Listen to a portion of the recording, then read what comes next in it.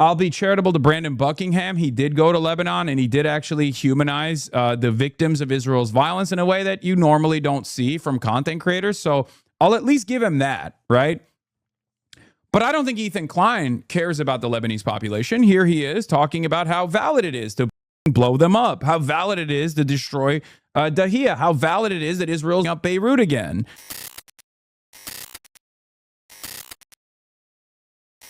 Looked like Asmald got his new orders from Elon. Dude, he's been doing the worst propaganda. I saw something where he's like talking about how Israel is I saw him talking about how like, oh, the Israel stuff is actually not based anymore. Israel stuff is actually not based at all anymore. He's like, Asmongold panics and quickly closes Hassan's video after realizing Hassan described him perfectly. Culture war narratives try to divide the working class. Experiencing, because at the end of the day, the working class is the biggest base of support. That's just the reality. And all matter of culture wars and culture war narratives and arguments actually try to divide, and successfully, unfortunately, do divide the working class. So we need to get. Don't ever listen to this. Yeah, not based. Okay, no, divide the working class. Oh my god. Culture war. He doesn't have. Listen. Leftists are not calling Hassan Piker a Zog slave. What a year. Yeah, dude, I know. Here's Zog slave Hassan Piker admitting that he works with the mainstream Democratic Party, giving them on advice on how to mislead the youth. This guy gets so bad. Empanada gets so horny to just schizo post about me that he just forgets how to type sometimes. If you're willing to ask somebody like Hasan what culture war issue they're willing to relent on. Are you willing to relent on having men and women's sports? Are you willing to relent and... Dog, you just did the argument. It's so funny that he just straight up did not understand the point that I was making. The point that I'm making is all of this stuff about like transgender people, transgender athletes existing in society, they're immaterial. Okay, they're obviously important for trans people, but they're not important for people who aren't trans. That you and others like you use or drive the salience of these issues to the forefront of the conversation to divide the working class. When in fact, if we were arguing on whether or not the working class deserves more autonomy in their workplace, deserves more control over their productive output, whether they deserve health care, for example, the conversation would not favor the right at all.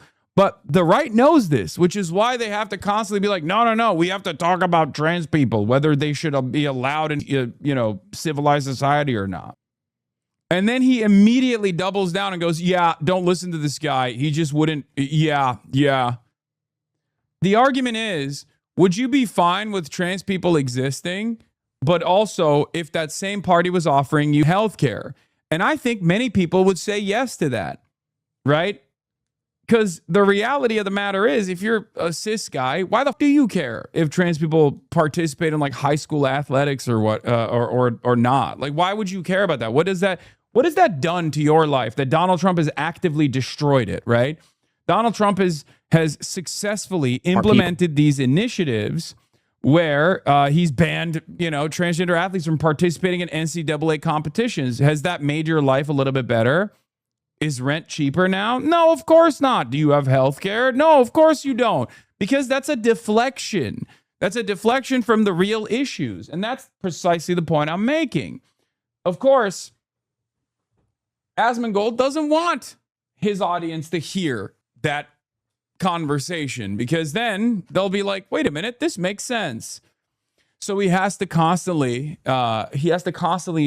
make sure that their audience is like going back to the important matters. What is this? The Breakfast Club glazing you? What do you mean? Is that like from, did you just link me Netflix? That's crazy. You just. By the way, everything is quote unquote transactional when you're dealing with a child. But I also disagree with this gentleman just said, and the reason I disagree is also how you raise your kids, right? They. What does this have to do with anything? Well, anyway, why is he even doing that for? What's the point? I mean, he just has to hit these divisive narratives. He has to go back to his roots, Telemundo has noticed you. Wait, what is this? Telemundo will launch the mini series El Turco on Monday as a part of the network's triple premiere night. Oh, hell yeah. Turks on top, Turks on top, Turks on top. We're back, boys. We're back. We were not the table any longer, and that was devastating. Islamabad became the table. It was no longer Istanbul. That was the table. And all of a sudden, we're back. Not only are we the table, we're the chairs. We're the tablecloth. We're the plates on top of the table. El Turco. Okay? Turk varma, Turk varma, Turk varma. That's all I'm saying. Why isn't your hair that long? Because it just didn't look good. Just didn't look good when it was like that. Yeah, Asmongold panics and quickly closes Hasan's video after realizing Hasan described him perfectly. Culture war narratives try to divide the working class. Asmongold, don't listen to this man.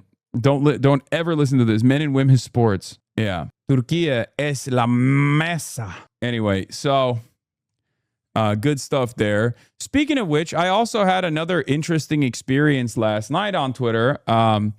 There's this guy, Brandon Buckingham, who's like a massive, I don't know if he still is, but he used to be a massive fan of Sam Hyde. He's a neo-Nazi, right? And he tried to do like a call-out post on me, and I saw it, and I was like, sure. I mean, I'm down to aid in this endeavor. And then he just didn't respond to me, which I think is very strange, right? So he once famously tried to, months after the fact, he tried to approach me at a Moist Critical event, and he was trying to talk about Sam Hyde, and I was just like, yeah, man, I don't with Nazis, like I'm not trying to be around them. I don't know why you're defending them, right?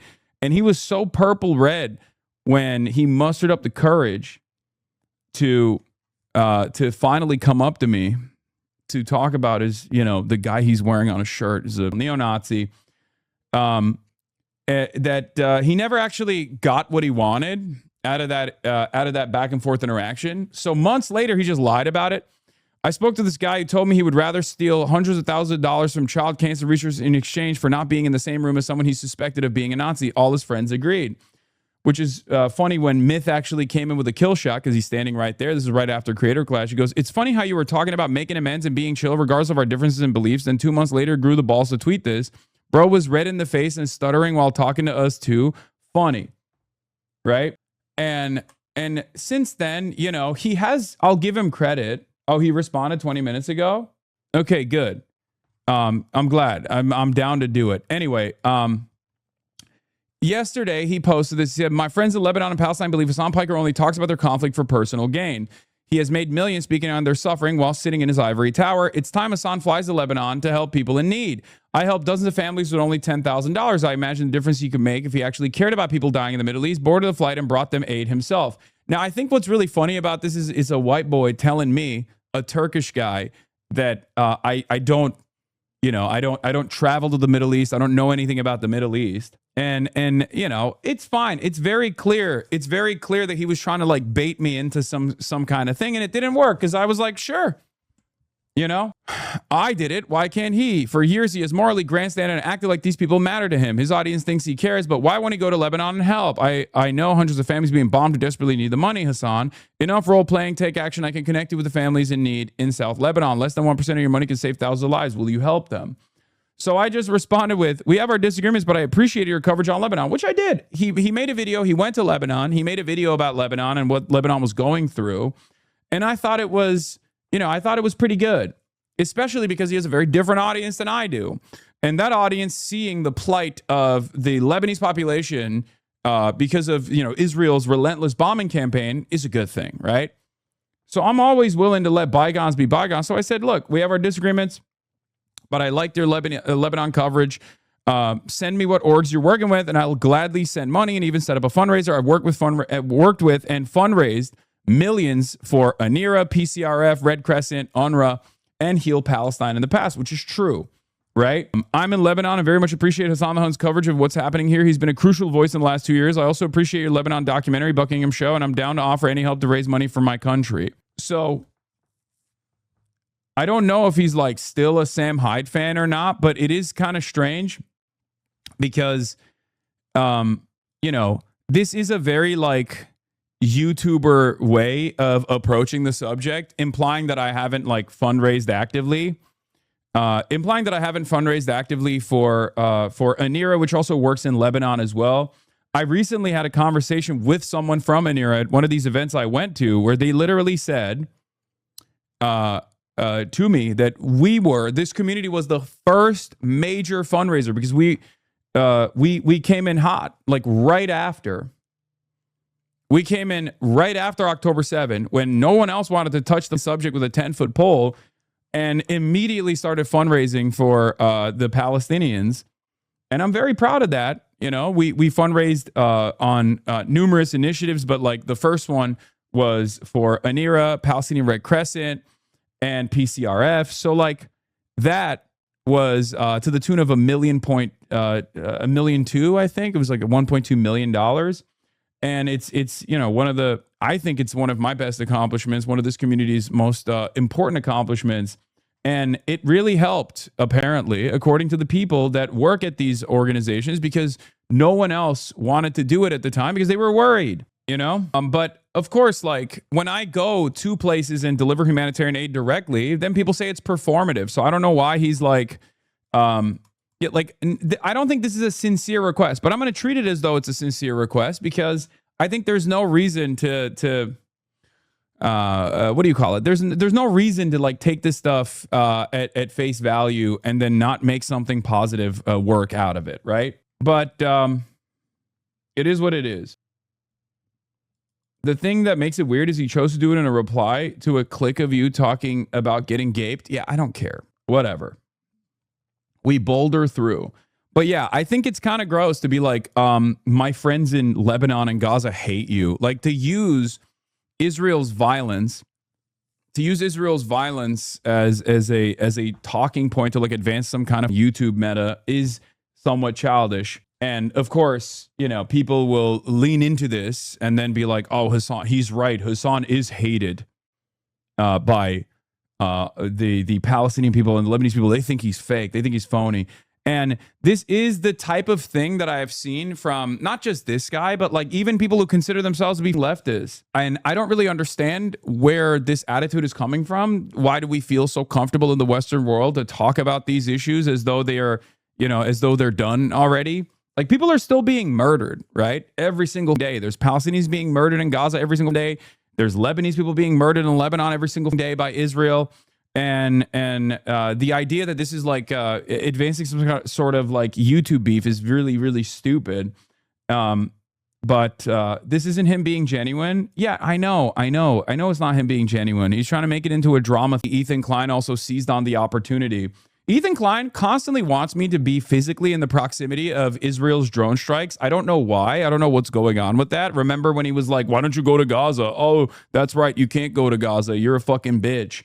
And now he's like, why don't you go to Lebanon, Hasan? It's pretty crazy. It's pretty strange that Ethan Klein will take any initiative. He'll never just like fundraise for these issues on his own.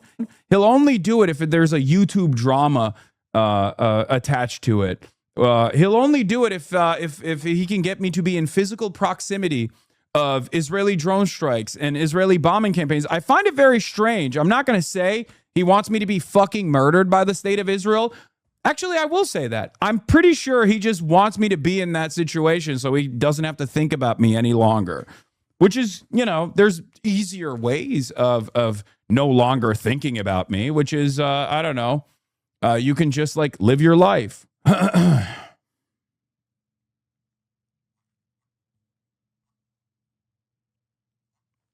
It's odd.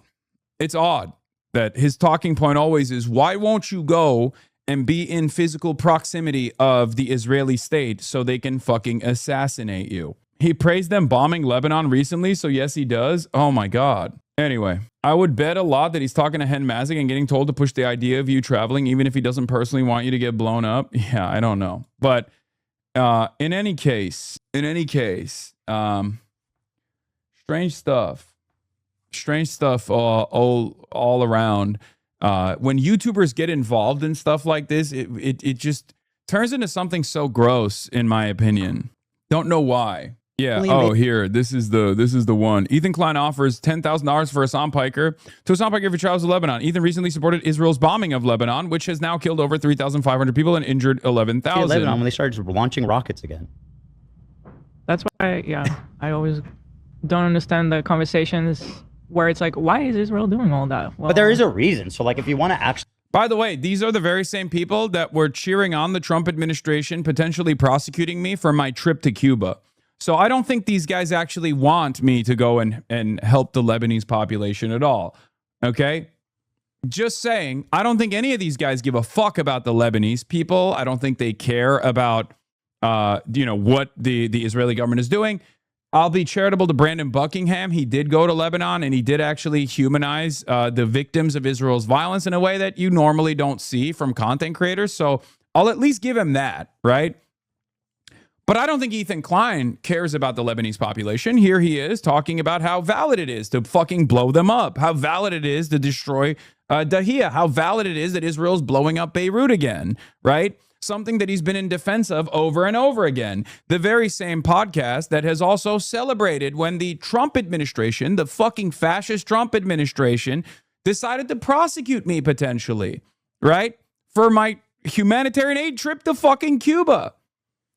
So obviously, I don't think he wants me to go to Lebanon because he sincerely cares about me helping the Lebanese population, where he's on the one hand defending their bombing, right? I think he wants a kinetic situation to take place in the hands of either Israel or maybe the Trump administration. It's fucking gross. It's gross. It is the grossest, most narcissistic, most selfish motherfucking thing. It's pure Israel behavior, by the way, 100% spiritually Israeli. I'm gonna let a larger, more powerful force take care of a problem for me. In this circumstance, Israel always relies on America. Here is Ethan Klein relying on the state of Israel. Like, have a real conversation about. It's being shot at from all directions: Houthis, Lebanon, and Iran. So, well, for a long time, it was just Iran. And Hezbollah. Not a long time. No, Hezbollah just recently got into it. They were staying out of it. Yes, I mean, you're saying long. It's not that long. No, I mean, since this whole shit with Iran started. Yeah, for years it was from Gaza. Yeah. Yeah. So I'm just saying, like, I'm pretty sure if Theo Vaughn, if there was rockets coming from Mexico, he wouldn't be like, yo, what's with America, bro? Mm-hmm. Why can't they just leave Mexico alone? Israel only invaded Lebanon when they started launching rockets again. That's why, I always don't understand the conversations. Wrong. Israel never stopped murdering Lebanese people with drone strikes, even before Hezbollah started retaliating. It's wrong. It's bullshit. Hezbollah just retaliated when the Iranian campaign started after Israel blew up Iran. Ethan did this last year too. I can't get any security assurances. It's Israel that he's worried about. Laugh, Sela Klein. Israel killed over 50,000 people, including 15,000 plus children. Israel killed over 200 journalists. Israel broke the ceasefire and murdered 200 children. Genocide is a joke to them. Yeah, they literally think that like Israel wouldn't fucking assassinate Westerners that are able to get into Gaza. Like, they're so fucking insane. Who would protect me in that situation too? It's not like the American government would turn around and be like, wow, how dare you kill an American citizen who's there to do journalism, right? How dare you do that? It would never, not in a million fucking years. Okay? Why the fuck would they? Of course they wouldn't. The American government would be like, oh, thank God you did it. Now we don't have to deal with the fucking legal repercussions ourselves. Anyway, so having said that,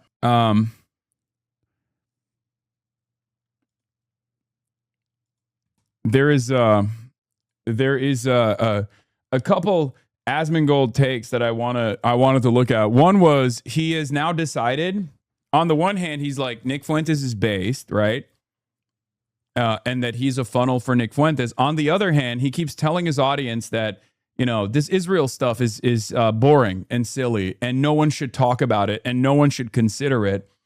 I don't think he's like intelligent enough to recognize what he's doing. So I suspect that he's just seeing on his timeline, like the people that he cribs, the people that he fucking steals the talking points of, that they're also trying to navigate this space where they're like, yo, don't talk about Israel anymore, And I assume that's what's going on here.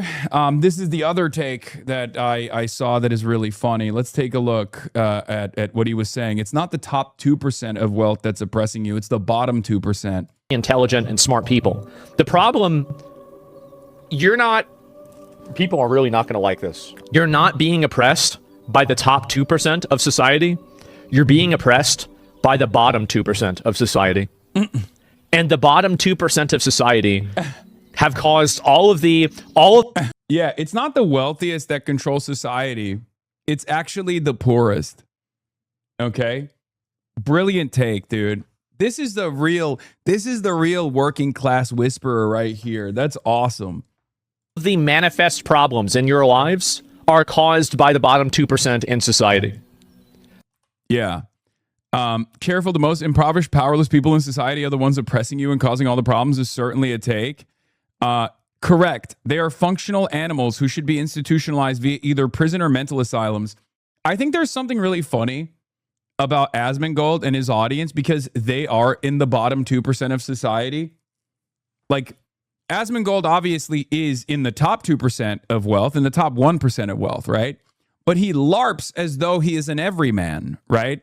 He LARPs as though he is in the bottom 2% of society. And his audience is literally in the bottom 2% of their own respective nations, like a bunch of shut-ins that don't really do anything and are just like angry and want everyone else's lives to be fucking dog shit too. And it's really funny that he just gets to present this narrative where there's like those who are even lesser than you that are actually the people who are responsible. I mean, it's a typical take from a 1%er. Asmongold is a 1%er. He LARPs as though he's not, right? He dresses like shit. He doesn't shower. He lives in filth. And a lot of people think that is a lot of people see that and think, no, this is a real one. This guy is a real one. He doesn't own multiple businesses. He's not like a multimillionaire, right? Except he is. He is another multimillionaire telling you that people like you are the reason why you're failing. It's not the wealthy people that have designed this system to ensure that you don't actually ever make ends meet, that we don't have profound amounts of wealth and productive output out there that could be used in a more productive manner to make sure that there are more egalitarian outcomes for people like yourself, that no one should fucking suffer. No one should fucking suffer and barely make ends meet when they got one single fucking job. People should be able to take care of a family and own a home on one income, okay? That's how it used to be, and that's how it should be.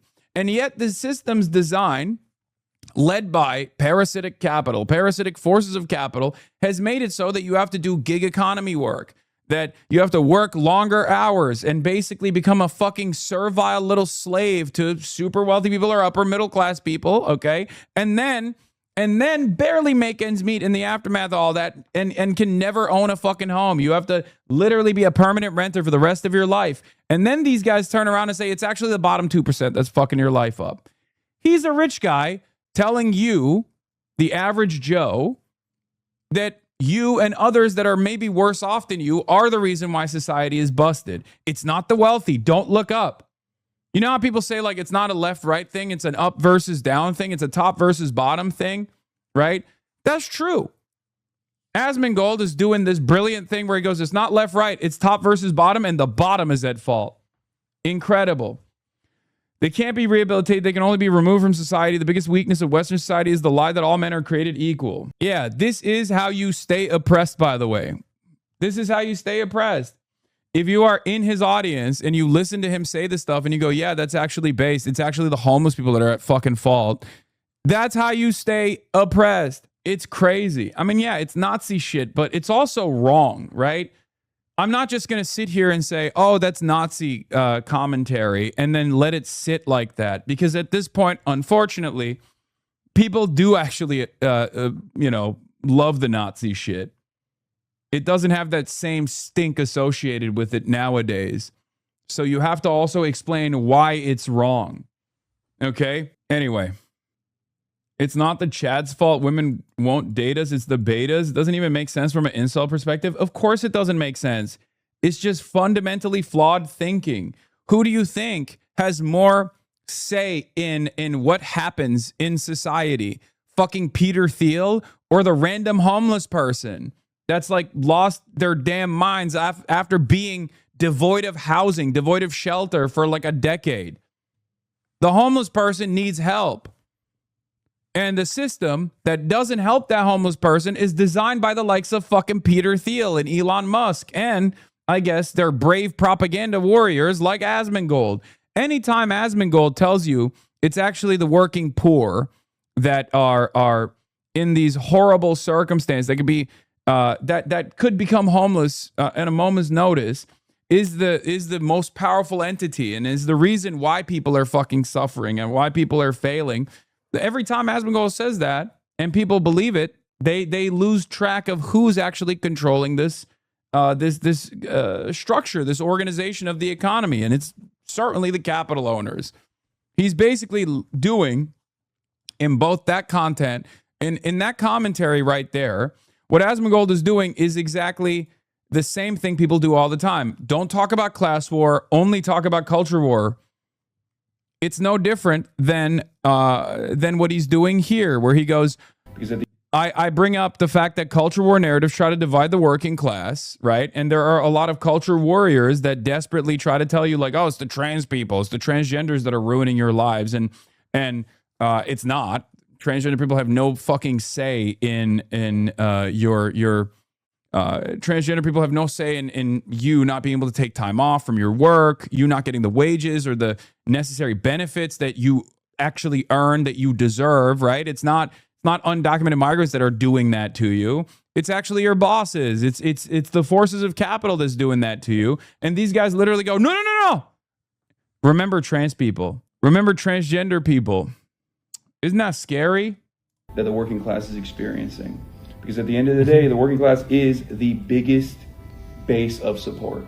That's just the reality. And all matter of culture wars and culture war narratives and arguments actually try to divide and successfully, unfortunately, do divide the working class. So we need to get. Don't ever listen to this. The culture war. He doesn't have. Listen. See, don't ever listen to this culture war. Transgender. If you're willing to Ask somebody like Hasan what culture war issue they're willing to relent on. Are you willing to relent on having men and women's sports?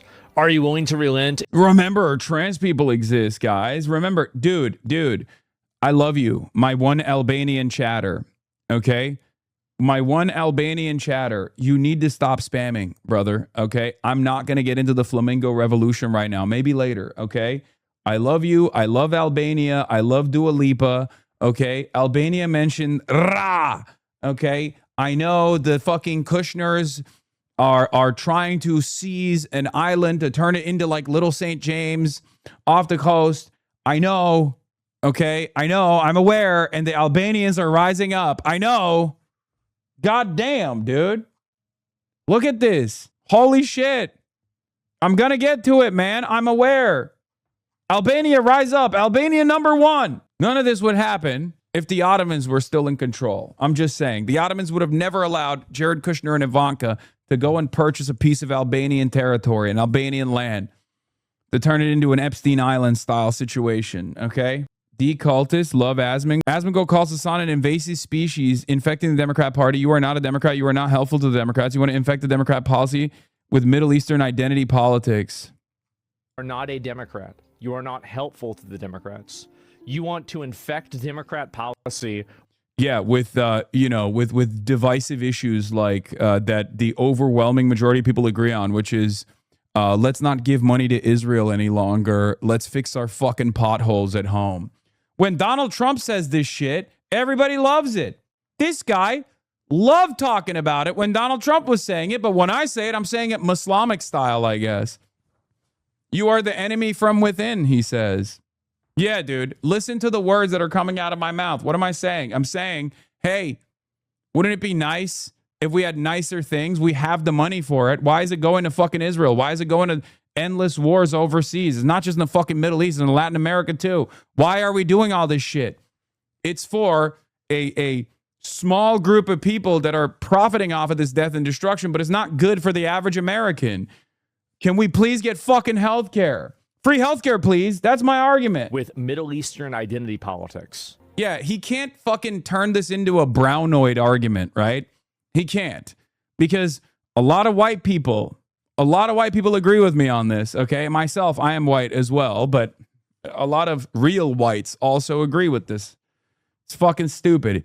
He is trying to do the same thing that like all of those weird edgy accounts that are weirdly pro-Israel but will say anti-Semitic shit are doing, right? They're trying to turn this into like, oh, it's brown coded to care about what Israel's profound level of control over American foreign policy. That's a brownoid thing. We should be servile to the needs of Israel. That's what the real whites care about. Is that the argument that you're making? Twitch streamer Asmongold, also known as Roach King, commented on his live stream that he wants Israel to continue bombing Lebanon. Yeah, it's brownoid, dude. It's brownoid. It's brown coded to say, hey, maybe America should get to dictate what Israel does and doesn't do because America is the fucking superpower in this equation. That's the reason why they don't want to have anything to do with you. You were an invasive species into the liberal and Democrat movement and party. You seek to It's so funny that Asmongold is saying this when he is literally eating Donald Trump's dick and balls on a daily fucking basis. And there are liberals out there who will hear him say this and go, hey, this fucking neo-Nazi that we supposedly despise is actually really cooking up a solid take here. Yeah, guy who fucking despises your movement turns around and tells you what's best for your movement that he despises. Ultra right-wing content creator with 95% extremist right-wing audience is for sure worried about the Democratic Party. Who buys this? Fucking sex pest in his audience, dude. That's who. They're like, hey, this fucking rabid transphobe who literally says the most unhinged anti-immigrant shit, who is the biggest dick rider of Donald Trump, actually really cooked with this. Okay? He really cooked with this take. He's right. But once again, he'll never have this conversation with me personally. He can't do it because he's fucking terrified. Because he knows that if we were to have a one-on-one conversation on camera, he would look like a fucking idiot because he is a fucking idiot. And his audience would probably turn on him after that conversation. They would go, okay, maybe you didn't know what the hell you were talking about. So he has to keep making it seem like he's farming drama, when in fact, he's just a terrified little right-wing propagandist actively telling his audience that things are going to be fine, that Trump is great, that you shouldn't worry about Israel's level of control over American foreign policy and even American domestic policy. He's just trying to tell him a little lullaby, right? Go back to sleep, little one. Don't worry. Remember, it's actually the undocumented migrants that are stealing from you. It's actually the homeless people that are fucking you over. It's actually the transgenders. Transgender. That's it. Okay. Donald Trump eradicated trans athletes. Donald Trump literally made it illegal to be trans and an athlete in the NCAA. Did your life get better? That was literally a year ago. That was 2 years ago. Did your life get better since then? Did you experience any fucking material improvements in your life? No, of course you didn't. Is that fixing the fucking gas prices? Giving Israel more money, is that going to fix your gas prices? Giving Israel more money, is that going to actually improve inflation? Is the cost of living more manageable? We've been giving Israel $10 billion a fucking year on top of everything else that we've been doing, $300 billion since the inception of the nation state over the course of the last 80 fucking years, right? Have things gotten better in that process, on that timeline, especially in the last 2 to 3 years? Have things gotten better? Has ICE improved your lives? Elon Musk is a fucking trillionaire. What good did that do for you? Did it do anything for you that's positive? No, of course not. And take them over and co-opt their platform for your own by using these big, emotionally charged issues to force your policy down everybody else's throats. You are not a Democrat. You are not helpful to the Democrat. Yeah. Yeah. Twitch streamer Asmongold, also known as Roach King, commented on his live stream that he wants Israel to continue bombing Lebanon. It's awesome.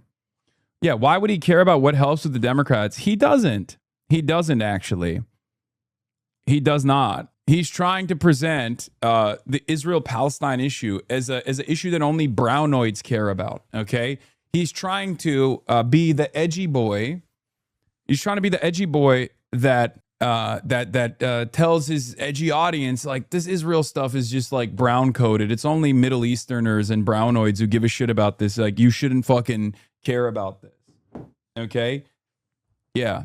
MAGA right wingers, real white guys don't care about this stuff. It's like, do they? Do they not? Because I feel like you're a little terrified.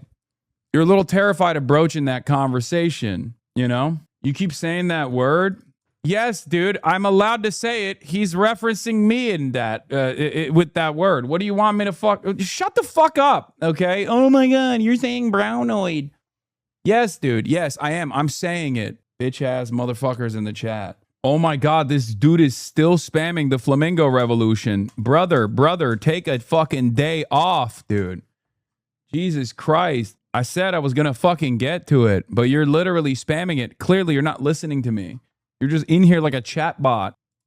Netanyahu informed Trump that Israel will not pull IDF forces from Lebanon and does not consider itself bound by the Lebanon clause in the U.S.-Iran agreement.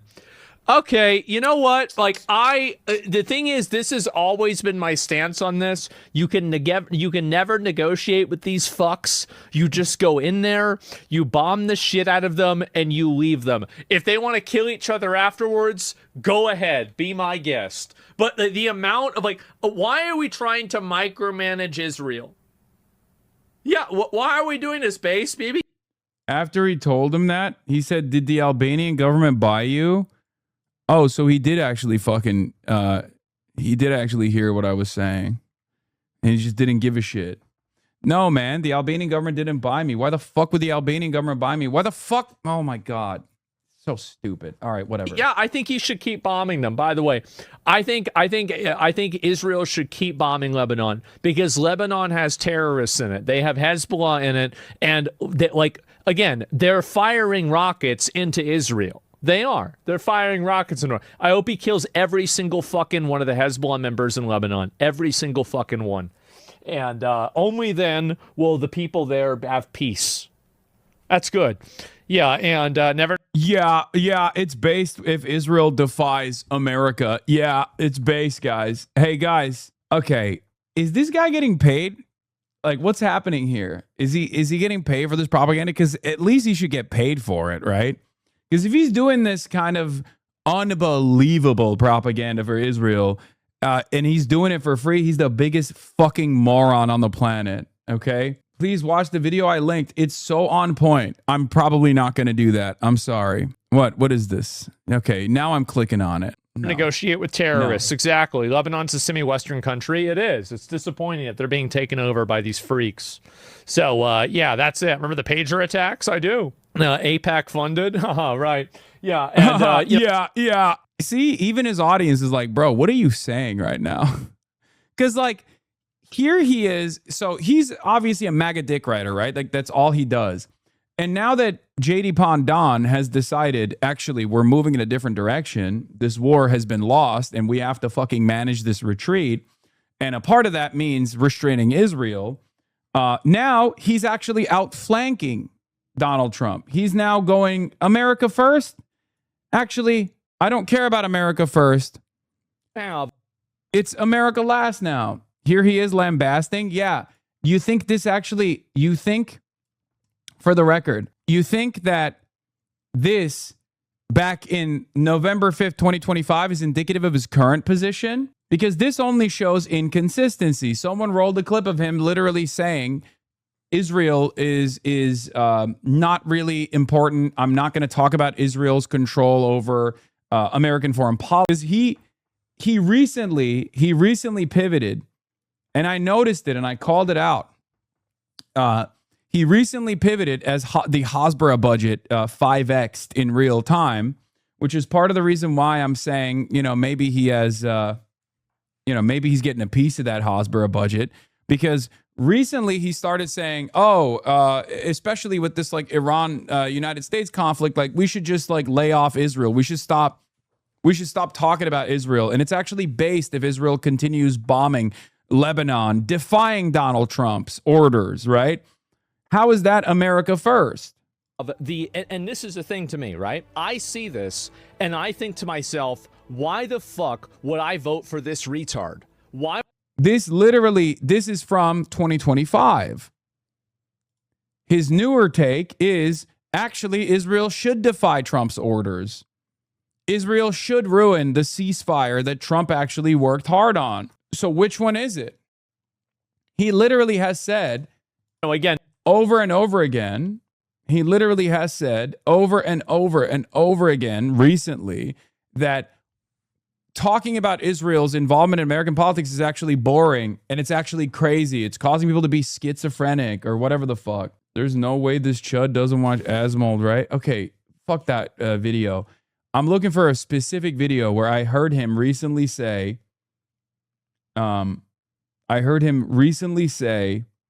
something along the lines of like that the anti-Israel politics is something that we shouldn't be even talking about any longer because it's just like fucking boring.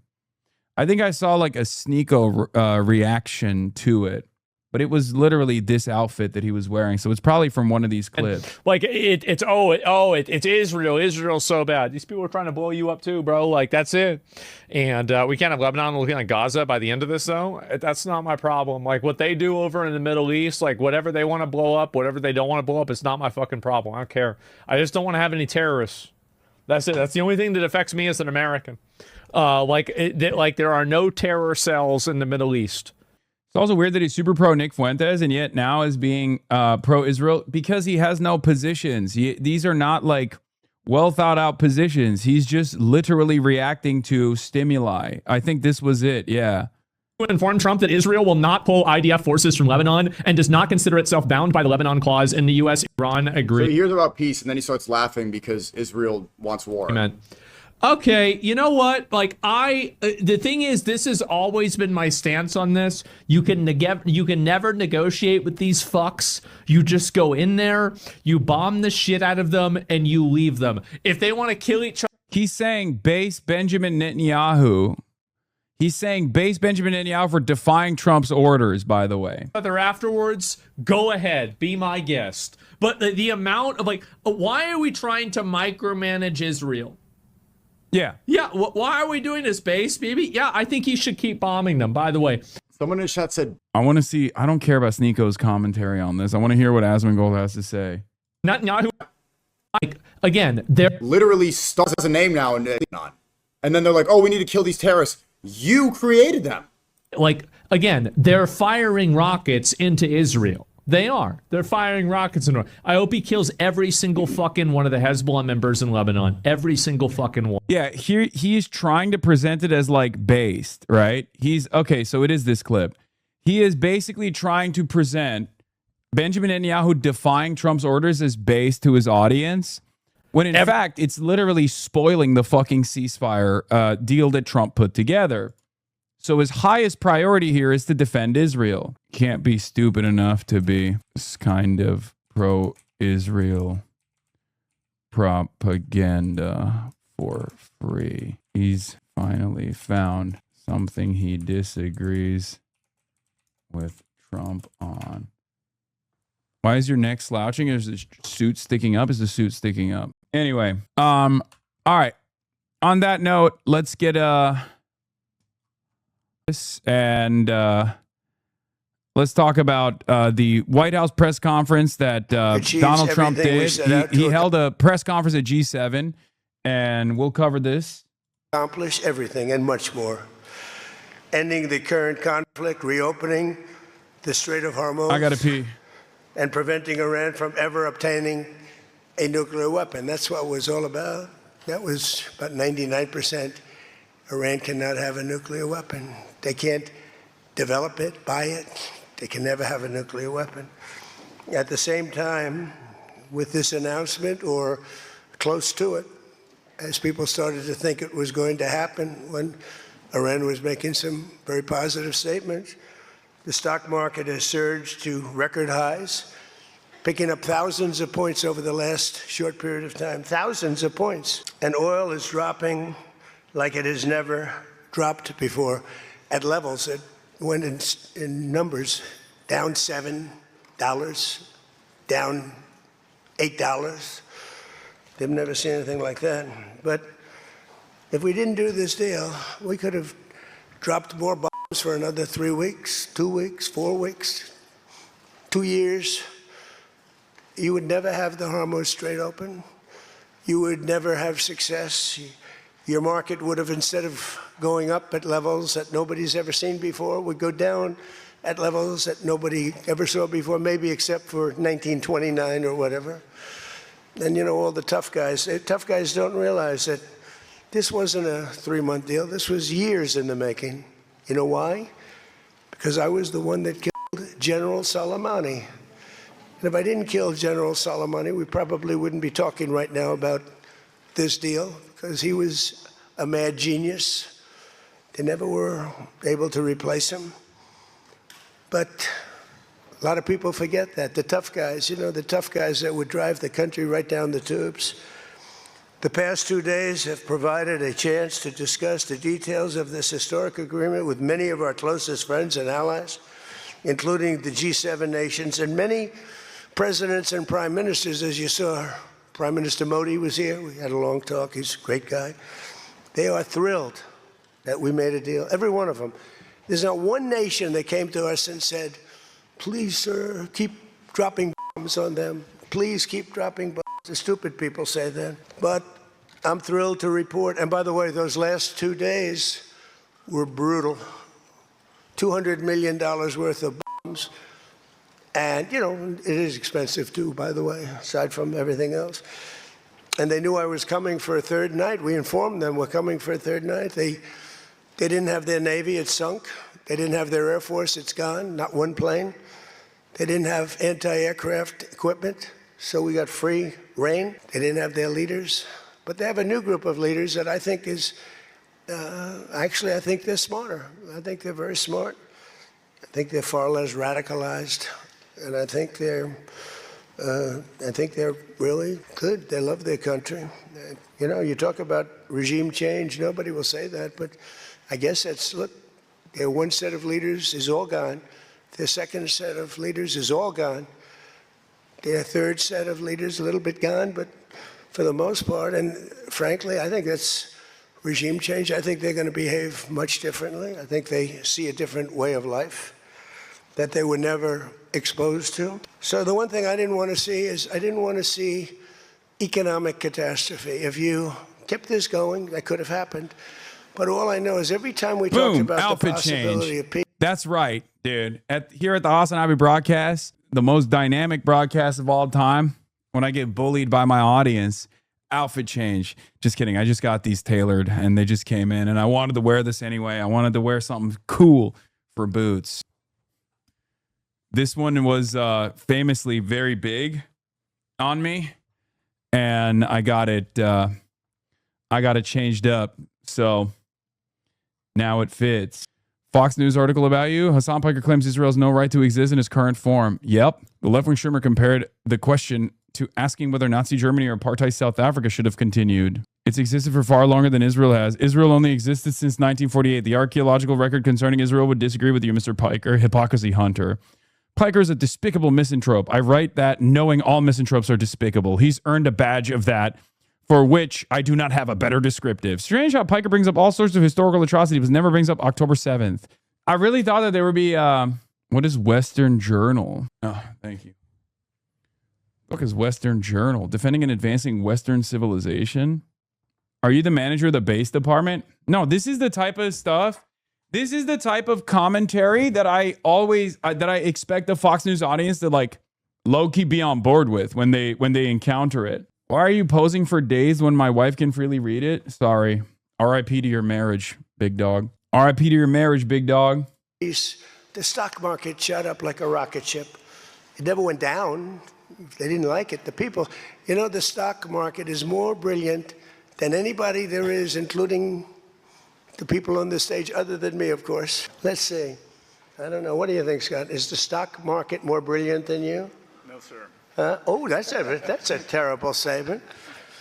All right. The stock market is quite brilliant. And every time we said something amazing, like we're going to settle, it would go up. And every time we said something negative, like, guess what, we're not going to be able to settle, it would go down very big, Peter, right? Very, very big. Tells you something. And you know, I've studied presidents, some good, some bad, some great. Not too many are great. And some really bad. We had one just recently.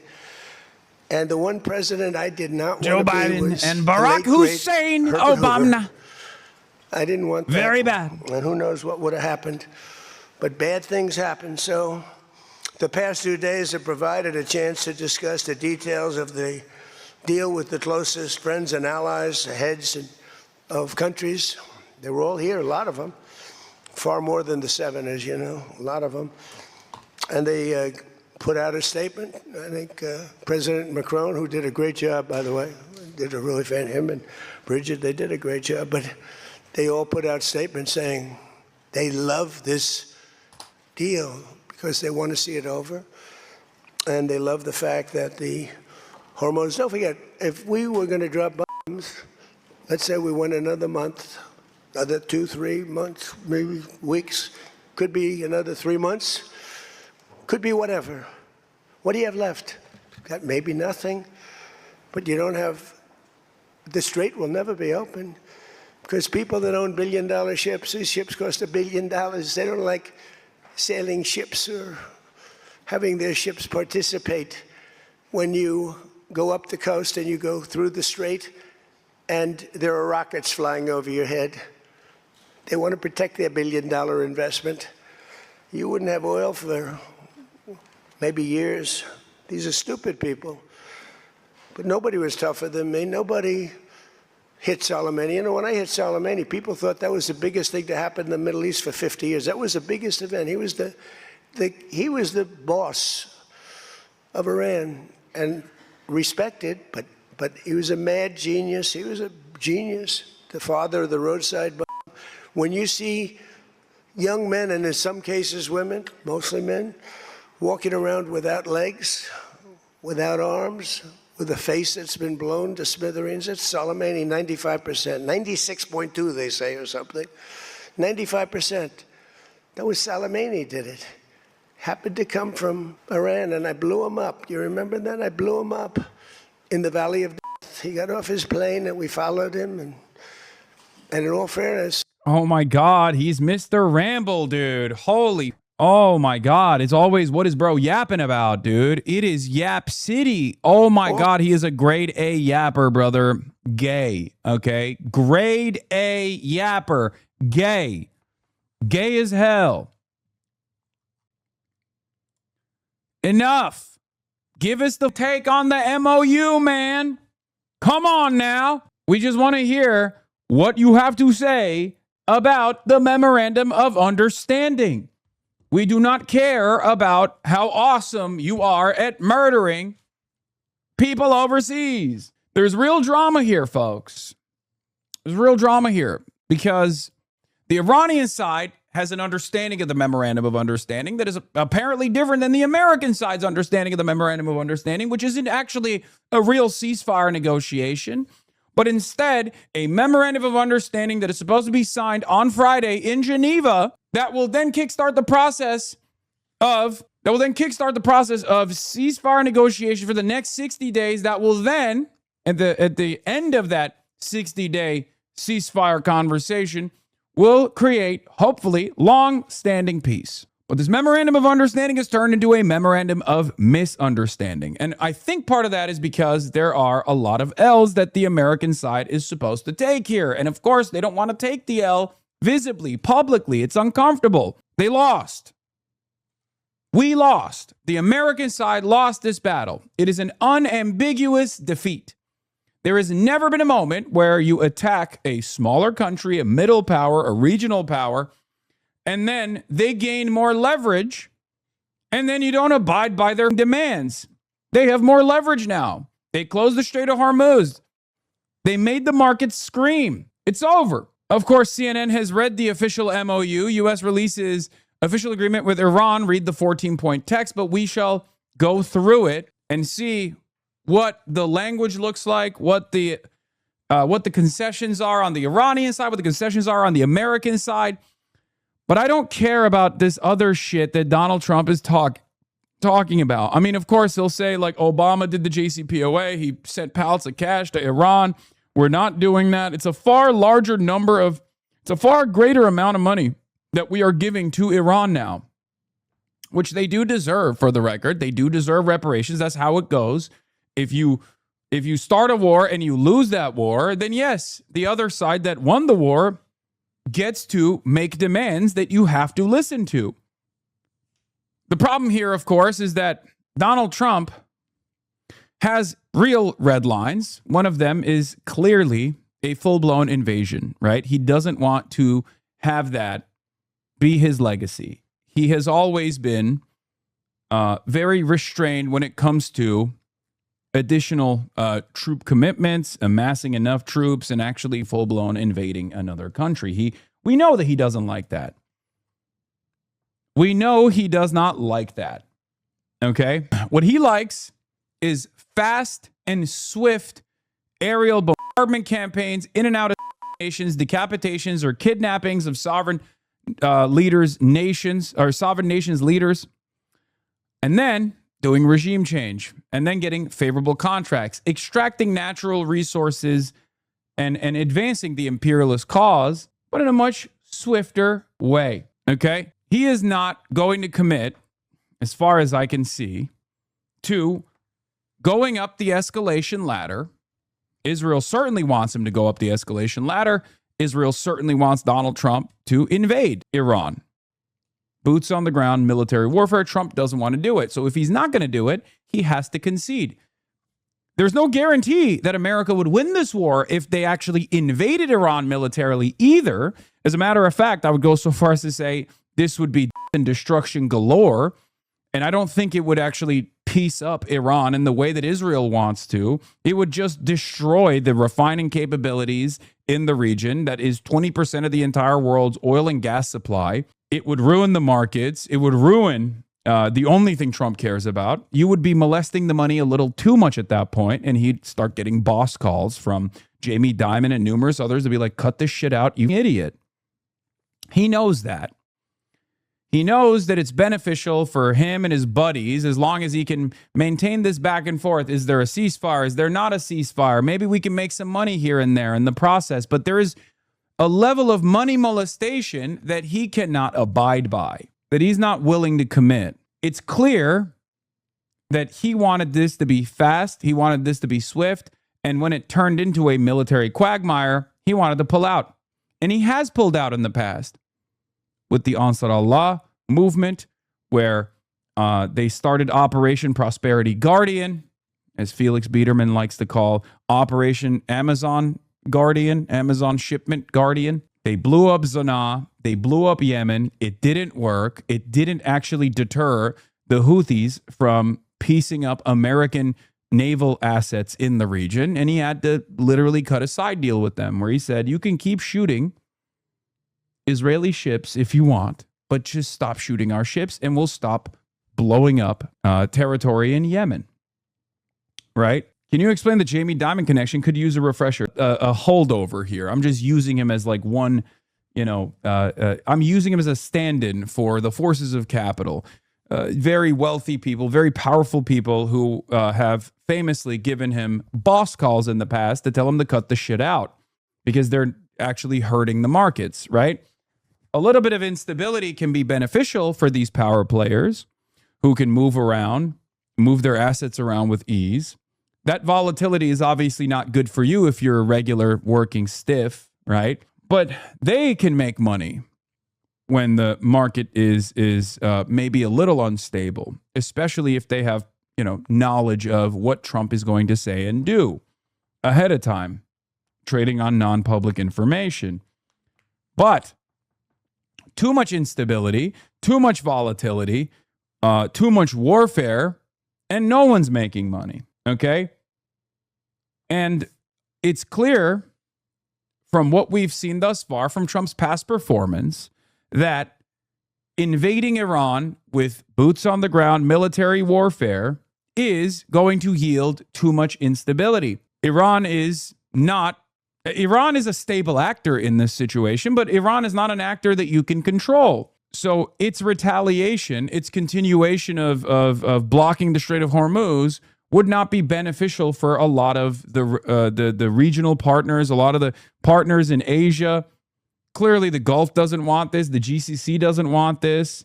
And they're willing to bribe Iran to stop the pain. That's where we're at now. That's what's going on. Now, of course, there's one party that hates this, and that is the Israel firsters, okay? Those who don't care about international markets, those who very clearly don't care about Iranian lives, those who don't care about the lives of the people living in the Gulf, the people that don't care about the global markets at all, people like Ben Shapiro. Let's take a look at his reaction. That said, this MOU appears to be, just from the text, a disaster that does not achieve any of the actual signal goals that were set by the administration at the beginning. There were effectively 5 goals that were set by the administration at the beginning. One was ending the nuclear program, not just nuclear weapons, no nuclear enrichment, zero enrichment. That is not in the deal. Ballistic missiles ended. That is not in the deal. And the president today suggested that ballistic missiles should actually continue to be held by the Iranians because the Saudis, our allies, also hold ballistic missiles. Then you have the support of terrorism. That is not part of the deal. Anything that looks like an attempt to end terrorism. A permanent opening of the Strait of Hormuz toll-free. Not only is that not in the deal appears to have a provision allowing Iran and Oman to attempt to toll the strait after 60 days. And then finally, the idea that Iran would receive some sort of sanctions relief after all of those things happen. We are already seeing from day one relief in their ability to ship oil out of Iran. In my opinion, the Vice President of the United States, the chief negotiator on this particular project, has not well served the president. So that said, this MOU appears to be, just from the text, a disaster that does not achieve any of the actual... Yeah. Notice that the MOU didn't say crime should be illegal. Yeah, that's funny. Yeah, he's very, very upset. And he's not the only person, right? There are obviously other people who are on the opposing side, supposedly, of the ideological spectrum that are going on MS Now, formerly known as MSNBC, and also railing against this deal. Here is MSNBC in full-blown meltdown over the Iran deal, okay? Freaking the fuck out. Like I said, a lot of people are going to show where their allegiances are. The word repentance is misused and misinterpreted by Christian nationalists. Okay, I don't care. Kind of settlement other than... Here is a never Trump Republican who's freaking out over Trump restraining Israel or even potentially demanding restraint from Israel. If you only care about Israel's Greater Israel project, its expansionist project, of course you're going to be very frustrated that Donald Trump is actually telling Israel for the first time ever in the last 3 years, you can't do this anymore. The Iranians got what they wanted, the Americans didn't, and that's where we're going from here. And then, Hagar, what does that mean for the Lebanese? Yeah, it's a disaster, actually, in so many ways. So Tom mentioned here. It's a disaster. It's a disaster for the Lebanese that Israel can't kill them, okay? This is a disaster for the Lebanese. If Israel can't kill more Lebanese children, then how can Lebanon be free? If Israel doesn't take over more Lebanese territory, violate Lebanese sovereignty, how can the Lebanese feel free? Yes, this is correct, by the way. Ryan Grimm has a very good take on this. By humiliating Netanyahu, Trump is very clearly redirecting humiliation that otherwise would be Trump's onto him. Never underestimate Trump's ability to dodge responsibility, a true master at work. It's extra smart because the teeth gnashing from the pro-Israel camp will be so deafening and relentless and absurd, it'll drown everything else out.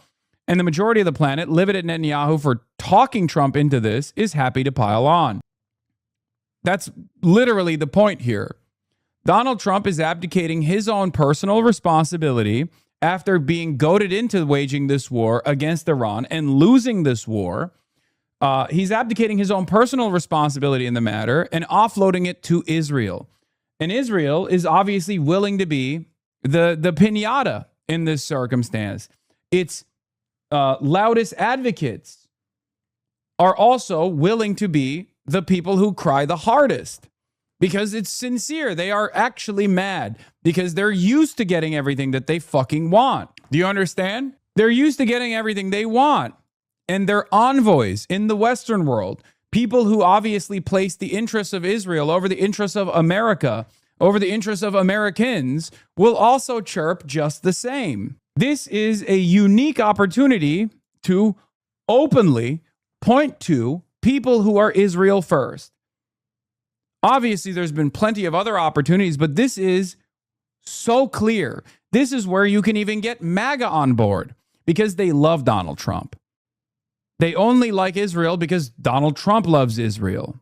Okay, maybe some of them also have some kind of theological justification for demanding Israel's endless expansions. Sure, you know, the white evangelical Protestants who believe this will trigger the rapture. But ultimately, plenty of MAGA only care about Israel because their beautiful president, their cult leader cares about Israel. So now the cult leader doesn't care about Israel as much, at least in the way that he's communicating. Now you can actually see the cracks. Now you can actually drive a wedge between those who've been pro-Israel thus far. Anyone from this moment on that turns around, and talks about how Donald Trump is failing Israel will reveal themselves to care only about the interests of Israel and does not care about the interests of America or Americans.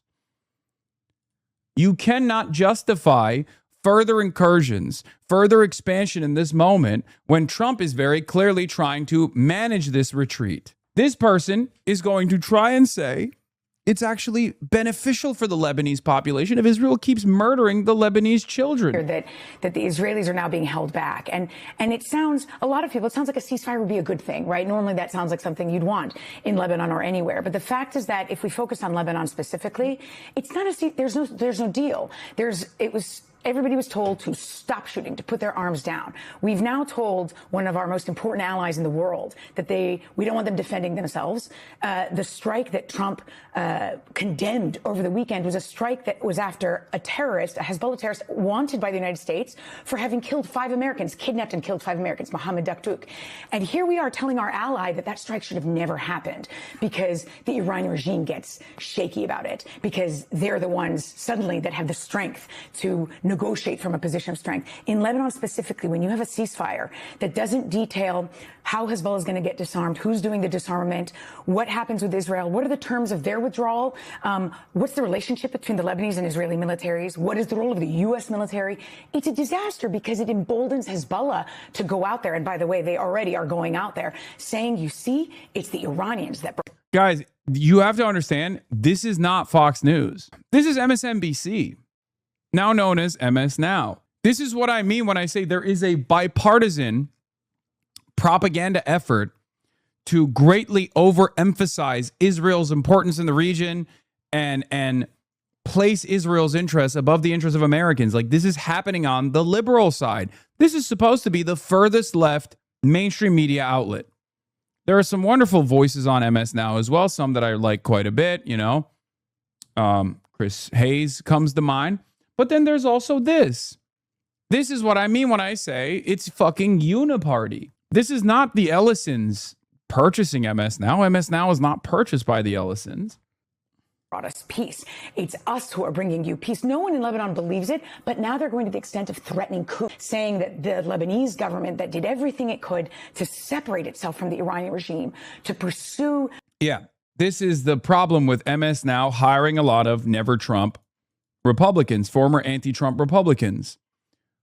A lot of former anti-Trump Republicans were NATO Atlanticists themselves and thought that Trump would be too volatile and too dangerous to American imperial hegemony, which I guess they weren't technically wrong on. But in moments like this, they find themselves directly at odds with the base that they're trying to propagandize to.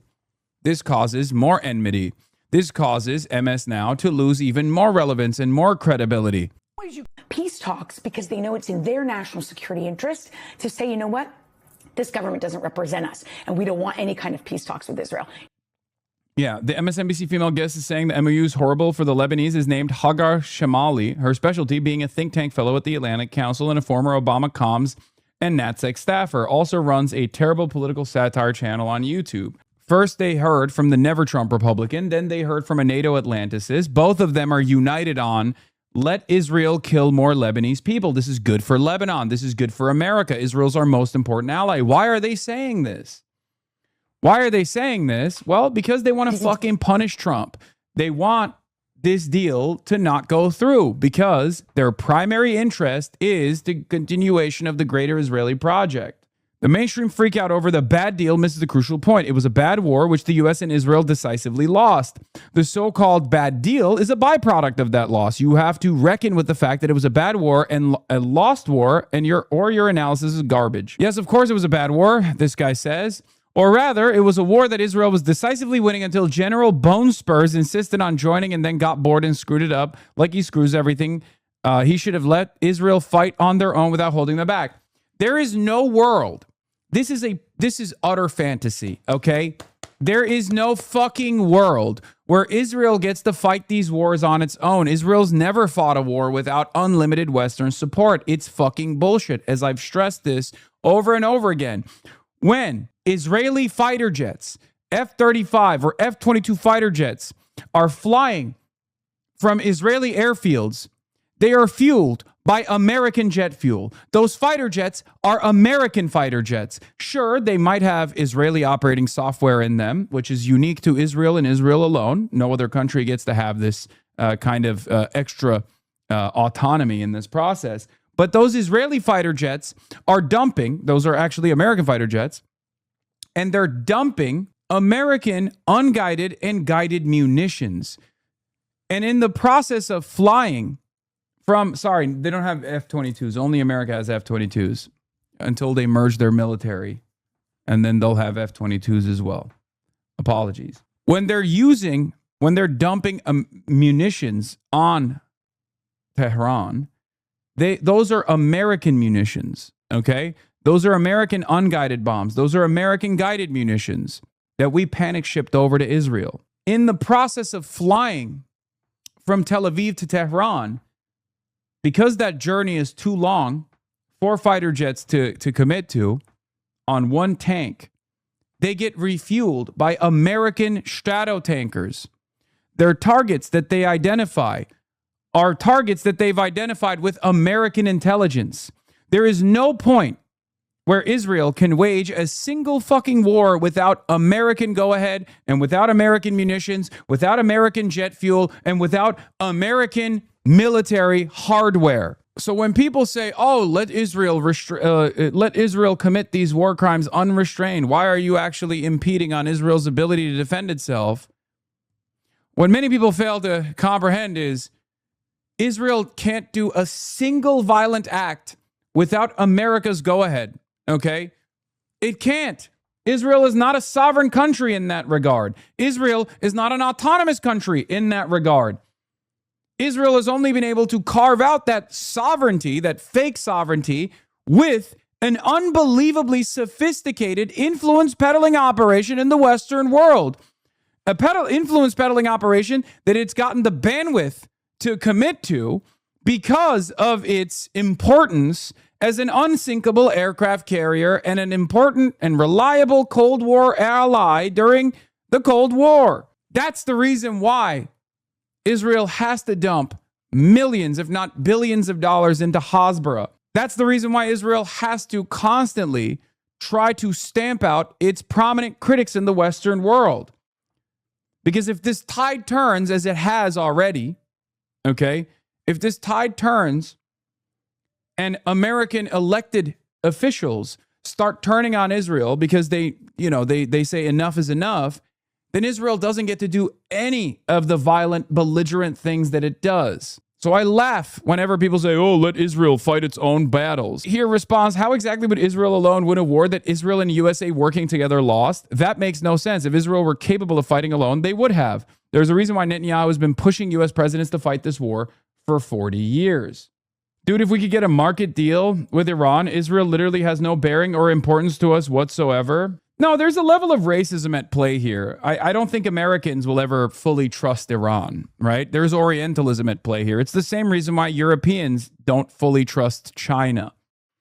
They'll try to secure better economic relationships with China, but they'll never fully commit to being in the sphere of influence of China. They don't even commit to leveraging a better relationship with China against the United States of America. So there is a level of Orientalism at play. And that's the same reason why America will never trust Turkey or Saudi Arabia or the United Arab Emirates or Qatar, even though these countries are much more valuable militarily, Turkey is, or much more valuable because they are resource-rich nations, Saudi Arabia and the rest of the GCC, and also have billions of dollars that they dump of American initiatives, sometimes directly giving those billions of dollars to Jared Kushner or Donald Trump. And yet, America still obviously places a higher emphasis on protecting Israel and abiding by Israel's wishes, right? There's a reason for that. Israel. In any case, again, after all the talking point of Israel being the Middle East's greatest beacon of democracy was always rhetoric, Israel knows that if Middle Eastern countries were more democratic, they would be more antagonistic to Israel. Israeli foreign policy requires neighborly authoritarianism, which is true, yes. It's extremely disturbing that hardcore pro-Israel commentators seem to overwhelmingly lament that there isn't a brutal Sunni minority regime suppressing the Shia majority in Iraq and a brutal Alawite minority regime suppressing the Sunni majority in Syria. Israel does not care about democracy. Israel's an apartheid state. It's not a fucking democratic process. You can't have a democratic apartheid state. You can't democratically organize around doing a genocide to the indigenous population. Democracy doesn't mean anything at that point, right? This is a crucial point, and the reason why all Western rhetoric about democracy promotion rings so false. And in spite of the $100 billion that we burned here in the last 100 days, probably even more than $100 billion, maybe $200 billion, right? $100 billion is the conservative estimate. Billions of dollars of radar installations that are gone and probably will never be replaced. A destruction of American force projection capabilities, complete collapse of America's force projection capabilities. Other allies far away from this region in the Asian theater, for example, are recalculating their allegiance to the United States of America. We blew all of that at the behest of Israel. Now, I don't personally think this is a bad thing. I know that this was an inevitability. I've been saying this for years, that America is declining as an empire. It's an empire in decline.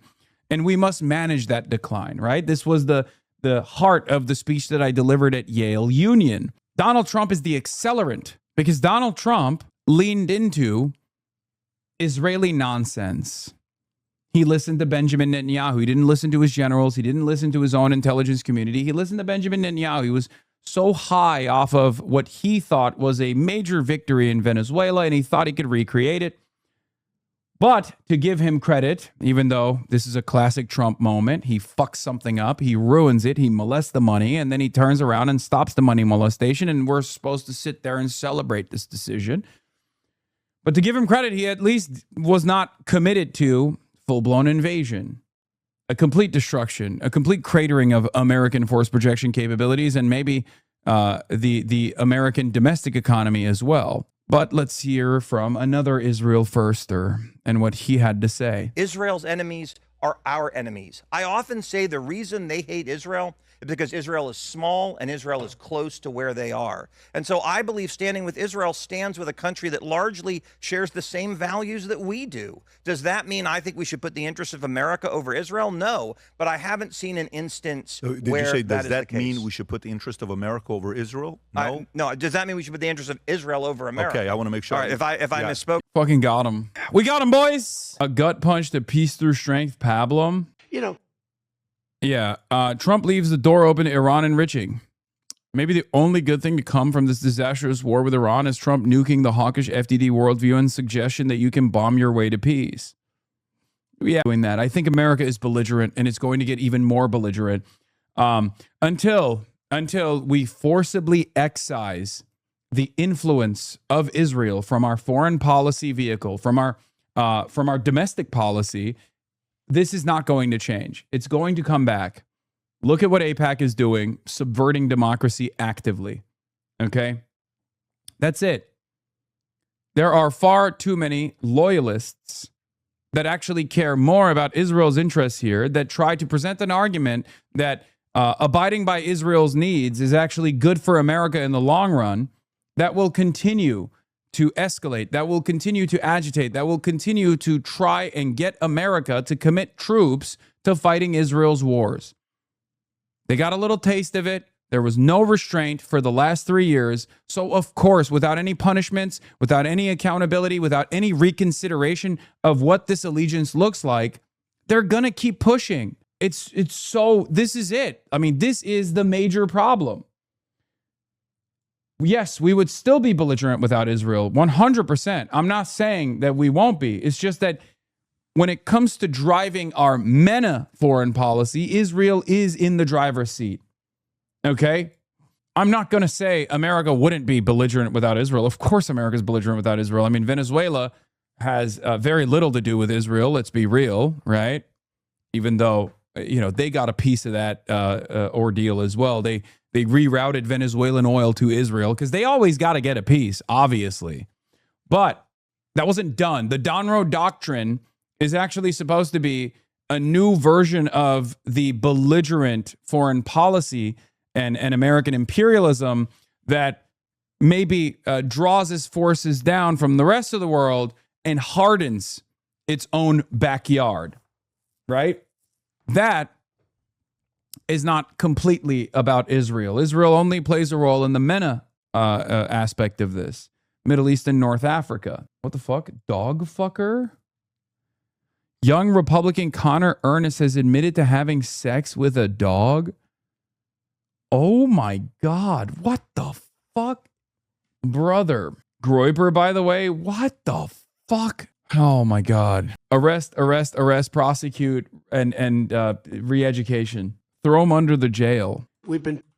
Here is Trump also talking about Iranian nuclear enrichment. We've been pretty tough on that.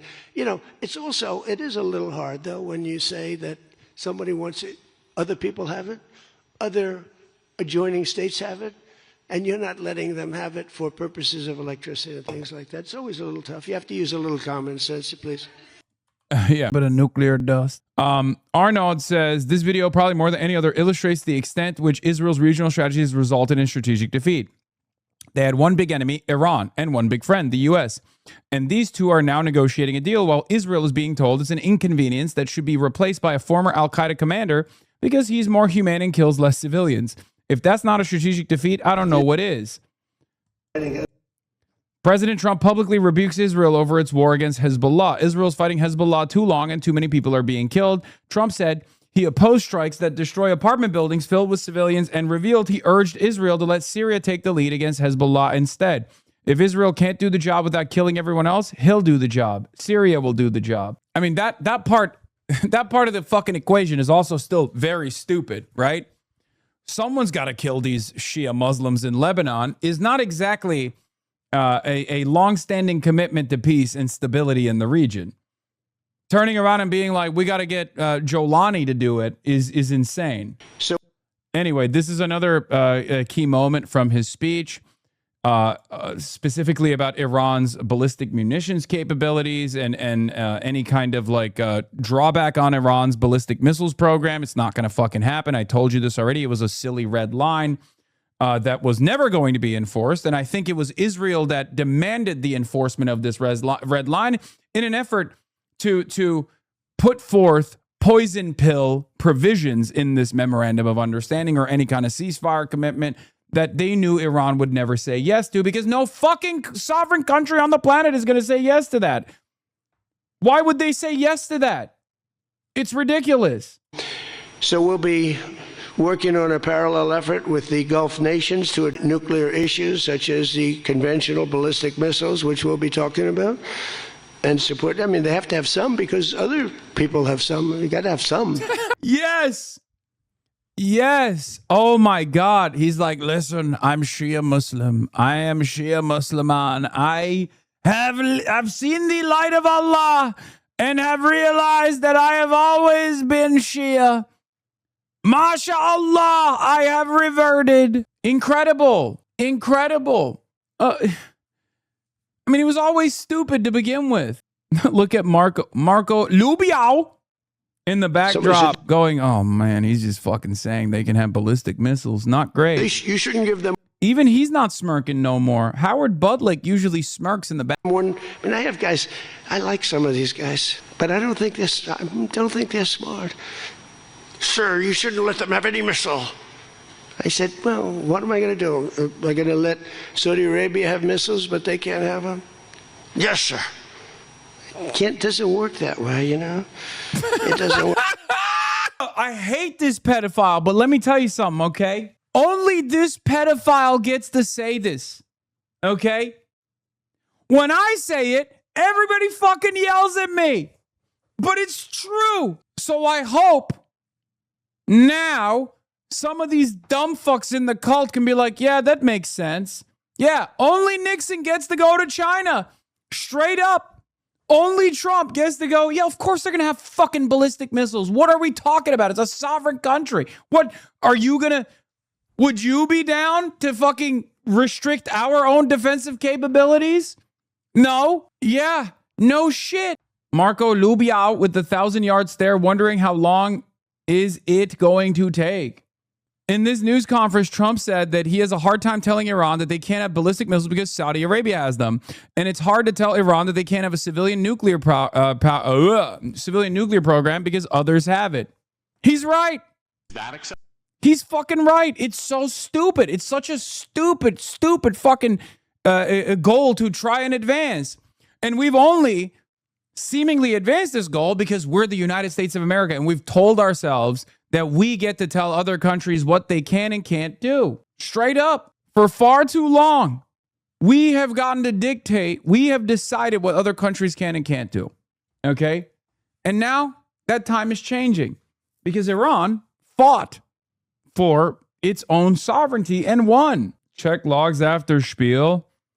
JD Pondon supports HasanAbi doctrine. I mean, this is the type of truth that Donald Trump would never reveal if Iran hadn't fucking won this war, okay? If Iran had not won this battle, Donald Trump is not going to be like, yeah, they can't have, they get to have defensive munition capabilities, ballistic missile capabilities because they're a fucking sovereign nation. They fought. They won, okay? They fought for their sovereignty. They won their sovereignty. I can't even talk. They fought for their sovereignty and they won their sovereignty. So now, of course, they get to fucking keep their missile program, you know? Work that way. And missiles aren't the problem. Missiles they hurt a little location, but they don't blow up the planet. So we'll be working on a parallel effort with the Gulf nations to nuclear issues such as the conventional ballistic missiles, which we'll be talking about, and support. I mean, they don't want that smoke. Launches of production are in the mountains. Matthew says the Trump supporters are melting down over this deal. They're attacking him now. President Trump opened the nuclear enrichment for Iran. Wait, this is not the link. This is not the right link that you're sending me. I don't think. I mean, this will be an important test. This will be an important test in the resilience of Trump's cult. Will this actually break the Trump cult apart, or will they, for the first time ever, actually accidentally find themselves on the right side of an issue because Trump is now on the right side of an issue because this is categorically very Trump. He did this with the Ansar Allah movement. And I remember, if you remember, I talked about this, right? Like Trump, to give him credit in all of this madness, is the type of guy who's not ideologically bound by anything. He's just invested in his own personal goals, right? He is unbelievably self-interested. And as someone who's unbelievably self-interested, an ideological man in this circumstance would probably commit to going up the escalation ladder. Trump is a selfish man. Trump is a selfish man who has thrown his closest allies under the bus when push comes to shove. Right now, that ally being shoved under the fucking Iranian bus is the pro-Israel lobby. So we shall see. But it's incredible to watch so many Israel firsters crash the out. I mean, we already covered this, but yeah, Ben Shapiro saying the MOU is a disaster, right? At least some of his most servile little piggies, little piggies are smart enough, like Lindsey Graham, to to stand on this delicate tightrope that they've found themselves on in the past. Obviously, Lindsey Graham loves war. He nuts off to it. That's the only thing he cares about. But he also knows that he has to be Trump's inside man. That's the reason why he is committed to this weird statement where he's like, well, you know, I haven't seen the full details of the MOU, but it seems to be fine. It seems to be all right. I trust Trump. You know, he's realized that he has to stand on one side, and that's the Trump side. Whereas there are others who are not bound by that same interest, who are bound by a much higher priority. Ben Shapiro's highest priority is Israel. We've known this already. We've talked about this already over and over again. As a matter of fact, Ben Shapiro is the one guy that most people don't even try to cry and say, I'm being anti-Semitic when I say he's Israel first. It's actually interesting. He is so transparently Israel first that even other people that normally would say, dude, you're just saying a Jewish man has dual loyalty. They don't even do that for Ben. They'll do that for Jake Auchincloss. They'll do that for others, but they won't do that for Randy Fine, and they won't do that for Ben Shapiro. Interesting. There's a couple guys out there in the Israel First crowd that even the other pro-Israel mouthpieces and advocacy organizations won't claim you're being anti-Semitic if you just openly call out their highest priority and their highest loyalty being to Israel. Mark Levin's another one. Randy Fine's another one. Ben Shapiro's another one, right? It's very funny. And it's because it's just so transparent. Like, he just does not give a shit. He does not give a single shred of a shit about what's going on in America. He's just like, this is my highest priority. Let's take a look. Let's take a look at what he's saying. That Mohammed Khalibaf, who will apparently on Friday be literally in a photo op with the Vice President of the United States. I cannot express to you how stomach-turning that is. I don't care who the Vice President is. I don't care who the President is. Leaders of the United States of America in a photo op with a terrorist supporter like Mohammed Khalibaf shaking hands 6 months after he blew away 42,000 innocent people in the streets, and weeks after his administration was firing missiles at literally all of our allies in the region and continues to support every terrorist group in the region and is currently continuing to control the strait. Like right now, it is not fully open for business unless the Iranians have, quote unquote, decided it is. The idea here is that somehow this administration and the deal that has been cut weakens Hezbollah. I'm not seeing it so much. I'm not seeing it. Maybe it's there. Again, we haven't seen the MOU for the 1,000th time. We haven't seen the MOU. That's not because of me. I would like to see the MOU. I think you would like to see the MOU. Hell, 42,000? Dude, it's so funny. Laura Loomer yesterday or 2 days ago said 100,000. Yeah. The IRGC has killed 1 billion Iranians. That's right. They have a new type of weapon that only kills its own civilians. It doesn't harm any of the buildings. It doesn't disrupt regular business. It just kills Iranian civilians, and they've killed them by the billions. We are on track to becoming an Islamic country. Sad to see. Savor these hilarious meltdowns while they last. It's been a rotten year, and there will surely be more misery to come, says Mark Ames. He's right. I am savoring it, though. I mean, it turns out, you know how these guys love talking about, like, liberal tears? It turns out Zionist tears are so delicious. Because pro-Israel people get everything they want all the time, and they're so goddamn spoiled. They're so arrogant. They're so entitled. So when things don't go the way they want it to, for once, their meltdown is hilarious. Of course, my senator, Adam Schiff, is obviously outflanking the Trump administration from the right here. Let's finish the Ben Shapiro tiers, and then we'll get to Adam Schiff, also known as Adam Schiff.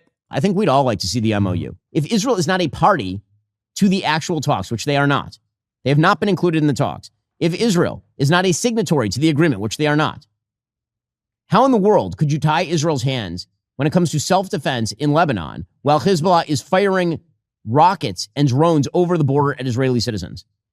Shall we say that this is not a popular MOU, from what I understand, in Israel?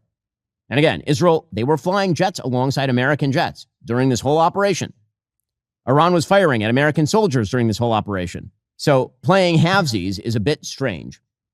If we release funds, or if we tell our Arab Gulf state allies to release funds to Iran, it doesn't have to be American taxpayer dollars. That is us releasing money to Iran. If you unfree a terrorist group, that is in fact money going to a terrorist group. It does not have to come from American. That's sleight of hand. It's rhetorical sleight of hand.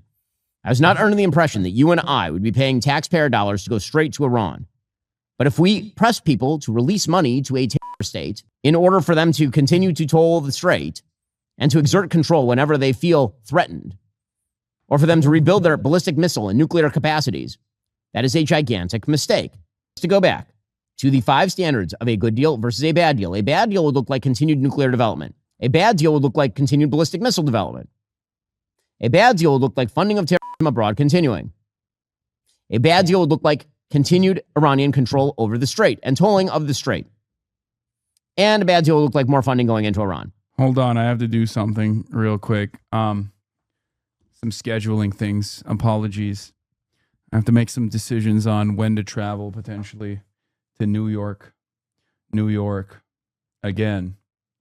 Yes, I'm sexting. I'm about to interview Adam Smith. Oh, I know him. Who's the highest ranking Democrat and serves as the ranking member of the House Armed Services Committee. Is there anything you think I should ask him or push him on? Yes. Merger of the Israeli military for sure. Definitely hit that subject.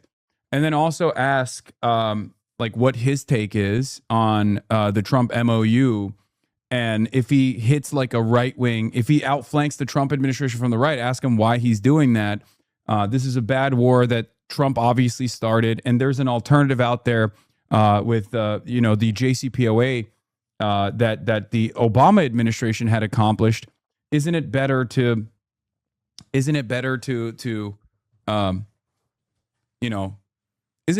like end the hemorrhaging here? I mean, America's force projection capabilities have been diminished, have been destroyed. Shouldn't we reconsider our foreign policy as it pertains to our foreign policy and the guidance that we get from Israel? Brother, we all know Adam Smith. He's the father of neoliberalism and its history of globalization. First of all, Adam Smith would be fucking woke in comparison to what neoliberalism looks like. He's not, I wouldn't say he's the father of neoliberalism. Okay, you're wrong. That is not an appropriate interpretation of his work at all. I mean, his work was also profoundly important for Marx as well. The one time I don't write joke. Okay. Yeah. Adam Smith looks like a fucking Maoist when he talks about rent-seeking behavior from landlords. Okay. Adam Smith is basically a Maoist. Anyway. Yeah. Neoliberalism is a bastardization of Adam Smith. Marxism is a continuation, the appropriate evolution of Adam Smith's work, ironically enough. All right. But yeah, no, that's a good one. Milton Friedman makes Adam Smith look woke. Adam Smith is woke. He's literally woke in comparison to fucking neoliberals. 100%.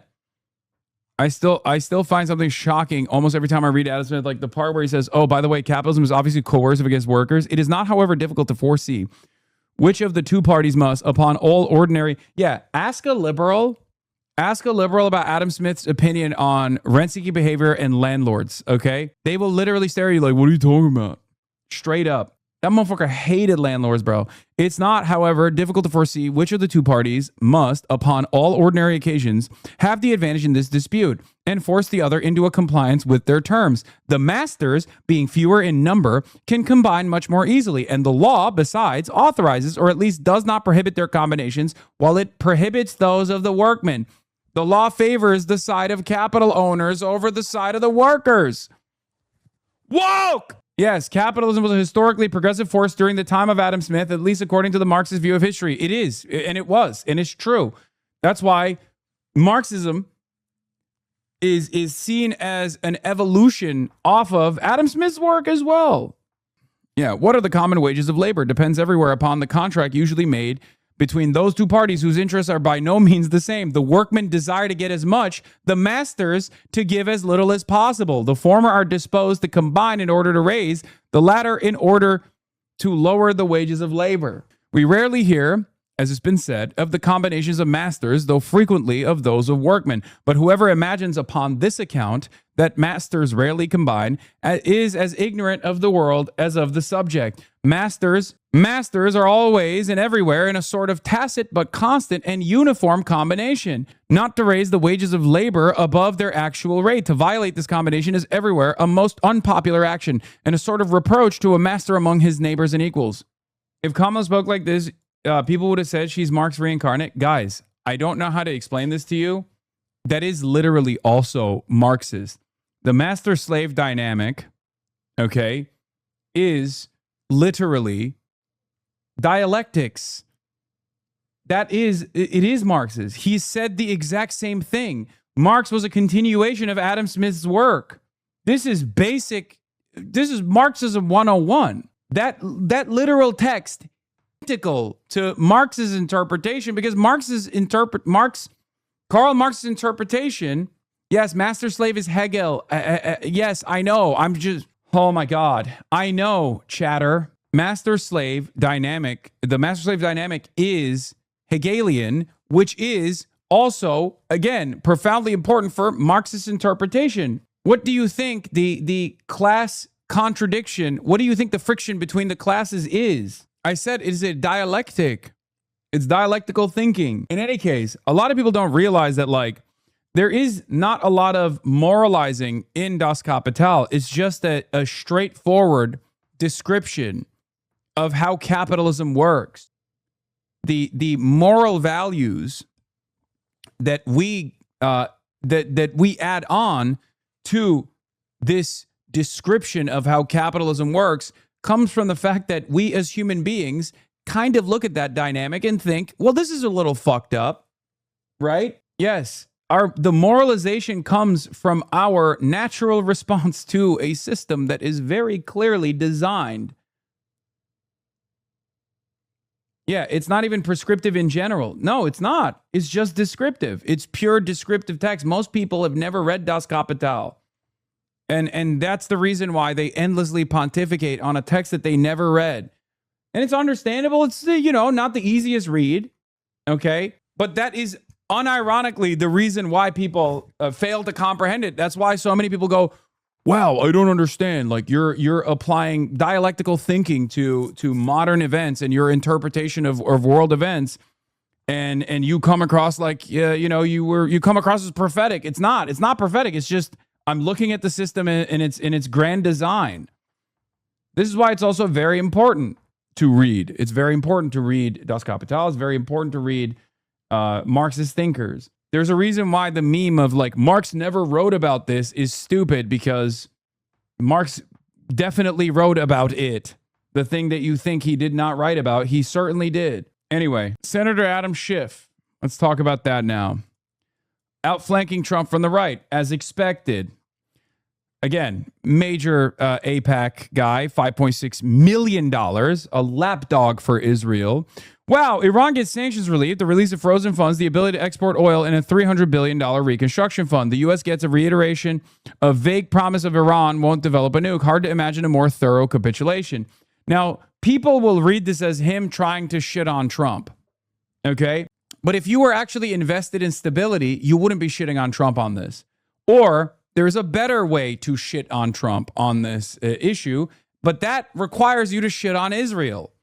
Okay? And these guys don't want to do that. That's the problem. You could literally be like, Trump, you are so fucking stupid that every single Democrat and even previous Republican leaders did not listen to Benjamin Netanyahu when he begged them or demanded them to go and strike Iran. This was the reason. You did it. Now this is your fucking failure. I'm glad that you're finally trying to negotiate this settlement, but ultimately, that's the failure. The failure is that Trump was goaded into taking action by Israel. But these guys don't want to fucking say it. Ironically enough, because Donald Trump doesn't ever like to take responsibility, I mean, he's allergic to taking responsibility, He is moving the conversation over to Israel's direction.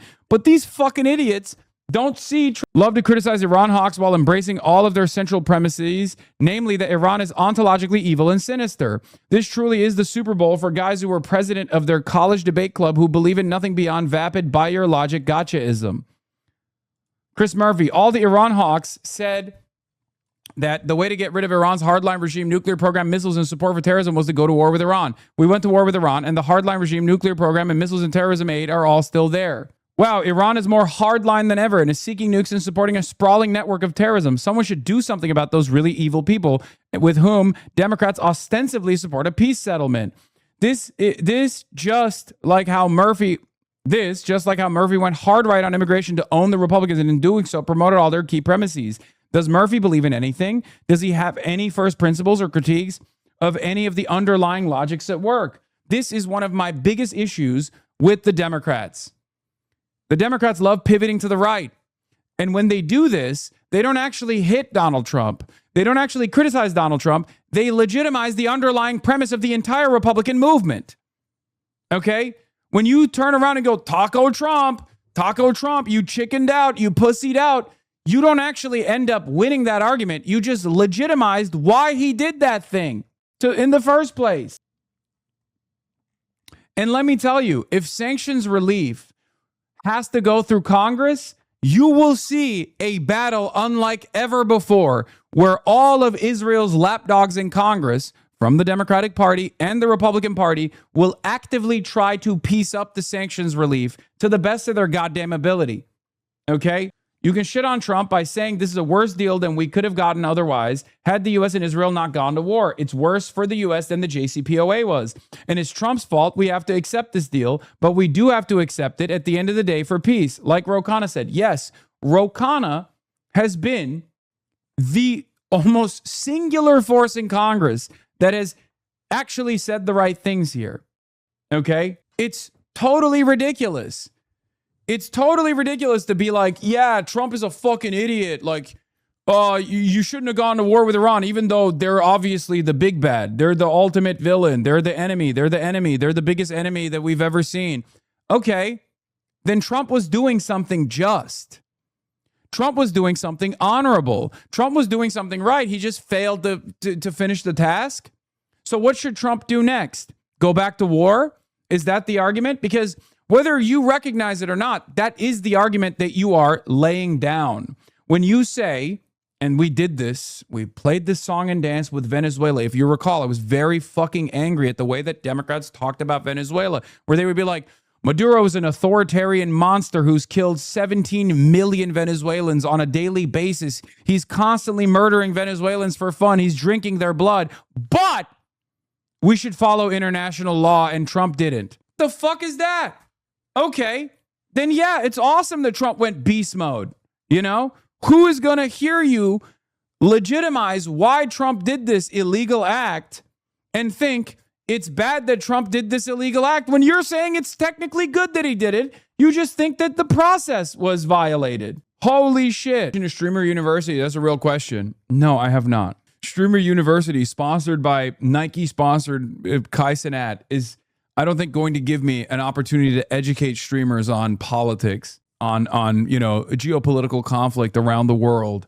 I don't think they're gonna let me be a professor at Streamer University where I talk to a bunch of 18-year-olds about how Israel sucks and how American militarism must end. That would be awesome, though. I have jokingly talked about it, but like crisis PR, definitely something in my wheelhouse. What to do when the entire world is seemingly out to get you. I have a lot of experience in this field, and I could teach a lot of streamers what to do in this process, except now that I've said this, someone will clip this out and be like, Hasan wants to be on Streamer University. It is not going to, and he's complaining that he's never going to be on Streamer University. And then they'll try to make a fucking drama cycle off of this as well. However, yes, this is something that I'm a tenured professor in. Poli-Sci 101 with Dr. Jihad. Anyway, you'd be great at teaching crisis control? Yes. Crisis management. I mean, Trump is great at crisis management. Ironically enough, he just boulders his way through it. He kind of He kind of is the method, low key. Phantom is teaching that course, and he apparently has a PhD in international relations. I mean, Phantom spends a decent amount of time in this community. Okay, so he could teach that course. I think. Don't you dare disrespect Phantom. He could teach taxes 101 with Phantom. Anyway, where were we? Yeah. So David Austin Walsh says, sips coffee. Well, at least the Iran deal pretty conclusively demonstrates that the Israelis do not, in fact, control U.S. foreign policy. Ho, ho, ho. Spoke too soon. Matthew Petty says, actually, the next 60 days are going to be an exquisite lesson in exactly what levers of power the Israeli government does have in Washington. Anyone who thinks that any government has godlike powers is an idiot, but Israeli leaders clearly have ways to pressure American counterparts when they don't get what they want. And they're signaling very loudly that they're about to do exactly that. Will they succeed? Who knows? What I can tell you is that we're going to see high drama that is nothing like any other foreign policy debate. And you're going to discover dirty tricks you didn't even think were possible. Yes, 100%. It's important to highlight, by the way, this is an insane poll for the record. Our boy is cooking. Abdul El Sayed at 42% plus 15. Haley Stevens at 33% plus 15. Mallory McMorrow at womp womp 7% minus 10. Mallory McMiddleground into Mallory McIsrael must really be Mallory McMiserable right now. Yeah. I could see Mallory McMorrow dropping out and endorsing. I hope she doesn't endorse Haley Stevens. It'd be beast mode if she endorsed Abdul. It's important to highlight that the reason why the United States is surrendering is because Iran controls a vital waterway for the global economy. They might not have a nuke, but their control over the strait is effectively the same thing. Trump ran the global strategic reserve dry, trying to destabilize them. Now he needs to bribe them to get things back to the status quo ante. The material strength is why Iran is getting the concessions they have. Oh, there are straits of Hormuz all around the world for those with eyes to see. Okay? Every country has its own Strait of Hormuz. This is why labor power is so important, because Iran didn't defeat the United States of America's forces militarily. Iran has no capacity to defeat the American forces militarily. What Iran did was show, or rather take advantage of, how fragile the international market system is. Because when capitalism is everywhere, when capitalism is all around, and it's a fragile system because it needs permanent stability with one hegemon making sure that no one acts out, right? That necessity of stability can yield tremendous opportunity for those who are under attack. That's precisely what happened. Iran didn't destroy the American military machine. Iran hit centers of profit. Iran struck global capitalism. That's it. That's it. It's a very important lesson to learn here. One that they do not want you to know. That united, labor has all the power. Okay? All of it. And it doesn't actually take a general strike to stop this system in its entirety. It does not. That's why I've always said, like, the Longshoremen's Union is probably one of the most powerful unions in the country. Teamsters, another unbelievably powerful union. Railroad workers. All they would need to do is take advantage of the leverage they have and strike in a moment that is inopportune for capital owners and maybe even the rest of society, let's be real, but an opportune moment for them. We just haven't had the confidence in decades to recognize that we have this power. That's it. Capitalism is a delicate system. It's unbelievably fragile. We have so much more power in our hands within the labor unions, within just the power that labor has altogether, that if this is the thing that capital owners fear the most, if Americans were more class conscious, they could seize so much more power in the workplace. Not just like better benefits. I'm talking about political moves. If they were like, hey, we don't like, for example, that JFK is transiting Israeli weapons through a civilian airport. We don't like that at all. We want to put an end to it. As here it is, friends of the show that you have seen are introducing Break the Chain, a New York City DSA arms embargo campaign. Our target, JFK. We're proud to stand with the DSA candidates running to put an end to the U.S. war machine, endangering workers at home and fueling mass death abroad. Every day, civilian aircrafts take off and land here. carrying more than just passengers and luggage. JFK is a linchpin in the supply chain directly fueling the killing of children in Gaza, Lebanon, Yemen, and Iran. It endangers the lives of unknowing residents, workers, and tourists who pass through this airport every single day. FOIA documents confirm what we've long suspected. Weapons bound for Israel don't travel through some separate, secure military transport. They move through the same civilian airports, the same runways as every other flight. Explosives, detonators, fuses, packed into unmarked containers. In October 2025, a nitrocellulose explosion at a munitions factory in Tennessee killed 16 people, and it leveled the entire facility. One of the same materials being shipped through JFK. Every New Yorker who works in or flies out of this airport deserves the peace of mind knowing that their safety comes first. That's why we're demanding an immediate arms embargo on Israel to begin the just transition from a war economy to a peace economy. Our city's resources, our labor, and our infrastructure are captured to feed a global machinery of war that benefits a tiny elite of billionaires, while our communities are told to accept crumbling hospitals, underfunded schools, and that's just the way things are. What does it actually look like? It looks like this. We see the cost of the war economy right here in our crumbling public transit. Since 2023, the federal government has spent almost $34 billion fighting on Israel's behalf in the Middle East. That same money could have been used to replace thousands of outdated subway cars, made over 60 stations accessible, and repaired over 150 subway stations. It looks like this. With the $34 billion spent on Israel's behalf, we could fund the Green Healthy Schools initiative 3 times over. $11 billion to install solar, replace fossil fuel boilers, and upgrade HVAC systems. So how do you break the chain? You show up. Sign the petition for an arms embargo on Israel. Fill out the onboarding form. Join a committee and organize your union to adopt the Break the Chain resolution. JFK should fly people, not bombs. Invest in public transit. Invest in green public schools. Get involved. Break the chain. Oh, by the way, this poll that we were just looking at with Abdul, Adam Wren, Scoop, a prominent Michigan pollster is accusing State Senator Mallory McMorrow's Senate campaign of pressuring a state capitol news outlet into killing a survey of the heated Democratic primary.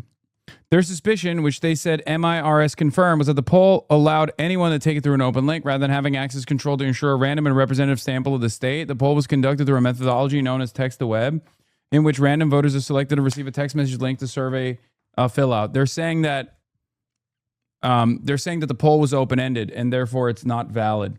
And that's why they wanted to try and bury the poll. Did you see, guys, I don't want to talk about progressive victory. I don't care. I don't care. Like, it's crazy. We got far bigger shit to talk about here. Okay?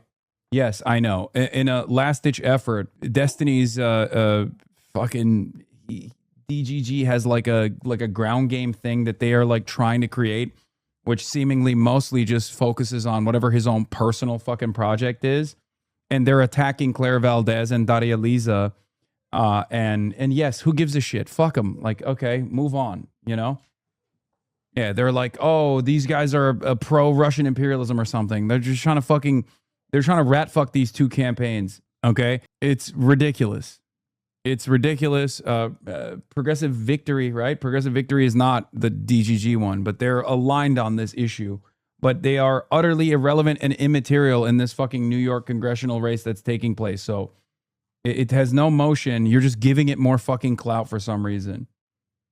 Yes, Progressive Victory broke off from Destiny, but they're using this like they got bullied or pressured into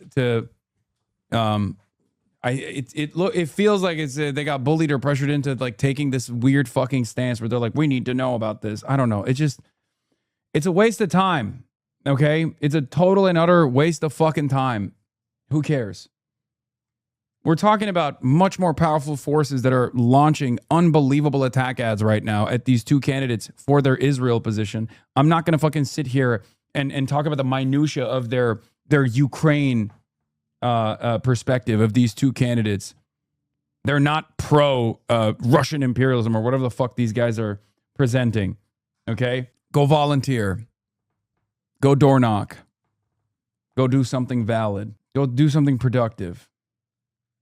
Anyway, Boots is going to be here soon, by the way, and Caroline's going to be here soon, and I'm gonna obviously talk to Boots Riley, famous communist director, about I Love Boosters, his latest movie, and you know, his work and his career. But let's get back to Adam shit for now. I don't know if others see what's going on here. I don't know what to tell you. This isn't just Dems dinging Trump for political points. It's them narrowing political space to support an end to hostilities because they, along with our AIPAC donors, simply like open-ended hostilities with Iran, says Adam Johnson, and he's right. All these terms are eminently reasonable. Why are basic concessions after the U.S. sneak attacked and killed thousands, destroyed hundreds of billions in infrastructure being scandalized and macho baited? The U.S. attempted regime change and failed. This is the price, and it's sensible. I agree 100% with Adam Johnson. Now, the talking point from Jeffries and Schumer is the deal should go before Congress when neither Jeffries or Schumer uttered a single word for 8 days while Trump amassed his attack armada last February. They want congressional approval for an MOU when they did not want a congressional approval for the war launching. Weird how that fucking works. And I'm telling you right now, the reason why they want to do that, the reason why they're doing that is because they want to fuck it. They do not want sanctions relief because Israel does not want sanctions relief for Iran. Iran's economy is massive. If sanctions relief came to Iran and America had normal trade relations with Iran, this would destroy the amount of influence that Israel has in the region. Why the fuck would you need Israel to stamp out Iran all the goddamn time or do whatever it wants to do in the region if you can directly talk to Iran? That's it. The MOU going to Congress is only a demand because you want it to fail. No one with two brain cells thinks it can survive Congress where both parties are openly hostile to it, despite some Dems nominally supporting after calling it Neville Chamberlain to the power of 1 billion. If you wish to believe that it's a simple good faith effort by Murphy and Co., if you wish to believe that it's simply a good effort by Murphy and Co. to do two things can be true at the same time routine, then go ahead and believe that. But when 99% of the rhetoric is hysterical demagoguery, then I think it's clear what's going on. Would you ever cover Canadian politics? I'm not Canadian, but just a thought. That's funny, chatter. Not right now. AIPAC Klobuchar. With $300 billion, we could end homelessness, fund cancer research for 40 years, and give every child pre-K for over 7 years. Instead, Trump is sending it to Iran. This is not America first, not even close. The same people that did not oppose, that were noticeably quiet when Trump sneak attacked Iran at Israel's discretion, are now chirping loudly about what it takes to end this war. Behest a better word? Yes, I changed it. Interesting. Very interesting. Yeah. Funny to see conservatives suddenly realize the difference between giving Iran free money and unfreezing the assets. It really didn't click for them in 2015. Oh, the coup? Boots, you get big ups from Boots if you brought up his leftist rat group. Yeah, I used to play this all the time. Galabaf spoke today about strengthening relations with China. Iran's Galabaf on China and others. We need some blocks. I'm saying clearly, those blocks must be formed. And in a way, they're already being formed. Whatever block is formed, there are two definitive countries, definite countries in it. Don't doubt it. China and Iran. I'm moving along this path with strength in all its dimensions in terms of technology, economy, and politics. It is us who must make China believe, which it will, that we are not a customer or just a business partner. We are truly a partner to them, a partner in every sense. Oh my God. This is music, dude. This is music to my fucking ears. Okay? This is music to my goddamn ears. This is what I've been saying. We must carefully recognize our friends and enemies and move forward. Of course, we have our dignity, our independence, our perspective. We know our friends as well. China has more important relationships with the Gulf than Iran. I know, but you think China's not going to benefit from also tying up the other side of that equation? This is what I mean. I think that Israel bit off far more than it could chew and showed the Gulf nations that America and Israel are not reliable partners. Those Gulf nations already have leveraged commitments and leveraged relationships with China. They can just as easily lean in China's direction. Anyway, the context here is that Xi Jinping visited Tehran in January 2016, the same month the JCPOA was implemented. During his visit, China and Iran signed a comprehensive strategic partnership agreement. But as Iran benefited from sanctions relief, Iranian firms overwhelmingly sought ties with European customers, suppliers, and investors. Chinese business leaders and officials felt jilted. It was a strategic error by the Rouhani administration not to prioritize relations with China. Galabaf is signaling he's not about to make the same mistake even as he appears to sign the MOU with the U.S., which is good. Is this really a loss for Israel? They're still in Lebanon. It's just a smaller win? No. Dude, what are you kidding me? America normalizing relations in any way, shape, or form with Iran is a ginormous, it's perhaps the most existential loss for Israel. Okay? Are you kidding me? That's why they're fucking losing their minds. I think Jesse's going to have to take back calling Tehran Tarlov for talking about what was in this MOU is actually exactly what's in this MOU. Years ahead or something like that. As I said, mixed reception. What are your thoughts? I think it's not even really mixed. It's just pretty negative, seemingly. Jesse hasn't gone yet. I think Jesse's even going to have to be a little more reasonable and maybe take back me? No. calling me Tehran Tarlov for talking about what was in this MOU that actually is exactly what was in this MOU. Ben Shapiro on with Martha a little while ago. This MOU appears to be a disaster that does not achieve any of the signal goals that were set by the administration. In my opinion, the VP, the chief negotiator, has not well served the president. Bill Cassidy, the worst foreign policy blunder in decades. You say Trump joking, I'm going to blame this on JD. I think it's a loaded joke, right? Like that he's going to end up the fall guy. And I hope that he heard you yesterday when you said, don't take that picture standing next to a terrorist. Because I don't think they are taking my advice. Well, you would be well served to take Dana's advice. Trump. They might look 60 years ahead. Dude, are the Dems going to try to kill this? They would lose the midterms. Enable this before tomorrow's stream. Yeah, I'm not going to do that. Okay, right now. You're crazy. Are we live already? Oh, yeah, we've been live. Yeah. All right. Booz Riley in the building. Caroline Kwan in the building. Ladies and gentlemen, what an honor to have you here. Director, communist extraordinaire, someone that you have probably seen the works of, hopefully. I Love Booster just came out. We're going to be talking about that. We're going to be talking about your experiences, your politics, your worldview, your music, and your music as well. We got it right here. I already had it ready to go, ready to rip. Okay. The coup, 5 million ways to kill Okay, CEO. one thing I will say about this, we can play it, but the guy that made this, I didn't make this video, and there's a thing he does on and the reason why I've never shared this, but you know, since people want to hear it, that's fine, is that he does a thing on the picture where it says ugly is even skin deeper. He shows Africans, and I was like, he made this like 20 years ago, and I messaged him. I was like, take that out and I'll share the video, and he never would. And okay, so let me move a little bit. Video. Let's move a little bit to our right so that we can make this an angle work. Sorry, this is a little scrunched up. Here, I'll scoot. Okay, that's good to know. And if I see feel that. My old pictures, my hair was a big part of it. And matter of fact, afros are seeming like they're like a regular thing. But when we first came out, in 1990, people were like, why is your hair like that? Matter of fact, we used to have a song. We had a song called "The Perm," and because everybody would see me and say you should perm your hair, so we had this song called "The Perm."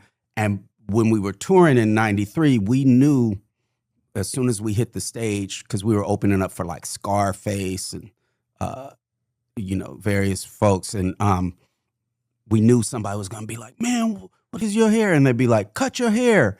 And so we'd wait for that point where somebody said it, and we'd be like, "What did you say?"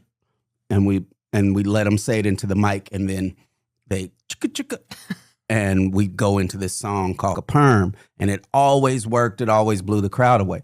But that's how it was different. And then people, then it, because you might think, oh, they had them in the 70s, but when you're like 20 in 1993 or in your early 20s, that is so long ago. So my hair was so much a part of my identity, and then my face started changing. So I was like, damn, what do I do?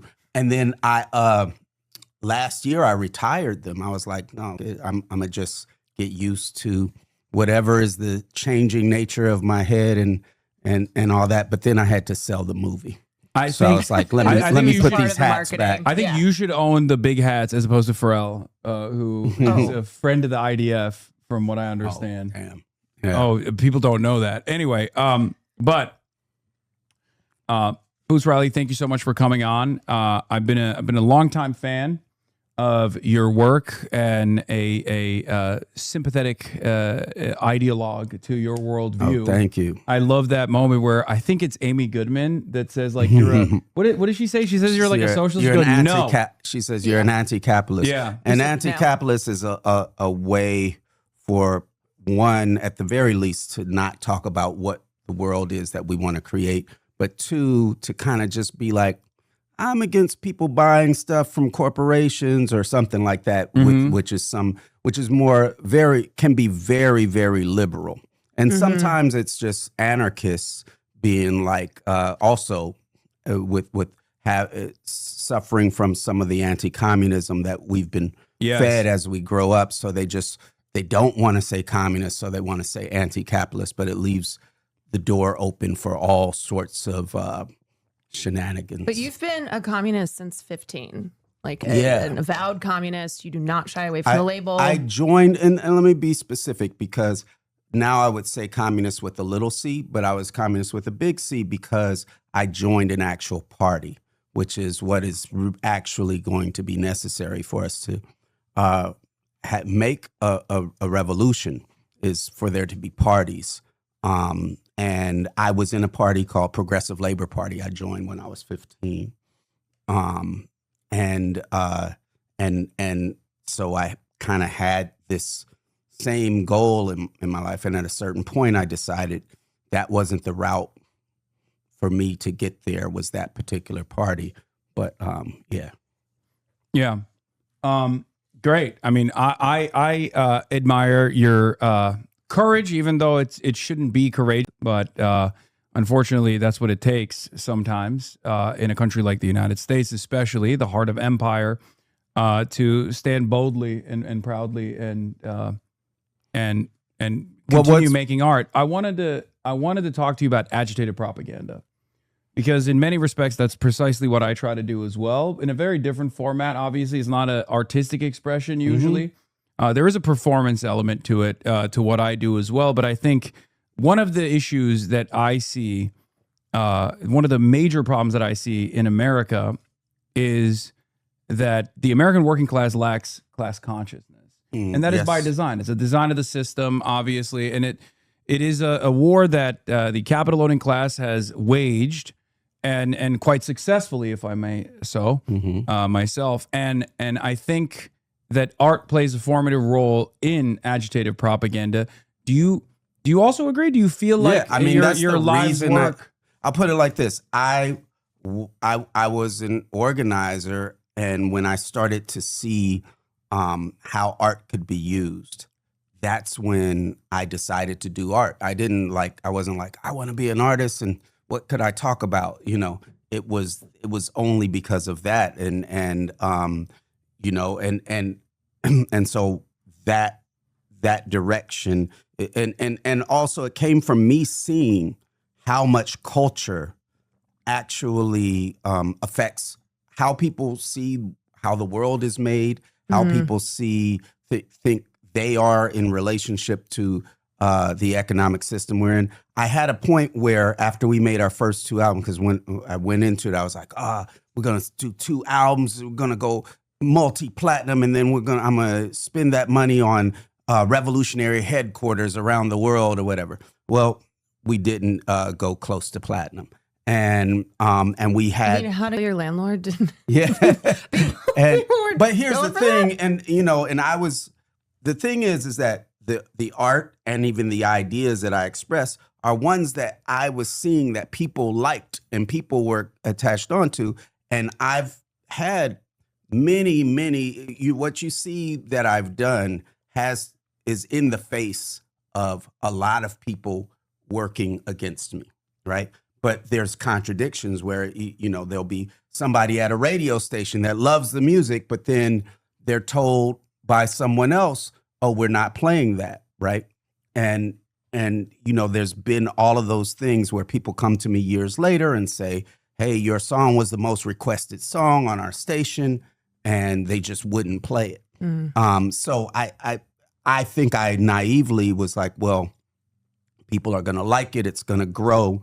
And so our first album was My Landlord. Our second album was In Juice. And we had this song off In Juice called Fat Cats and Bigger Fish. And Fat Cats and Bigger Fish was as much of a hit as we could have had.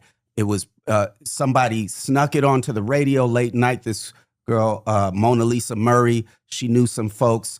Big Boy at Power 106 put it on, and then it was just getting requested and playing all day in LA and in Chicago. And in LA and Chicago, it was selling 5,000 copies a week because of the radio play. Now, often when they do radio play, it doesn't have that sort of traction. And so record labels, other people were telling me, oh, that's the platinum formula. If you can do that, you just duplicate that other ways. That's what EMI is going to do. We were on EMI Records. Anyway, EMI bought the record whole hog from the indie they were working with, Wild Pitch. And we got excited. We were like, they bought it. They bought the second half. They were 50-50 partners. They bought it. So, and we're doing well on the radio. So obviously they're about to take it wide. And they bought it. And the next week they were like, we're not working it. So I got depressed. I was like, so they bought it to Lit. They bought it to Lit.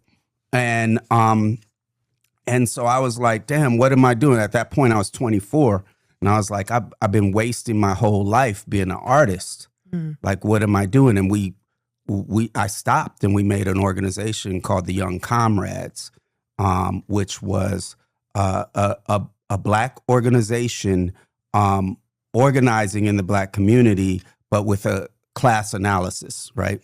And with the idea of getting that out there. And that imploded for various reasons after a few years. But during that time, that's when I worked telemarketing, because I knew I was good at that, and I could do that one day every 2 weeks. And, you know, I didn't have kids yet, so we were doing that. And then but my point is, I'm sorry, long way around to saying, while we were doing that organization is when I especially saw what I had left behind, that people were joining or not joining campaigns, sometimes based on a song lyric or something they saw in a movie or something like that, because people are taking in information all the time. That's for most people, that's their literature. Right? Wasn't there that group in Baltimore that saw Sorry to Bother You and then Oh yeah, so many years later. So with Sorry to Bother You, I during this big strike wave that there was a strike wave from 2020 to 2024, depending on when you want to count it. That was measurably the largest strike wave in U.S. history since the 70s, with thousands of work stoppages and strikes, and not necessarily through the known unions. Yeah. It was. There were wildcat strikes in like Oklahoma, for example, that were not like sanctioned technically. It was an explosion born out of the material conditions that people were saying enough is enough. Like, we have to do something about it, and they had just demands. Yeah, and a place that tracks that people can go look is paydayreport.com. They were keeping track of that. And so during that time, I was getting dozens of messages where people were like, some version of this, like, we didn't think we were going to be able to organize this workplace in order to have a strike, or B, form a union, something like that. And so many stories where they're like, but we played everybody Sorry to Bother You. And then they were willing to have a strike or have a union.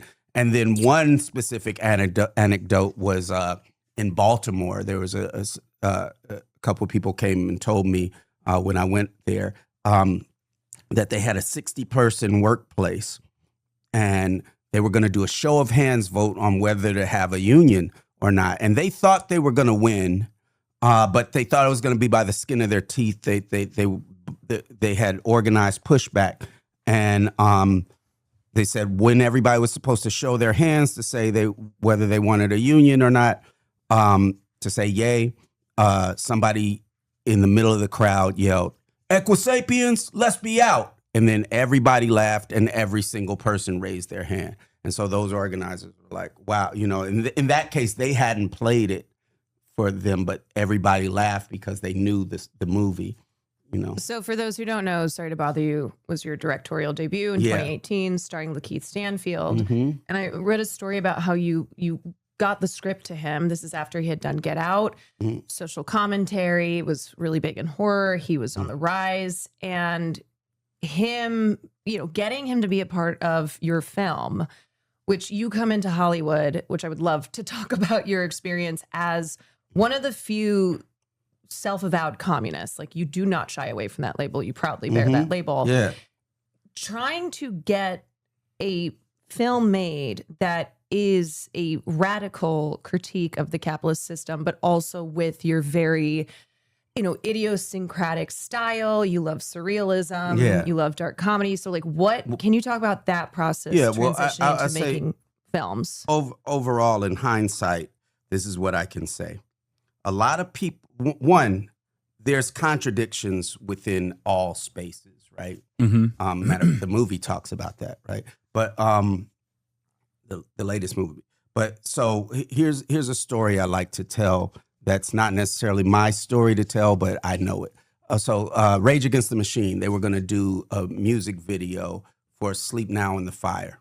And it was going to be directed by Michael Moore. Their whole idea was, hey, we're going to go on Wall Street, play loud, get arrested, and that's going to be the music video.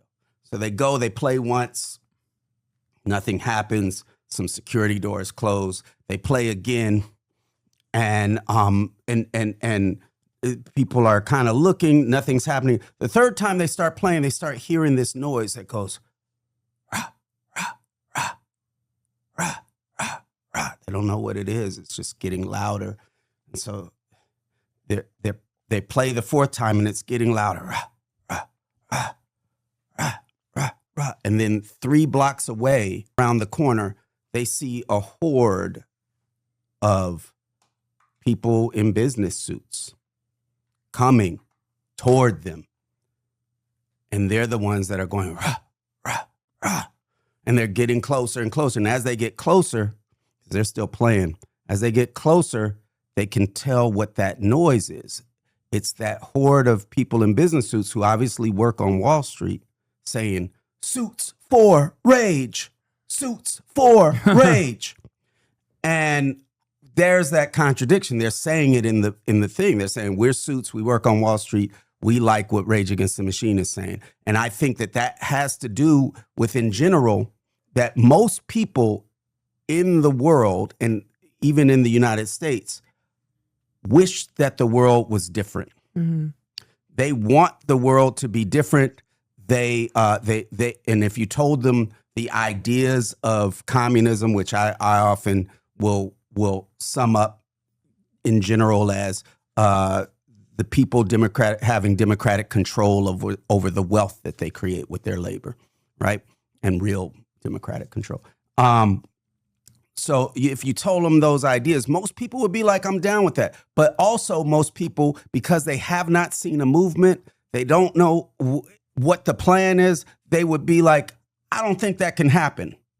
I would like there to be a different thing, but I don't think that can happen. And they're like, plus I went to school and now I got to get a job. Yeah. Right. Yeah. I'm in the machine. So I just have to keep following. And so there's a lot of people. And then there's other people that are even more naively in that machine where they're like, oh, it's just a marketplace of ideas and blah, blah, blah. So there's all sorts of things. And then you have the hardcore ideologues that are like, fuck that, stop this. So at that point when Sorry to Bother You was getting made, I think the politics, because a lot of people didn't know the difference between a strike and a protest. I think there were people that on the outside that mistook the politic for being liberal. And so it was granted a little bit of grace in certain ways. And then there were people on the inside that were telling me the same way, like, oh, I'm really a radical. I just have this job. I blah, blah, blah, did this in college. I blah, blah, blah. And luckily now because usually, there would be like, luckily now I can work on something I believe in. So we had that combination of things going on. And at the same time, when I wrote the movie, Trump Yeah, when I wrote the movie, Obama was in office. When the movie got made, Trump was in office. So there was this idea of like, oh, we need like quote unquote protest movies. Mhm. So all of that combined with the fact that most people that read the script also got distracted by the horse dicks. Which, yeah. And so that was the most There's that a- was the talk. Like nobody like the horse sticks, then there's strikes and radical resistance. So like that was just more explosive and you know, and so that it kind of got in there, it got in the world. And we actually didn't have as much pushback against that as we do with this one. Do you feel like surrealism aids in maybe sheltering that message a little bit, not dampening it in any way, but allows big production houses to be more comfortable with a much more radical message? And I would say that in Sorry to Bother You, it was very apparent what the overarching message was, and I think it is very apparent in I Love Boosters as well. Do you feel like this is your artistic direction, or is there any tactical necessity for Like using this packaging? I don't think the ideas are snuck in this. Like you No, know, like it's not, this, yeah. you know. But you know what I will say is that okay, our first album, Kill My Landlord, was kind of a pamphlet on tape, right? It was not the fact that the ideas were way out there, but it was what I thought was important for people to hear. I thought certain words were important for people to hear. But what I learned by the time I got to Genocide and Choose is to make more emotional connection with this emotional thing you're striving for. Like, you know, realizing that when people hear a song talking about, oh, I got all this money and I'm blah, blah, blah, this, sometimes they don't believe it. But even when they do believe it, what they're hearing is this person is free. This person doesn't have to worry about being homeless. I want that. And that listener has not to contact with the movement. And that's Radical's fault, right, for that.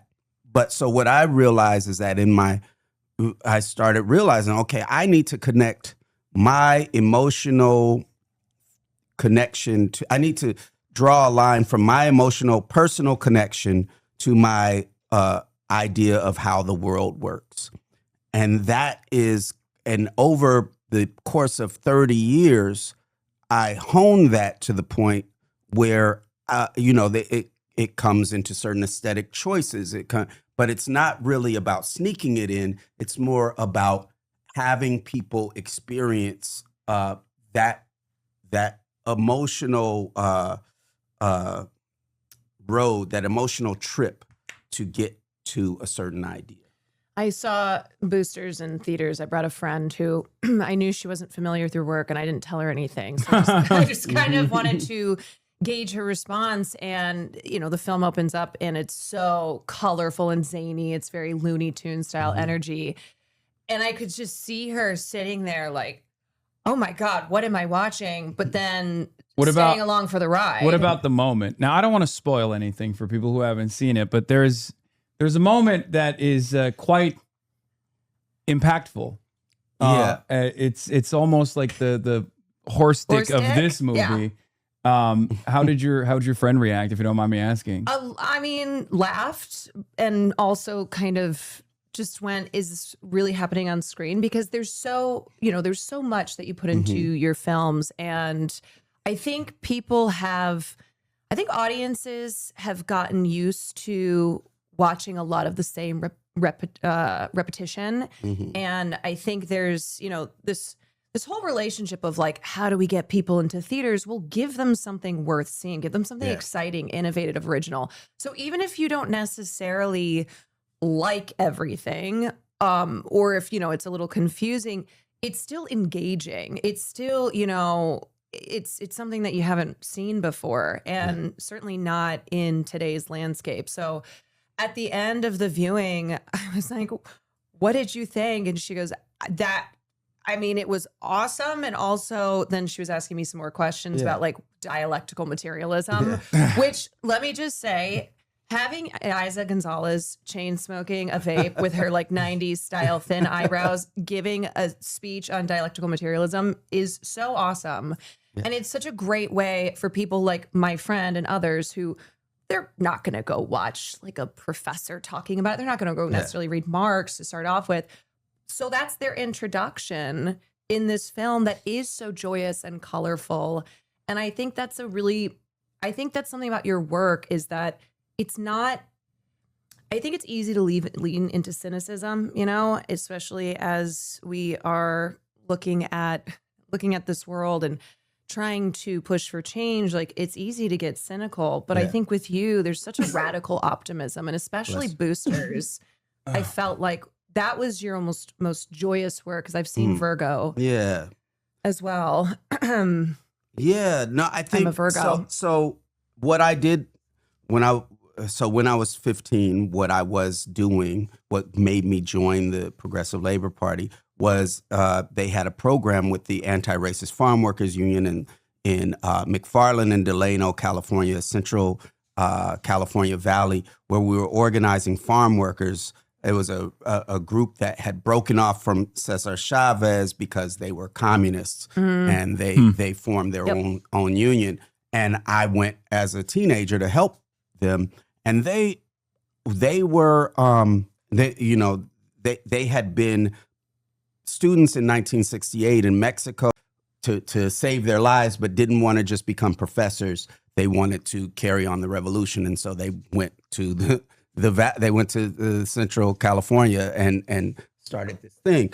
But the point is that through that, they weren't just talking about organizing at this one ranch or organizing even the whole valley. They were talking about that in connection with how this sort of a movement can build and spread and become the class struggle, the class conflict that we need in order to actually make a revolution. So also during that, I realized that you could come and scare people about everything that's going on, talk about how fucked up everything is, and people will get mad, but that doesn't make them want to do anything.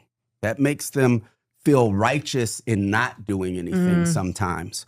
And what I understood early on was that people need to be able to see a way to win in order to get involved with stuff, that optimism and real optimism, not just like everything's going to be okay, one day we will prevail, blah, blah, blah, but something connected to, and that has to do organizational wise, that has to do with engaging in winnable campaigns, engaging in but not just leaving them at reforms, engaging in winnable campaigns in the context of saying this is part of a step of how we get to a revolutionary movement. There has to be a radical vision and an idea of how this is, because otherwise you just do those winnable campaigns and it just turns into reform after reform, and you get burnt out. So people do get burnt out on those reform movements. They do get burnt out even when they feel that they're radical, and they're showing up at demonstration after demonstration, and we've lied to them many times. Radicals and radical organizations unconsciously lie to people, because we've been, since the beginning of the New Left, saying we took it from demonstrations used to be whole industry workforces coming out. You know, here are all the miners. They're basically demonstrating that they could shut this industry down. And then by the 60s, and I won't go through my whole spiel on that, it turned into the demonstration being the be-all, end-all, and it being about spectacle. And so definitely things that I'd been a part of in the 80s, 90s, and even early 2000s were like, let's get a bunch of people on the street, and then and now don't get me wrong, spectacle is necessary for people to see that other people agree with them. But without a plan, people just get burnt out. People are like, damn, against the Iraq War, we had 10 million people in the street.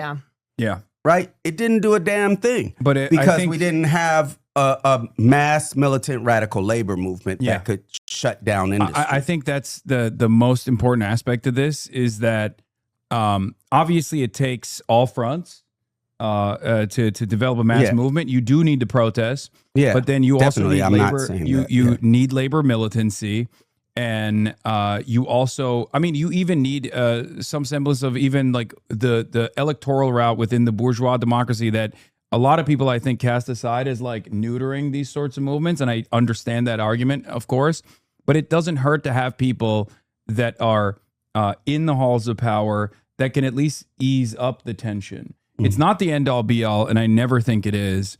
But one thing that we're working on, or at least I've been working on now, and maybe you'll disagree with me on this, is by way of the Democratic Socialists of America trying to elect anti-Zionists into positions of power.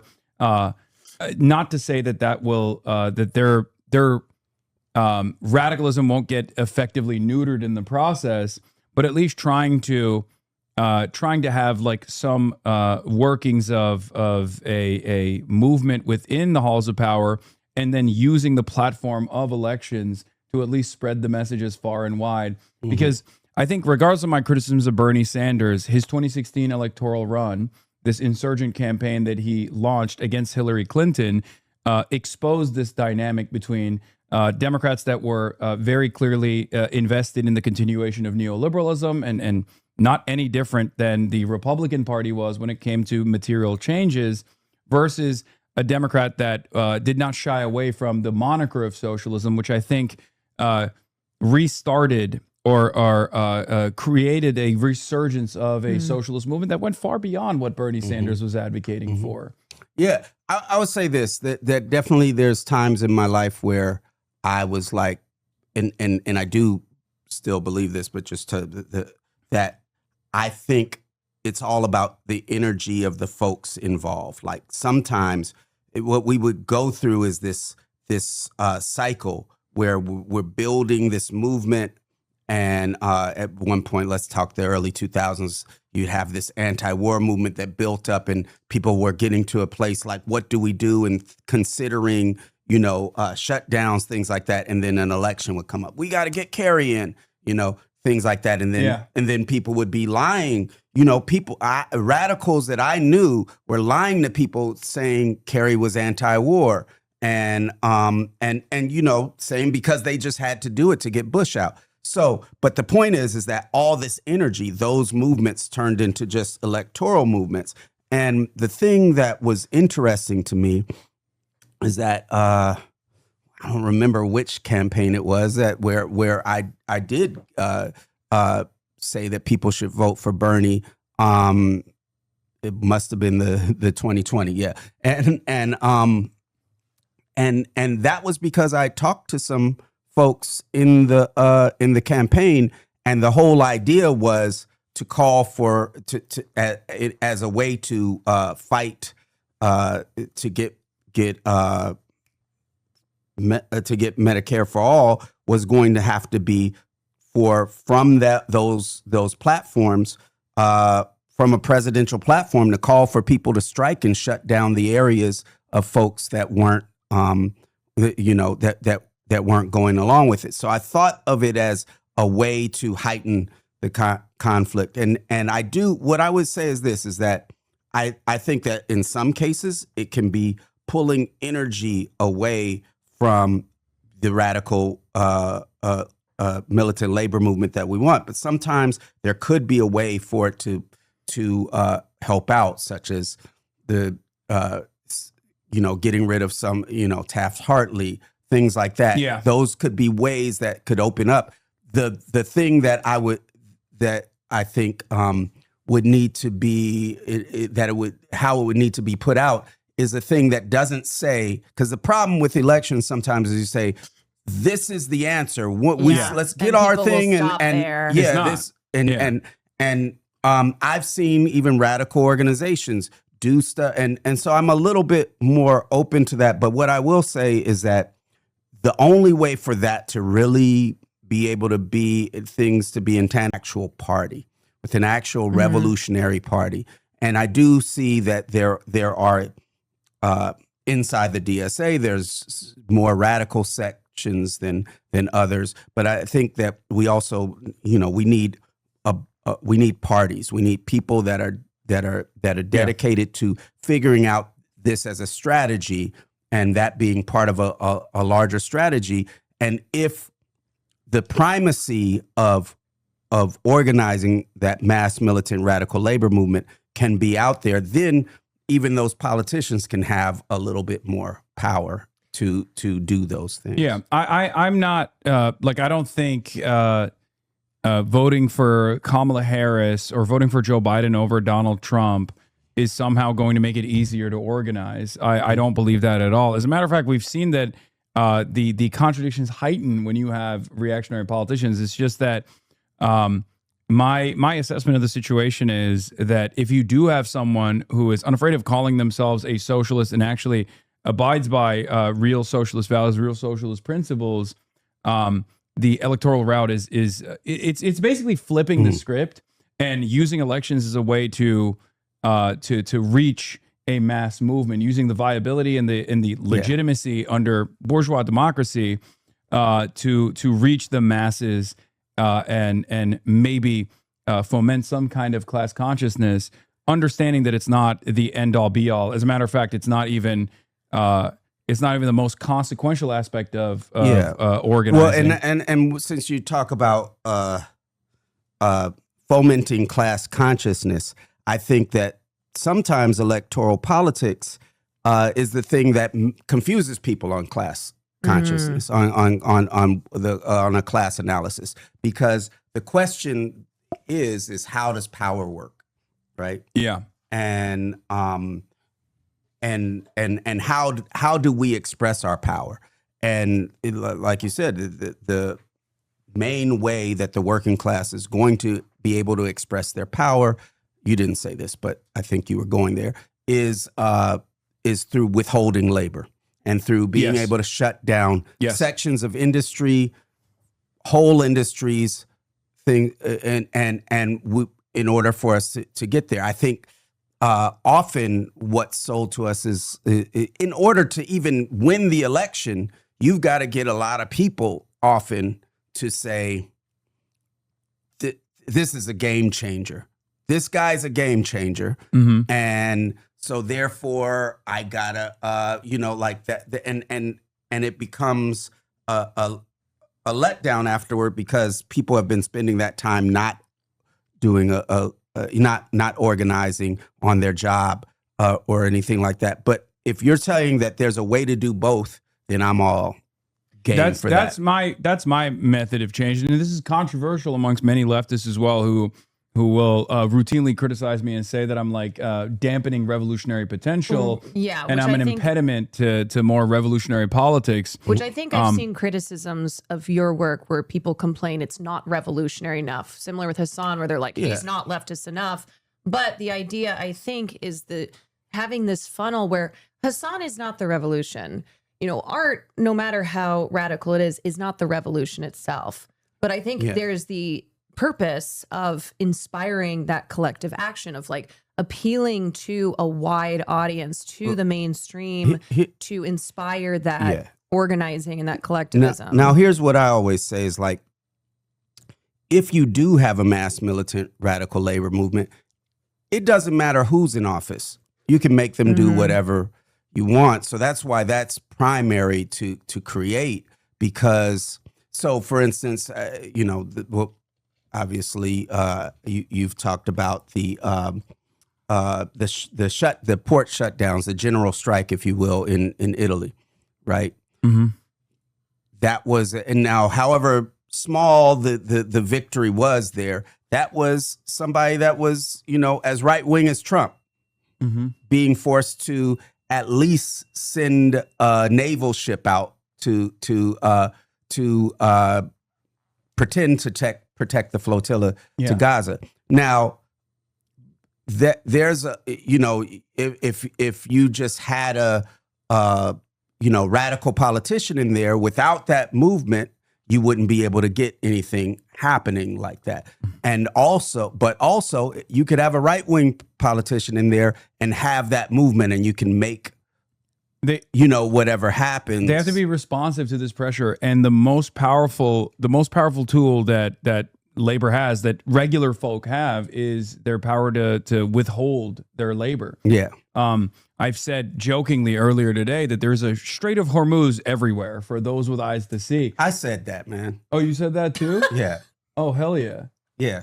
Okay, that's dope. I didn't. But that well, was. we both said it. Well, Yeah. here's because like what Iran was capable of doing, and now that there's this MOU being signed, we'll see how that goes. Yeah. Obviously, Israel's like it probably wasn't artillery shells that gave the U.S. pause. It was stopping the cash flow. Yes. And it exposes the fragility of this international design, because capitalism requires a hegemonic superpower to keep everything as stable as possible. Although that stability is obviously very unstable for those who live in the periphery and even the working class that we would consider living in the heart of empires, the labor aristocracy. No one is actually getting a good deal out of this bargain, with the exception of parasitic capital, international capital, and they are the ones who are benefiting from this. And I think, I try to use moments like this for agitated propaganda to show that, Iran didn't win this battle because they were capable of defeating the mightiest force that anyone's ever seen, the U.S. military. They were not capable of defeating the United States militarily, but they were capable of doing something much more powerful, which is to harm the centers of profit. Yeah. Punish international capital whenever the American or Israeli forces were to strike deep into Iran, hit a bank. They would turn around and say, we're going to start striking American banks in Saudi Arabia or in the United Arab Emirates. And I think that was what really accelerated this process. And, obviously stopping the transiting of all oil and gas from the Strait of Hormuz, which is 20% of the world's energy, forced a lot of these countries to tap into their strategic reserves. And they were almost about to run out at this point. Yeah. Yeah. No, I mean, that's the thing. We haven't, and those are the kinds of ideas when you say that, like when you point out that Strait of Hormuz being blocked is what, gave the U.S. pause and that we could do that same thing. People see that as a possibility. When with Occupy Oakland, for instance, a lot of people, when they hear about the Occupy movement, they hear about New York and stuff. But Occupy Oakland was a little different in the sense that it was started by radicals. Like they saw what was happening in New York. They were like, let's do something here using that same name. And so there was a general strike called for, and it wasn't a real general strike, but because that idea was put out there and there was a week to do it, and it was put out there in a huge way, a lot more. I saw a lot more people out at that than I had seen at anything before, because they thought it was a way to win. So we had 50,000 people, gather in a week. After calling for it in a week, 50,000 people gathered under the banner of death to capitalism, that shutting down the city actually could get some power. Now, it was a one-day thing. It was symbolic. It wasn't going to get a win, but it was something that seeded an idea in people's heads. And we're seeing that with, obviously, with what happened in Minneapolis. So now to the electoral thing, if what you're telling me is that, so I look at it back, I go backwards. Okay, what we need is a world in which the people democratically control the wealth that we create with our labor. Now, that's going to take, which is communism, and that's going to take a certain kind of struggle in order to get there. Now, what we know from the USSR and even Cuba is that they had to have massive strikes. It was not only part of how they won, but it was part of how the working class was able to be educated and able to participate. And so for folks that don't, there were tens of millions of people involved in strikes in the USSR from the early 1900s to 1917. A lot of people don't talk about in Cuba. It wasn't just Fidel and Che and them coming in. There was a general strike happening. There were also there were communist groups in Havana that were participating in sequence with general strikes. Yeah. Even though obviously there was the militancy aspect of it from the 13 that remain. Yeah. It takes every force, in my opinion. Everyone has a role to play in this process. And all of those things where like sometimes people will break down revolutions and be like, this person was, to the right of that person. They were both all radical, but it took all of that in order to make a mass movement. And I think there's ways to do it more strategically and more in line. But if we're talking about getting, hundreds of millions of people involved in something, then,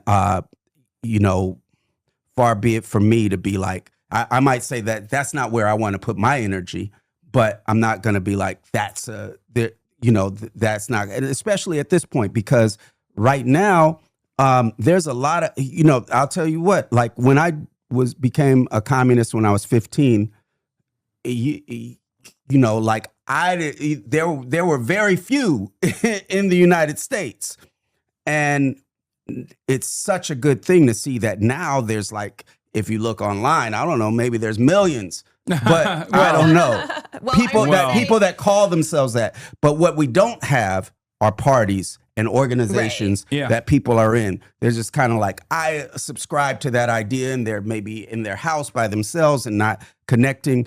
And so we need things for people to get involved in. We need and winnable things, winnable actions for folks to get involved. What do you? I do have to ask you this question. Sorry to cut you off, but what do you think about Zoran?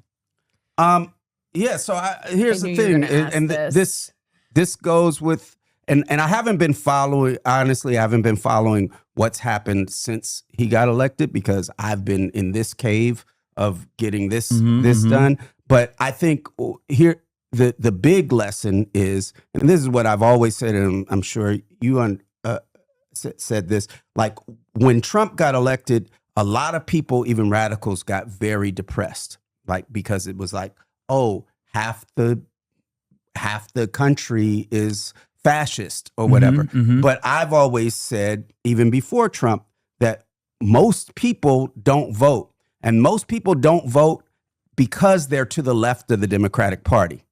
Yeah. Like if you're even right, if they don't have the political expression. Yeah, like, they're not going to use the words. Yeah. Yeah, they would never be like, I'm a socialist or I'm a communist or anything. But like if you were to ask them, like, would you like a democratic workplace? They'd be like, where you get to work where and you own you control your wealth. own, control your own productive output. They'd be like, that makes total sense. They will agree to the ideas, but not want the label. Yeah, if you're to the right of the Republican Party, you're still voting Republican. So we can say that. And then a good number of the Democrats that voted Democrat are just holding their nose, and they are to the left of the Democratic Party as well. So most people are, if you looked at their politics, it would be defined as radical. It'd be defined as radical left. Now, they might not be involved in the actions that make them that, but that's or what they believe. And that's a large part of what I do with my art, is that,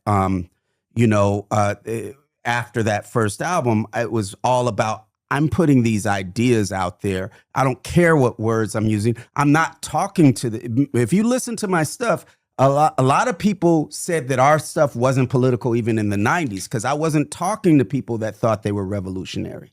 You have the exception like the guillotine and things like that. But a lot of my stuff was just talking to people where they're at. Now, with Mamdani, it proved that everybody wants, it proved how against Israel most people are, and how much people hate the genocide that's happening there. Yeah. So that's one thing. But it also proved that people want these ideas. People want a world. They want they might call it socialist. They might call it whatever, but they want this world that has been demonized. And so someone coming out and just being straight about that got people to vote that never would have voted before.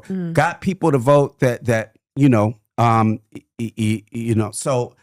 so that shows where that is. Now, I'm hoping, again, like I said, I haven't followed like what's been successful so far, but I think that is it is a launching point that has changed how people think about the world around them, right? And that is really important, because what I've seen happens is we might have these ideas about having this different world or about what we believe about it, but we mitigate what we think is possible based on what we think everyone else thinks, right? So all those people that went to work on Wall Street, they didn't think it could happen. They didn't think anybody would believe. They might have believed in some sort of vague thing like Rage talks about, and could have been won to a revolutionary party, but they didn't think it could happen. And that has to do with what they think everyone around them thinks. And so I think that there actually was a sea change that happened with that election, where, a lot of people around the country were surprised that there would be people open to those politics. And so just from that standpoint alone, and I said that at the time, that would be a victory from people just saying, wow, someone that calls themselves a socialist and has these policies, has these ideas, wins. It changes what people think can happen all over the world. Yeah. Can we talk about what we mentioned briefly earlier? So your role is as an artist in this system. And obviously you don't just leave things at your art. You expand upon your ideas and your beliefs as you are now. But I wanted to discuss the kind of, the paradox of creating communist art in a capitalist system. I know there had been a little bit of noise when you were promoting Boosters about Annapurna's involvement. And look, Boosters is a $20 million budget. You intended this to be seen by as wide of an audience as you can, right? This is a film for normies, not somebody who's, read Engels and Marx. And this is for a wide audience to be exposed to these ideas. So talking about, yes, you are making communist art in a capitalist system because capitalists have the money. Like that is who you get funding from. And here's and just to, because I'm sure most of the people watching know what the noise is that you're talking about. So just to put it out there, like the nature of U.S. capital, the reason that Israel exists is so that U.S. hegemony can have a stakehold in that region. So when you're talking about hedge funds, when you're talking about huge capitalists, they've usually got a stake in as far as in investing, investing in the infrastructure of Israel, investing in military weapons, things like that. It's so when you look at, for instance, the main stakeholders in everything, because we're talking about the entertainment industry, you're talking about the main stakeholders in all of these studios, things like that. There's a couple big ones. One is Vanguard, which is a fund that invests in things with capitalists. Another one is BlackRock. They are major stakeholders in Netflix, in every major theater chain, whether it's Cinemark, AMC, all of these things.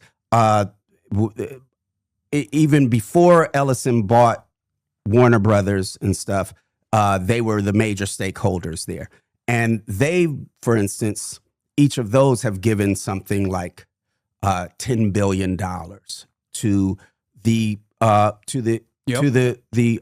infrastructure of Israel. So backing up, when we first signed to EMI, Wild Pitch EMI, EMI was this huge, and this we're talking about 1992 when we signed it there. EMI was this huge corporation that had its hands everywhere, right? And you know, because I've decided that what needs to happen is we need to create this mass militant radical labor movement in order to have a revolution. I never subscribed to the liberal idea that you get involved, that we just need better capitalists there, that we need to have more the better women capitalists. yeah, or we need to.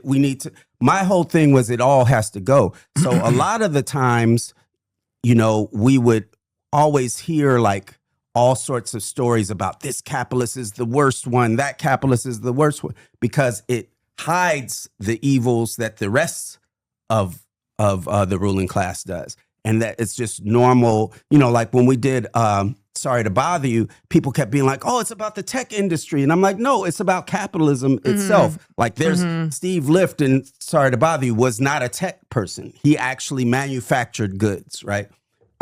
So, you know, coming out of being an actual revolutionary, I never had the sense that, oh, what I'm trying to do is figure out how to have collectives and work with something. No, I'm trying to get on the channels that everybody is on. When we had that almost hit, when we were on the radio in LA and in Chicago, it was almost certainly going to be played next to a Coca-Cola commercial. Sure. Right? It was almost, you know, my point is I'm trying to get to the people that I can get to, that I can't get to on my own through slanging my tapes out of the trunk of my car, right? I'm trying to do that. So, but what's interesting is there's been a weird attack on this movie. And so I want to say that first about the general idea, like every movie that was out in the theater when ours came out had, was connected to more investment in much more investment in Israel than ours. Matter of fact, our movie got attacked and Passenger didn't get attacked. Passenger is wholly owned by Larry Ellison, by Paramount Warner Brothers. I'm obviously not saying they should, but it's interesting that this is the movie that's about this, that has the attacks thrown against it. But not any of the hundreds of other TV shows that all these folks watch. I mean, I think, are we on YouTube right now? No, we're Amazon so I was about to say, Twitch. this is Amazon owned Okay. Twitch. And the reason why I'm smiling is because this is the exact same line of attack that I hear all the time from people. Can I ask you a question? Well, let's say this. Or after you finish your YouTube point. gave $32 billion to cyber security for the IDF, right? And through facial recognition for the IDF, so they could recognize people and figure out how to bomb people in Gaza, right? And so, but let's take it back real quick with the Annapurna thing. Annapurna bought Sorry to Bother You at Sundance Festival and put it out. That with this, I did a deal with them, and they developed the script with me. They paid me money, so I had time to write. Then I got Neon to finance the thing. So I don't want to. A lot of credit is being taken away from Neon. Neon financed the movie. The amount that Annapurna put in was less than 1% of the budget. Now, Annapurna, let's talk about, and this is only to talk about how weird the attacks are, because they're not attacking this stuff that is a lot more connected, but they're attacking this, and I think it's because of right-wing bots seeding these certain arguments against the movie because of what the movie says, and then because so Annapurna was started by Megan Ellison. Megan Ellison got an inheritance years ago, it was all in all the newspapers. She got like $1 billion inheritance. Mm-hmm. With that, she did Annapurna. So the money doesn't go to Larry Ellison, but she did that. Either way, my point is, it's weird that even if you were going on the Larry Ellison thing, that you would be choosing this one as opposed to all the other ones. You know, I think it is because you're one of the few, like, you know, you get a lot of that criticism because you are one of the few people doing what you do. And so that is directed at you in the same way that. And the only reason I'm one of the few people doing what I'm willing to do, the only reason all these folks know about me, whether it's from the music or from Sorry to Bother You. I mean, Sorry to Bother You, they would have had more of an argument because it was fully funded by Annapurna. Yeah. And as a matter of fact, a lot of the people that, you know, fell into agreeing with that idea stated that they got radicalized by the movie Sorry to Bother You. Yeah. No, 100%. So here's a couple things I want to say. One, Capital owns all methods of distribution. And we don't have the luxury of saying no to any method of distribution if our goal is to engage in agitated propaganda. That's number one. Yeah. Obviously, people will hear someone like yourself say this or someone like myself say this and go, well, you guys are successful and you're just trying to defend your success. And I think that comes from a place of cynicism only born out of your awareness of how impossible the forces of capital are to defeat. And I do think that there is this cynicism that breeds, this nihilism that breeds amongst people. And that has to do with not having a class analysis. The only way we can defeat the capitalists is through having the working class overthrow the ruling class. There's no other little thing that happens that somehow makes them weaker or anything. And I purposely put myself on those channels. Like, you know, we're using Twitch. There's a bunch of other folks using YouTube. You could use some other thing. You could probably have your friend do something and you go on a website and but it wouldn't get to the amount of people. It doesn't. But so that's why people use YouTube, Twitch. That's why we use all these channels. Here's in all of my many years of doing this, when I was much poorer to having a lot more financial success overall, I think what I have seen is that people recognize how powerless they are overall in the face of these like unchangeable systems.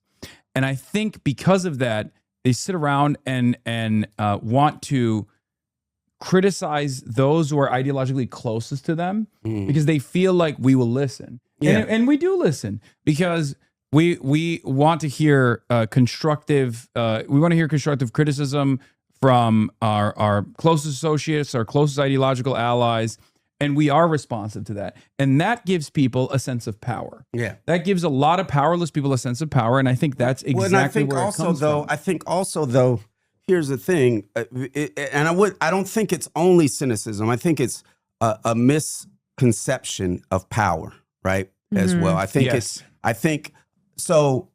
One of the longer critiques that I usually have is 20s and 30s. There was there were a million card carrying communists. There were you know, like I said, demonstrations were.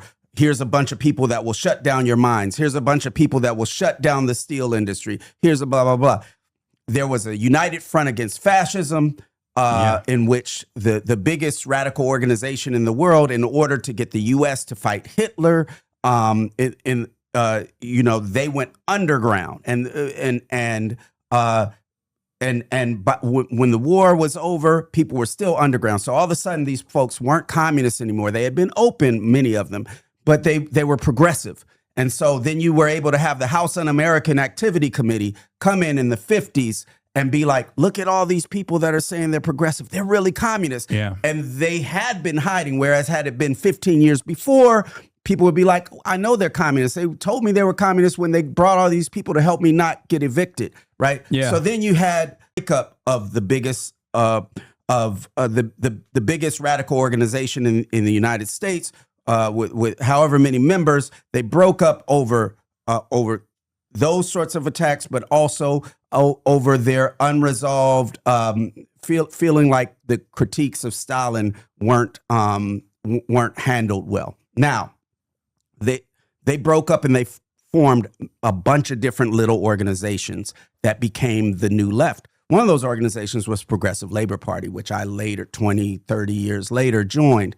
And the New Left had a different take on it. They were like, fuck that, we're revolutionaries. Fuck that, we're radicals. But they stopped organizing on the job. And I'm speaking in generalizations and leaving out a lot of shit. They stopped organizing on the job and moved to universities and cities only, and left all these places behind, where in the 20s and 30s, places like Utah, Montana, these were hotbeds of communist activity.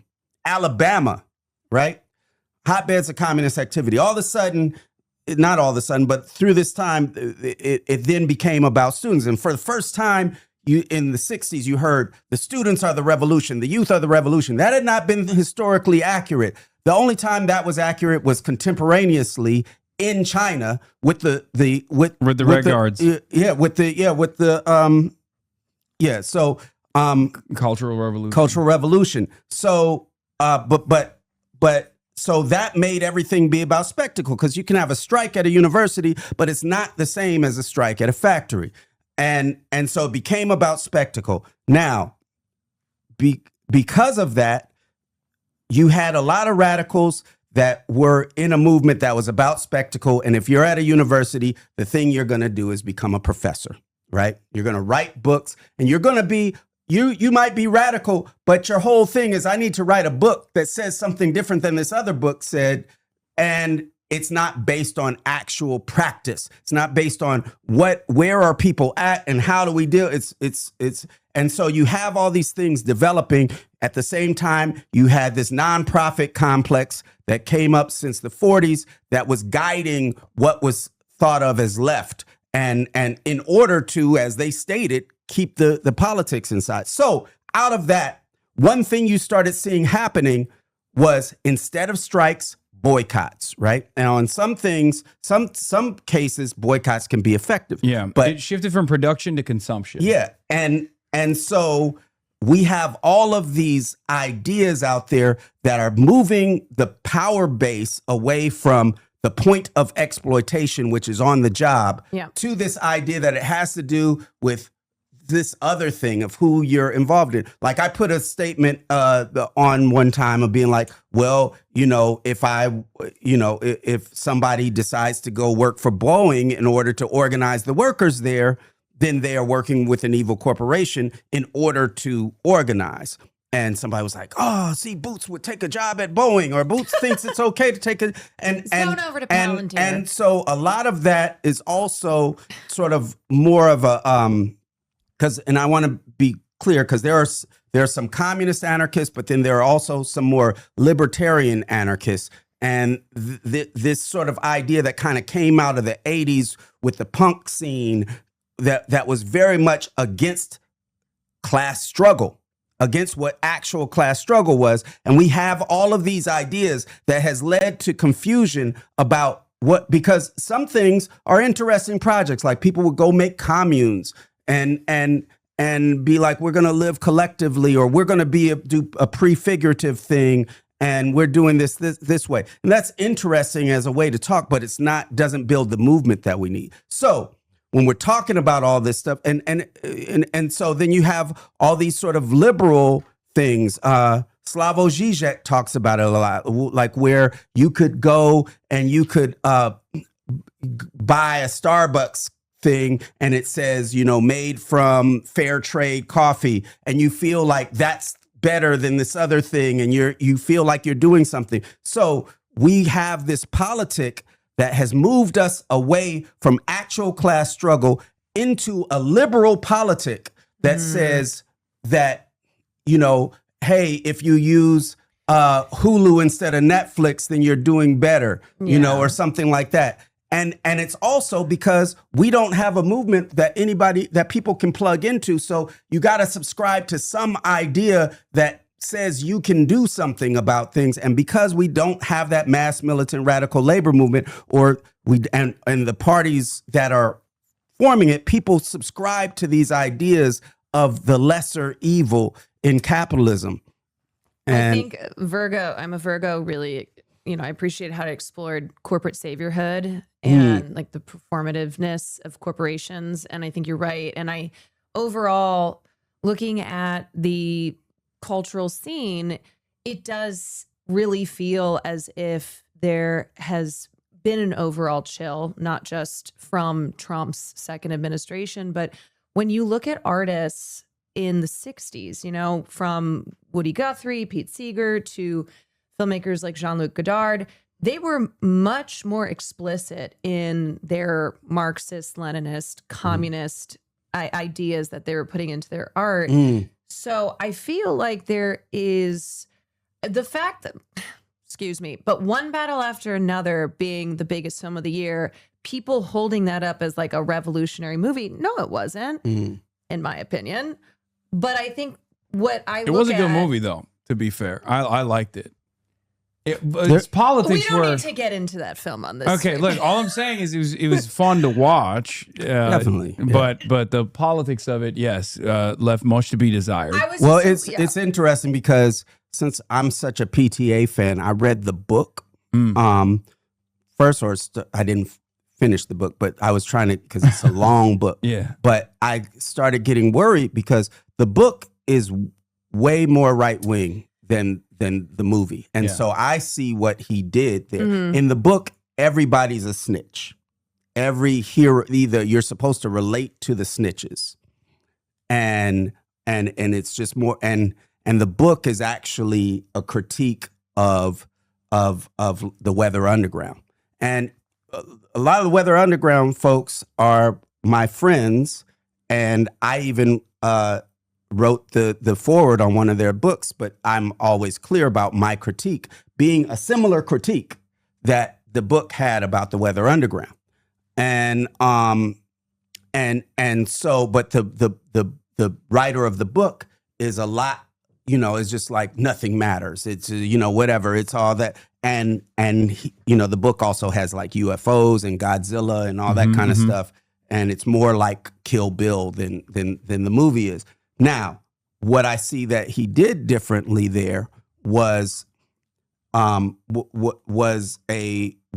that critique and make it be more recent, which doesn't really, because I'll say this, the Black Panthers had that same critique of the Weather Underground, right? A lot of revolutionaries had that same critique. So, there's a lot of things, and I think there were things. Anyway, there could be a whole podcast show on that. No, I mean, but there were things that I liked about a lot of things that I liked about it. But I see how the transposing of the time and the changing of the main character to be of the daughter to being black and that changed the politics of it. Yeah. What did you think? Did you watch Eddington? Yeah. What did you think about Eddington and its politics as opposed to just on the politics? I think there's a lot of things that, and I'm an Ari Aster fan in general, but I think just the sort of nihilism that is in everything, and that becomes kind of supposedly smart, right? And I will say. The one thing, though, with the data centers was what really stuck out to me, how the film opens and ends. And it's like, hey, tech, big tech. Like, as we're all sitting here arguing, big tech but it's kind of like says you can't do anything about it. That's its point of view. Because like it doesn't matter however you do. I think the through line here is that neither of these works have any Marxist-Leninism baked into them as an alternative or as a solution. And that's our fault. I would say. This is what I always say is because discipline and there's organizing. always been critiques of hip hop that people will have, revolutionaries will have. Look, if we make that movement, and I keep summing it up as a mass militant radical labor movement, if we make that, we create the artists. We're having artists that are created in a world where there wasn't a movement that shaped their politics, right? Where we and I always blame it on radical movements because I always say that we ran away from class struggle for 50, 60 years. And I will say that it's different now. I'm seeing that a huge change happen in that. And that's what creates the artist. Did you watch No Other Choice? Park Chan-wook's film from last year. I'm trying to remember which one that is. Is it like it's a bunch of people? Yeah. So somebody he works at a paper center. He was working there for 25 years. He gets fired. Yeah, I didn't see that. I started watching. It's great. I'd be interested to hear your thoughts on that. That was one of my favorites of last year, and I think a lot of maybe what people were looking for in Eddington or One Battle, I found, in No Other Choice, with commentary on not just the new tech era that's being forced upon us, which I also would love to talk to you about, because we got Marty Scorsese out here, investing in AI companies. It feels like things changed from when we were striking a few years ago, and AI was a major concern, which it still is. And a lot of people who were saying, fuck big tech, fuck these techno-fascists. And now there's been such a change of tune. Well, I'll say one thing that I did see happening at the time is this idea of experts. And you see it in all sorts of walks of life. So when we were having the WGA strike, and where it was like, we're going against the tech companies, we're putting in a demand against AI, there was a lot of people going around saying, well, we should really be talking to the experts. And who are the experts? OpenAI. I'm seriously, like, people were like, let's talk to this person from OpenAI, let's talk to that person, because they're actually critical of AI. And we should be talking to them, because if you're not one of them, then Boots, you don't know what you're talking about. Right. So I think a lot of people got swayed between now and then. There was a lot of work. A lot of times when we think about these movements that we're creating, we forget about the fact that there's counter movement happening, and that people are organizing against these things, and that the continuing motion is the only way, the only hope we have against that. Because people get organized onto the other side.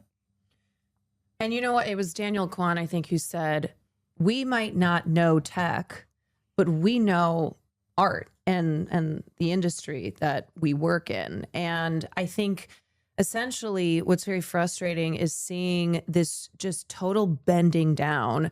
So many filmmakers, auteurs, creatives who keep repeating the same script of like, well, it's here, nothing we can do, it's the future. If you can't beat it, join it, rather than any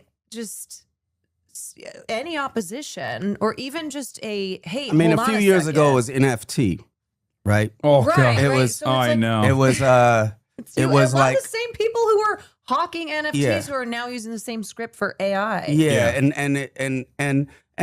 Look, I was around in making music and in the Bay Area when the first .com boom happened, and it was all people scamming. It was all people scamming with this air of expertise. And matter of fact, our fourth album, Party Music, came out on one of the nichemusic.com, and then it got sold to Warner Brothers. But it was they were just using money, and everybody was like, "Oh, you're not smart if you're not dealing with the experts." Same thing with 2008, the crash. Before that, you had all these people talking down specifically to black folks, saying, "Hey, if you're not what they say, economically literate, or you're not you're not financially literate if you're not buying a house."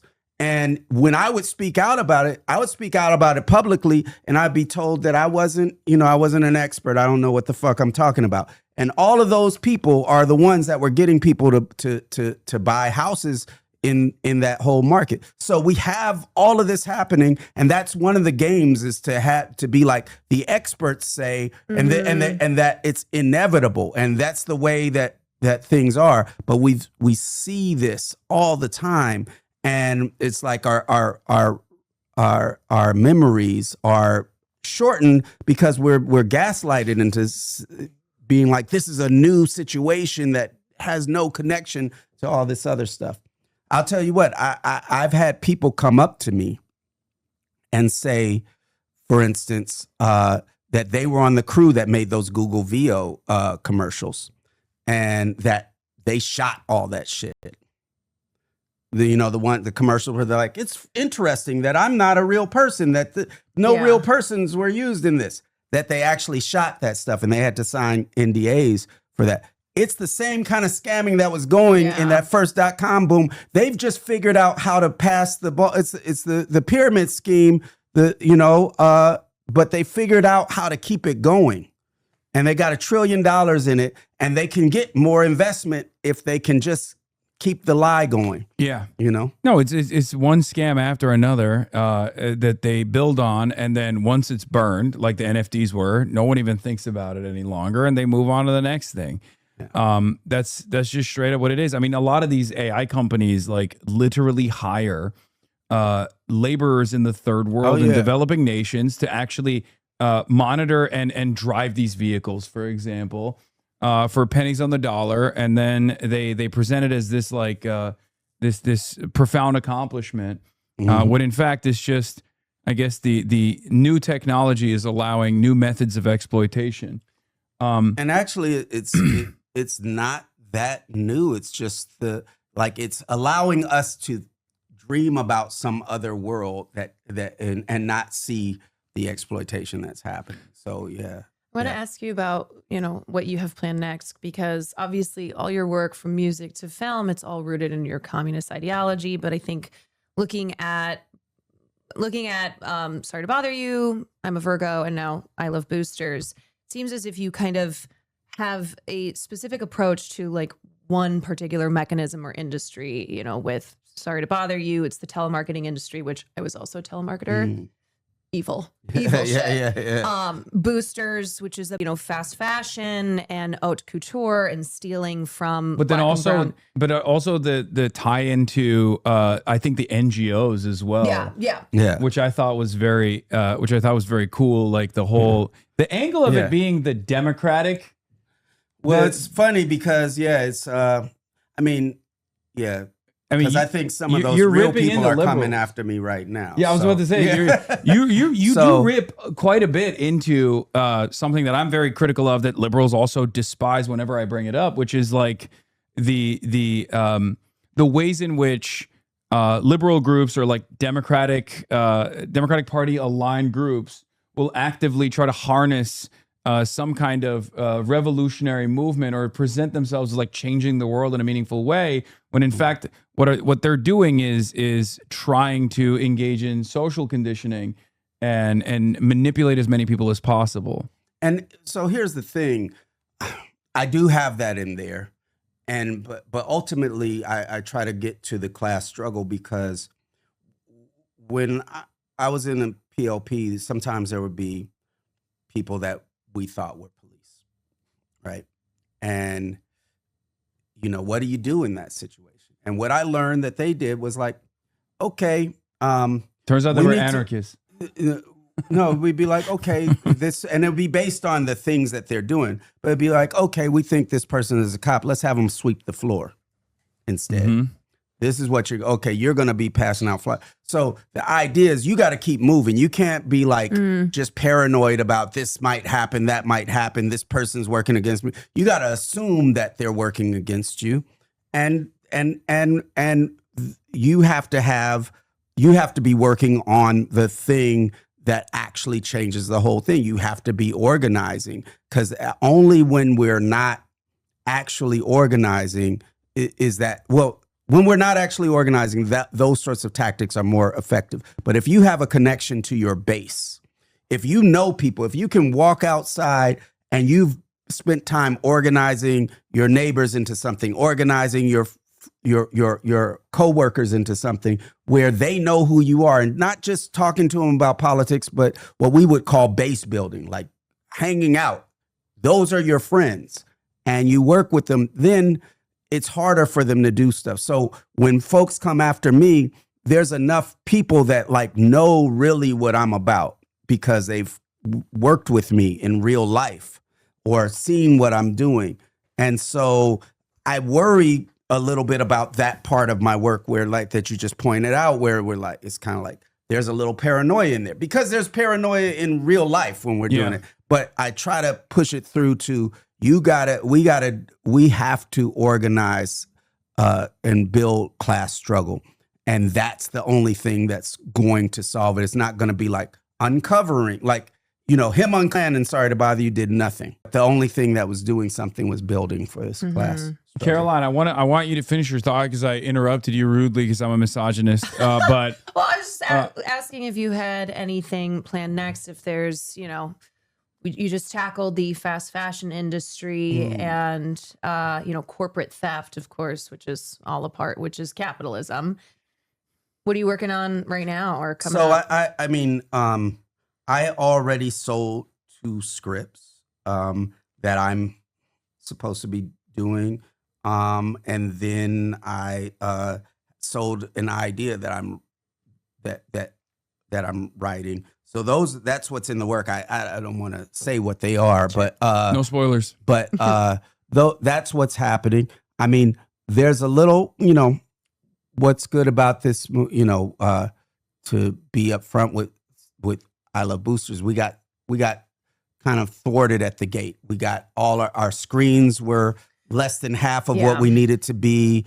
You know, the social media spend on ads, they were seeing they weren't actually getting out in the same way their other movies stuff got out. So it was getting muted. Relentlessly also marketing, being but online, it does trying to still kind of promote. go to some of the same people. So it's a, you know, like it's, you know, so anyway, this movie is not it's not a blockbuster hit, but it's still, we're at about 10 million right now.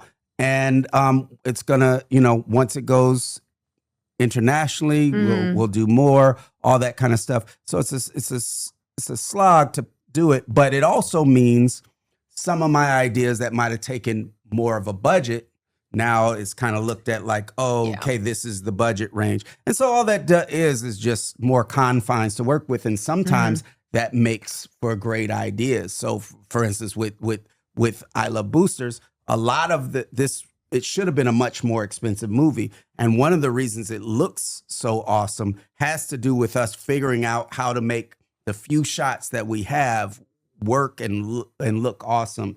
So, you know, you have to get creative with the creative So, elements. I have one question for you that perhaps might be somewhat controversial, but I'm going to ask it anyway.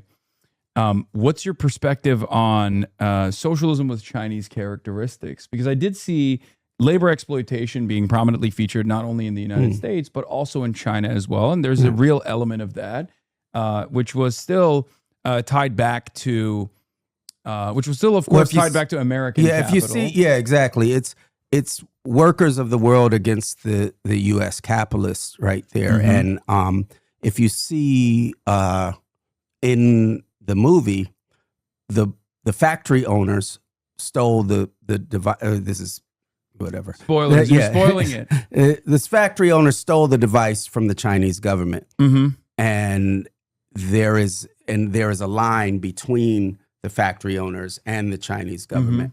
And I do, look, if you listen to my music, I talk about Mao and those ideas a lot. And, yeah, exactly. The East is red. And look, so it is a way to talk about how workers in China and workers in the U.S. have more in common with each other than they do with the billionaires of the U.S., right?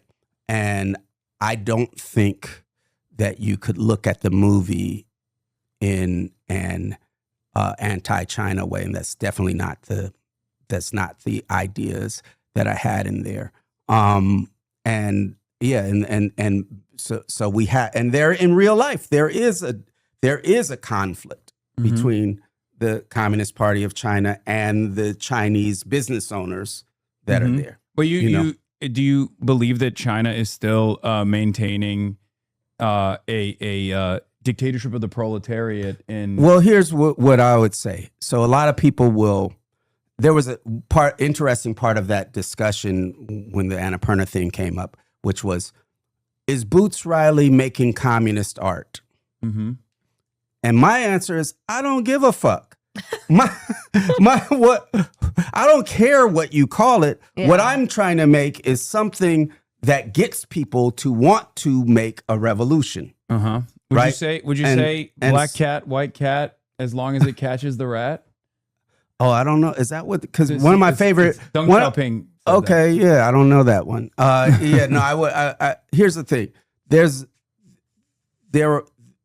We could talk about the disagreements of the way China went and I have there's a critique that I have that and here's the truth. A lot of what folks in Tiananmen Square were protesting for was to be able to be managers of sweatshops, right?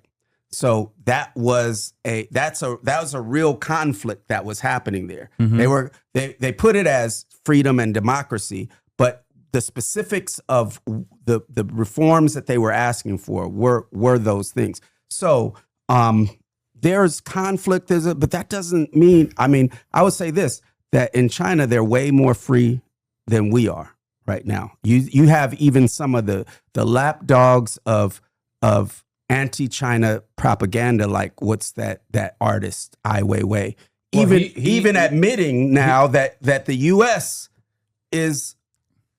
censors way more than China does. He's back now. He's on the Chinese side now. Okay, yeah, that's what I'm saying. So the thing is they have healthcare, they have housing. If you look at when you see the China, and there was a struggle around that just because certain people have ideas of what does housing look like in China. Now, I happen to subscribe to all the Instagram things where they're like, "Let me show you my house," and then that. So I was like, "No, this is like they've got an apartment." So in the sense that I think we see we see that there is exploitation of those workers because they're in a capitalist exchange with the U.S. fashion designer that exists, but they're not in squalor. The question is, and the same thing with us. We might not be in squalor, but we have a struggle to be had over the wealth that our labor creates and the power that comes from that. The power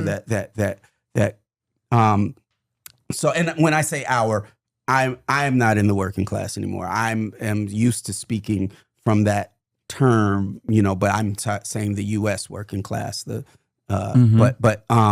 Now, so yeah, I think that there are a lot of things happening in China that have to do with them trying to survive in a world that's launching imperialist attacks at them. And similarly, what are they getting for their people, and where's the road that they're going to? That's really the question, rather than what is it labeled as. You could be like, technically it's this and it's that. Have you been? I don't really care. No, I've only been to Hong Kong. We just recently went, and it was an incredible experience. I mean, it is a lot of, it was a really interesting moment for me because it's a lot of my commentary obviously revolves around anti-imperialism, and I talk extensively about like the ways in which Americans are propagandized about like everyday Chinese existence and what the Chinese Communist Party, the Communist Party of China, and seeing that in real time is truly, it was a profound experience, I would say. And one of the reasons that, I'd recommend China is picked in the film that is because that where we are is we need to know that we have that I could have picked another Asian country or something like that. But it's more that in the sense that we do talk about heightening the conflict and accelerating the situation. That comes from us having a knowledge that there needs to be solidarity between them. Yeah. I don't know how involved you are in the casting, but I love Poppy, who's yeah. amazing. Yeah. I also had read that you were one of the first people who reached out to Melissa Barrera after she faced consequences for speaking out early for Palestine. You offered her a role in Boosters. What is kind of your process in working with people, and now 2 films that you've done in a series? Are you drawn to people, or is it kind of a necessity that you align with them, that they understand fundamentally what you're trying to do? And you've worked with Lakeith now twice. I think people obviously they have to be down, and it's not like and they have to be at various levels. I mean, doing music, you'll see all the people I've done songs with. Most of them would not call themselves a communist or even a socialist at all. And but there has to be some mutual respect there. And I've never so I don't only work with people that have that same viewpoint. But that being said, for someone to be involved with my work, there's a lot of places they could go to get a lot more hype around in their career. So they're making a choice when they get involved with the Boots Riley project. And part of that choice is, at the very least, I see what he means. And I think that's a good thing. They may not want to take that into their own life and do something with it, but they're exploring, they're interested in that. So I, and really I have to make it work. I mean, I think, it's great that Poppy has a lot of similar ideas as I do, but it also wouldn't have worked if she wasn't just an amazing actor. Yeah. Right. It would, so I have to, I will say though, I don't even necessarily know though if Kiki Palmer, Demi Moore, these are people who are not short on work, but there are definitely people who you have in your cast who have been blacklisted for speaking out on Palestine, who I know, either reading interviews with them or just understanding the state of Hollywood, are not getting as much work because of their politics and because of the movements that they are publicly expressing support for. So I do feel like a Boots Riley vehicle is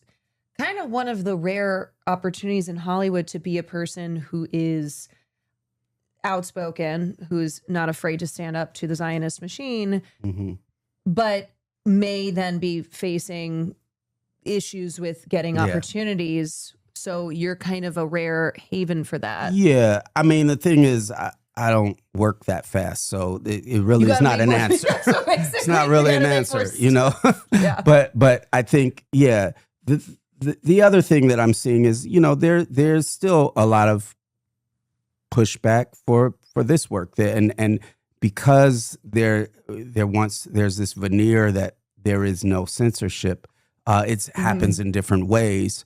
So I think that just out of sort of survival, there has to be other ways to get information. We're all stuck to the internet, and it's so controllable who sees our stuff, and we have to have a way to get things out that cuts around that and does things in real life. Like, I'm talking about flyers up on walls. I'm talking about snail mail. I'm talking about things like that, because it is, and they can make us feel that it's not, because, you could have an algorithm that pushes the same 200 people around you, and it seems like, wow, this is everybody, but it's way out there. With this movie, I got scared in April because I went to Philly and I went to this place called 2nd Street, which is like a vintage shop. And the staff was like mainly Black, one white girl, and they all had their friends there too.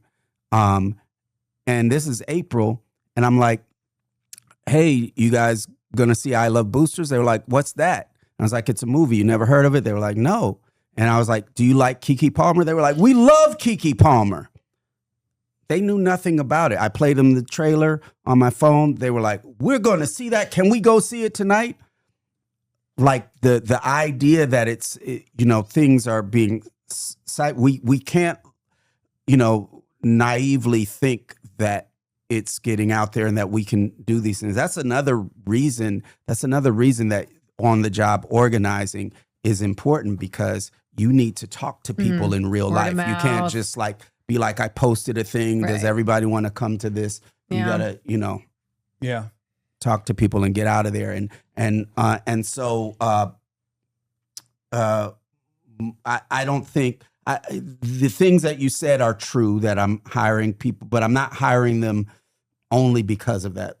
Sure. Yeah. And Melissa Barrera didn't work out. I don't really like to talk about that because, one, Eiza Gonzalez did an amazing job, and the movie is the thing that it is. You could always talk about with all the roles, all the different versions of who it is, and it's a little bit not cool for the person that is playing the part. She only stated it in an interview to give you credit. And say, no, I she definitely finally get has that. opened up. I'm just saying that's why I don't really talk about it. Eiza is unbelievable. Yeah. Shout out again, thin eyebrows, dialectal materialism, and it was either the thin eyebrows or a unibrow, because I was like, we gotta both would have been super rad. Yeah. I do think that it's interesting. It gives insight into your worldview a little bit about the importance of salting and the importance of union organizing, because not to spoil anything too much, because I do want people to go and watch it. It's a brilliant movie. I feel like there is one if you're character subscribing to Hasan Piker and we're like 5 weeks into this movie being out, they're probably not going to go see it if they haven't yet. But they might not have actually heard about it, because you were talking about the limitations. Maybe possible. The limitations in terms of marketing. Everyone has seen it. Yeah, but what I was saying is it's very obvious that there's a right way to directly solve the problems that everyone is experiencing, and then there are other ways that they keep trying to get around to, and it's very clear what direction you point to as far as definitely success. Yeah, definitely. It's class struggle. It's organizing on the job. It's a thing that until recently was not being done much on the left. And I don't mean to think that, and just from what I know of it, it's definitely not easy. It's definitely not anything. This is one reason why there's a certain device that helps us get past a certain thing so that we can see, one direction. And honestly, and I think we could talk about this. I think one critique about it was that it only shows this direction. It doesn't show the quote unquote final goal of a new world, right? And there's been and it's interesting because I've sat around and tried to figure out how could I make a movie about us having a socialist or a communist world. How could I do that? And really tried to figure it out. And a lot of times it's how do you show that how do you show that everybody has healthcare, everybody has a place to live? How do you show that? Well, and still conflict, still having you will have conflict. Right. There's always going to be conflict. Right. There's always going to be struggle, and you can figure that out. But how do you show that the world has all these things fixed? And it occurred to me that the reason it's hard to show that is because in all the movies that we've seen growing up like that, people don't have a problem getting healthcare. Everybody has a job. Whether they get education or not just has to do with whether they're motivated, things like that. And so there's there's a thing that has to happen. But you're right. The conflict that happens is a way to do it. Star Trek, for decades, they're living in a communist world. Yeah. It I doesn't love pointing to that. It doesn't necessarily inspire anybody to make a revolution and like all of that stuff, because it kind of looks on the like background. what. Well, it's also the like, backdrop. yeah. I mean, and that's what it would really be. We'd go on with our life, but have all these things taken care of. So it's what if it's a little bit something. What if the friction there was presented from the perspective of people who are trying to foment a capitalist counter revolution? I've been thinking about that. Yeah. In a communist world. Okay, and screenwriter. then Screenwriter the whole Hussey. point of it is like where they just give up Yeah. at the end because they realize that they were wrong. Oh, whoa. I mean, There you go. I'm not a screenwriter. I'm Why not a don't I'm not a very creative person at all. This is all I think you should turn your podcast into like a radio show, and you Yeah. tell that story and that's have like what it sound is. effects and Oh, stuff that's like true. that. That actually is brilliant. No, I was gonna say this is a radio show for the most part for a much newer audience. One last question, and thank you so much for giving us so much of your time.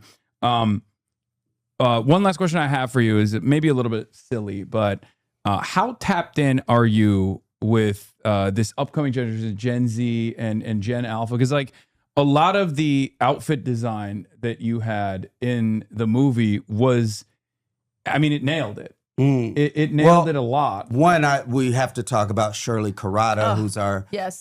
costume designer on this.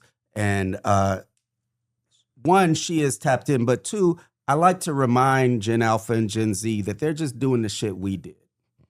Yeah. And whether it's words or, crashing out. I'm like, dude, we said that shit. You know what I'm saying? So it goes a lot, but I should talk about, with costumes, Shirley Carrata, she, she's not only a costume designer, she's a stylist in the sense that she's not just like, I'm going to design and build all this stuff. Some of the stuff she's like, let's borrow that from that person. Let's get that from. So if you look at the end of I Love Boosters, there's a whole thank you list to all of these cool designers that lent Shirley stuff just because she's so cool. Is she from the Bay Area? No, she's from LA. So yeah. Matter of fact, they have a shop called Virgil Normal. You could go there and get all sorts of cool hipster stuff. And then I lied. That wasn't the last question. The other question I had for you is about, well, it kind of dovetails into this. There's a lot of apathy amongst younger generations. And I think part of that is born out of the fact that at least my generation participated in Black Lives Matter protests in the aftermath of George Floyd's murder, George Floyd's assassination. And then they plugged their nose and they voted for Joe Biden, right? Many of them. Yeah. And none of the changes that were, none of the demands that were being made were actually listened to at all. As a matter of fact, the first thing that the Democratic Party did was 8 can't wait. And that was a way to take the very reasonable and just demands being made by the decentralized protest movements that came together and turn it into something much more manageable and much more appropriate, permissible within the confines of the system. And even then, they couldn't even advance that agenda. Yeah. And I think that absolutely creates tremendous apathy because you teach people that you're supposed to protest, you're supposed to go out and vote, and then all of a sudden that, change, that's how change happens. And when they see the change is not happening that way, instead of looking for more radical means or more revolutionary means, they kind of just decide not to participate in the system at all because they say, look, I still got to make ends meet. I still got to get a job. But obviously, this stuff is not working out. Yeah. The question I have for you as a Black revolutionary, as someone who has been in the communist movement, as someone who is organized on those terms as well, what do you think about where Black radicalism could go in this country right now? That's why I asked you if you're tapped into Gen Z and where they're at. Do you feel like there is there is an opportunity now more than ever, especially with the disillusionment that many young black men and women are experiencing. Do you feel like there's a way to organize in this? There's a way to bring people back into participating in this process. Yeah, through communism, through socialism. So here's the thing: I wouldn't describe that feeling you're talking about as apathy. I would describe it as them being frustrated with the fact that these methods didn't work and not seeing a way to win. They don't believe in the system. They don't believe in that. And the answer to it is kind of how I've been saying, I don't mean to keep saying it, is a mass militant radical labor movement. And we're seeing the beginnings of that already. It's not just that I'm saying there's this thing that needs to be created. There's the beginnings of that. When we talk about that strike wave that happened, and when we are talking about the things that are going on, people are organizing on the job. People are forming communist organizations, forming and black folks are forming communist organizations, are joining communist organizations.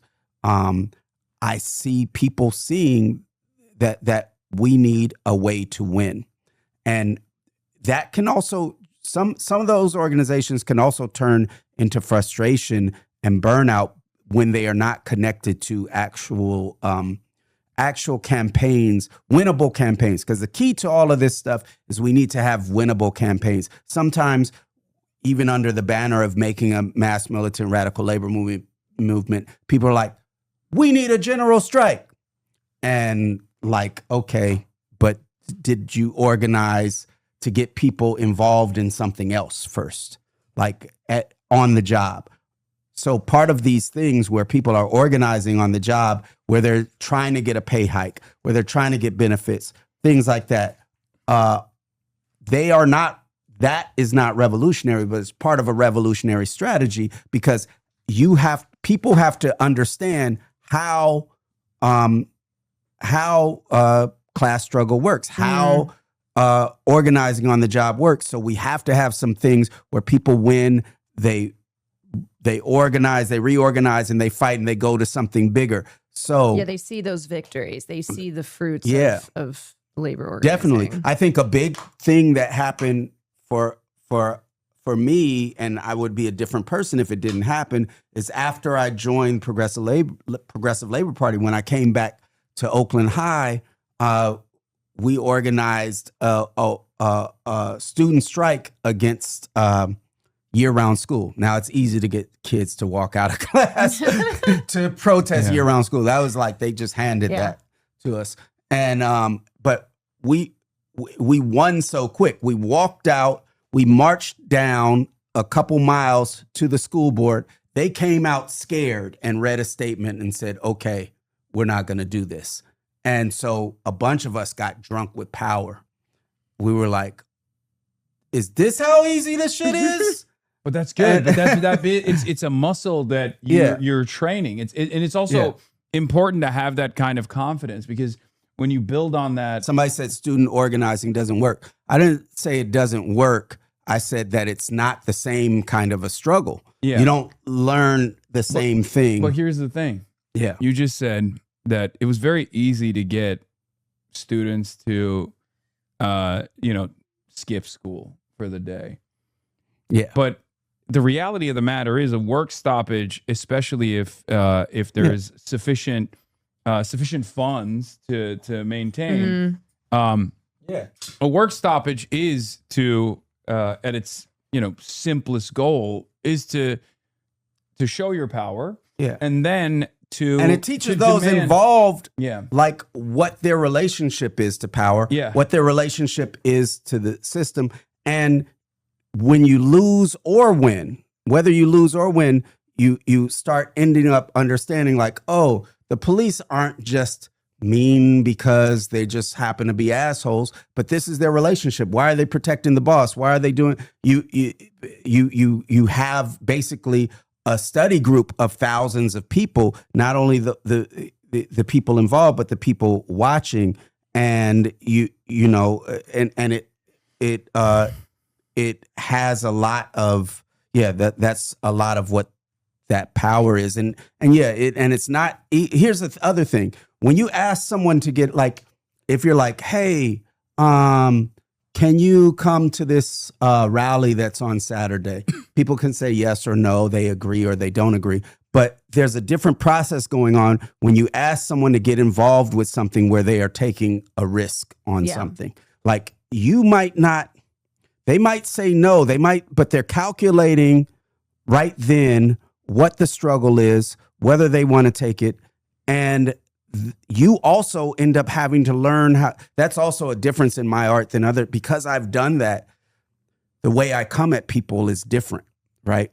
I'm not like, you disagree with me, fuck you, I don't need you, blah, blah, blah. I'm like, I hope I can get that person on my side. I might decide I'm not going to get it, might not be worth my time, so I'm moving on. But you have a different way of working with people.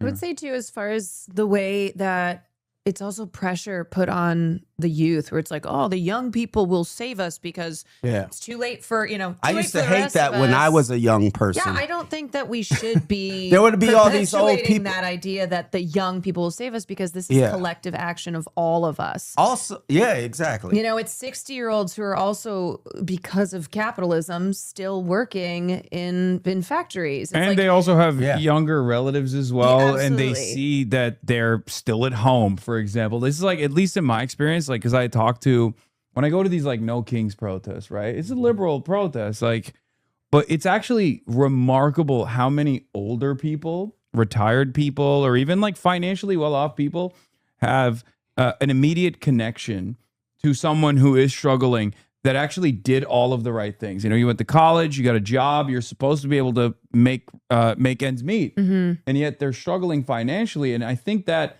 has caused some people to recognize that while their financial situation is far better off, they understand that their immediate relatives are still struggling when they shouldn't be, and that is another point of radicalization. There is definitely there is no generational. I mean, there's definitely a generational divide because boomers have a lot of the wealth still, but by and large, there are still people who recognize that the system is not working for them. And there is an opportunity there to harness some sort of revolutionary potential. Well, Boots Riley, thank you so much for coming on. Is there anything you want to promote, or any final words you want? The thing I want to promote is go see I Love Boosters now. Here's the truth about, we're moving on theaters today. Today is Thursday or Wednesday? Wednesday. Today's Wednesday. By Friday, we're only in 64. So you need to see it. It may not be where you are at that point. There's so hopefully, maybe we'll be able to keep it in theaters at a low number, because the places that it is right now, it's like packed, because we're in like LA, the Bay Area, New York, Chicago, Atlanta. But we got to do that. The other thing I want to say is this shirt that I'm wearing. This is David Siqueiros, who was a communist, a Mexican muralist, communist painter. I wrote a song that was someone in the chat's relative. They were bringing it up in the chat. Oh yeah, okay, cool. Yeah. I wrote a song called "You Are Not a Riot." That's an RSVP, an RSVP from David Siqueiros to Andy Warhol. So check that song out. And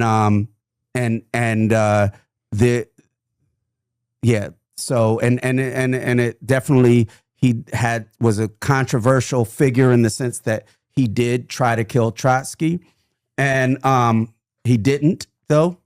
And but he was somebody that was very his passion for his art, because basically the communist movement was this, and this was somebody in his mind was going against communists. Yeah. But my point is that he also was famous for going to the Venice Biennale in the 50s and pointing at all the abstract artists and being like, You're a CIA agent. You're CIA. You're And CIA. it turns out he was right. Turns out he was right about, and He was maybe right. not specifically directly with that, but that's where the funding was to take it away from Maybe he where was the right about communists other. were. 'Cause Maybe he was right about other things as well. Who knows? Much to Yeah. think of. But yeah. All right. All right. Bruce Riley, y'all. thank you so much. Okay. This was incredible. Thank you. Thanks for This was having incredible. me. So nice to meet Yeah, you. great to Thank meet you. Caroline Thank Kwan, you for the everybody. Conversation. All right. Does it turn off or do I No, just no. walk out? We'll take a No, photo Bill, real quick. I'm gonna get Still back. gonna go for a couple Okay. hours. Yeah. Did you see this? I was somebody just Fox News. Hassan Piker do you claims want Israel has anything no to right drink? to Do exist you in its wanna- current form. Do you want a soda or anything before you got it? I no, got just many have different water. diet. Yeah. Many different diet Dr. Do's. All right. I'm going to now run the G7 when we go outside and take some photos and stuff. And I'm going to walk out Boots and Caroline, but we'll be back. How do you not just look at yourself when the thing is on? I Because do there's sometimes. So much stuff I happening. do. I Okay, do 'cause- sometimes. Sometimes I You do know what's that. amazing? He can see how fast this chat is moving. There's Yeah, probably I read 30,000 people. everything. He reads it all. Yeah. He pulls people Thanks out of the everybody chat. for saying thanks. Yeah. We do it? You got a lot of doing it? fans. Yeah. A lot of Oh, yeah, fans they here. love you. A lot of If we want to do it, we appreciators. can do it. How well? We'll do it just as All well or right. better. Do it ourselves. We don't need anybody. So we took out Soleimani. One of the biggest events to happen, the Middle East, maybe ever, but they say 50 years, they say 100 years. Apparently, a deal has been signed digitally. Did I get that right? I was hearing some in the chat that I suspect in an effort to President Trump personally signed a copy of the agreement during a dinner with the president of France at the Palace of Versailles. A photo of the signed agreement was sent to the Iranians and mediating countries. I genuinely think that the reason why Donald Trump signed this early and personally is because they don't want to fuck it up, because they recognize this is giving me a lot more confidence that this is real, because I think the stakes are far too high. And I think that he recognizes that they're going to try and get up. The lifting of Iran's oil sanctions begins today, Iran's foreign ministry says. Okay. I'm gonna be honest. That's my goat. That's JD Pondon, baby. I mean, straight up, straight the up. And this is a nuclear bomb in the. This is a Molotov cocktail that has enriched uranium in it, in the coalition that this administration has put together. Yeah. He really is the guy. He really is the guy. Look, I'm not singing his praises, okay? He is a horrible monster and a true piece of shit. But I think this could be, if they follow through on this could literally be, first of all, he deserves to suck out the algae. If this goes through, I'm telling you, that pool is blue, okay? The tie I'm wearing, American flag blue, okay? Just make no mistake. Make no mistake. I don't think any other ideologically minded American president would actually do this shit. This is shocking, truly shocking. He can have his ballroom if this goes through. Now, of course, he did it up initially, but because he did it up initially, I think no other president after it up initially, no other president would actually get up this hard. But also, if someone else did up, no other president would do this. I don't know. I don't know what else to say. There's still obviously many days ahead, many days ahead of us where I think Israel will go full tilt. Okay. I suspect the Israel lobby will go bananas mode. Breaking news, according to the Israeli website Hadashot Bazman, Hezbollah is carrying out operations against what? Senior Israeli army officers after targeting the commander of Division 401 of the commander of Brigade 300. Hezbollah detonated an explosive device targeting a battalion commander who was seriously injured. What? The Iranian version of the text is even crazier. So there's still two MOUs. Is that what it is? Like It's still a 2 MOU situation. Any president will do because Iran hold the world capital in their hands. In the end, capitalist always wins. No, I think they would try to. I think they would escalate. No, no American versions from an unnamed American source. New. Amwaj Media has been granted access to the text of the Iran-U.S. Memorandum of Understanding by a senior Iranian political source. Although the document has been published by U.S. media over the past hour, citing an unnamed American official who read the text to journalists, Amwaj Media has taken the step of publishing a version provided by Iran so as to assess whether there are discrepancies ahead of the signing ceremony in Switzerland. Okay, let's see. Oh my God. This is what a time, man. I mean, this is the weeks where decades happen, right? I mean, what else can you say about this? What else can you say about, I don't want to get too excited, but kind of seems like this is a very different world as of today, a multipolar world. Senior U.S. official disclosed what the official said was the full text of the deal between the United States and Iran to cease hostilities, open the Strait of Hormuz, and start nuclear talks. The text of the agreed conference call with the reporters on Wednesday is below. The official spoke on condition of anonymity under the ground rules set by the White House. Reports from the New York Times have annotated the memorandum of understanding with the analysis of underlying issues. The United States and the Islamic Republic of Iran have jointly agreed in good faith on such and such date on the following. The U.S. and Iran and their allies in the current war, by signing this MOU, declare the immediate and permanent termination of military operations on all fronts, including in Lebanon, and undertake from now on not to initiate any war or any military operation against each other, and to refrain from the threat or use of force against each other, ensuring the territorial integrity and sovereignty of Lebanon. You can't have it any clearer than that, folks. Wow. That is the American side. This is the American revelation. Oh my God, someone checking on Mark Levin. That's frame one, dude.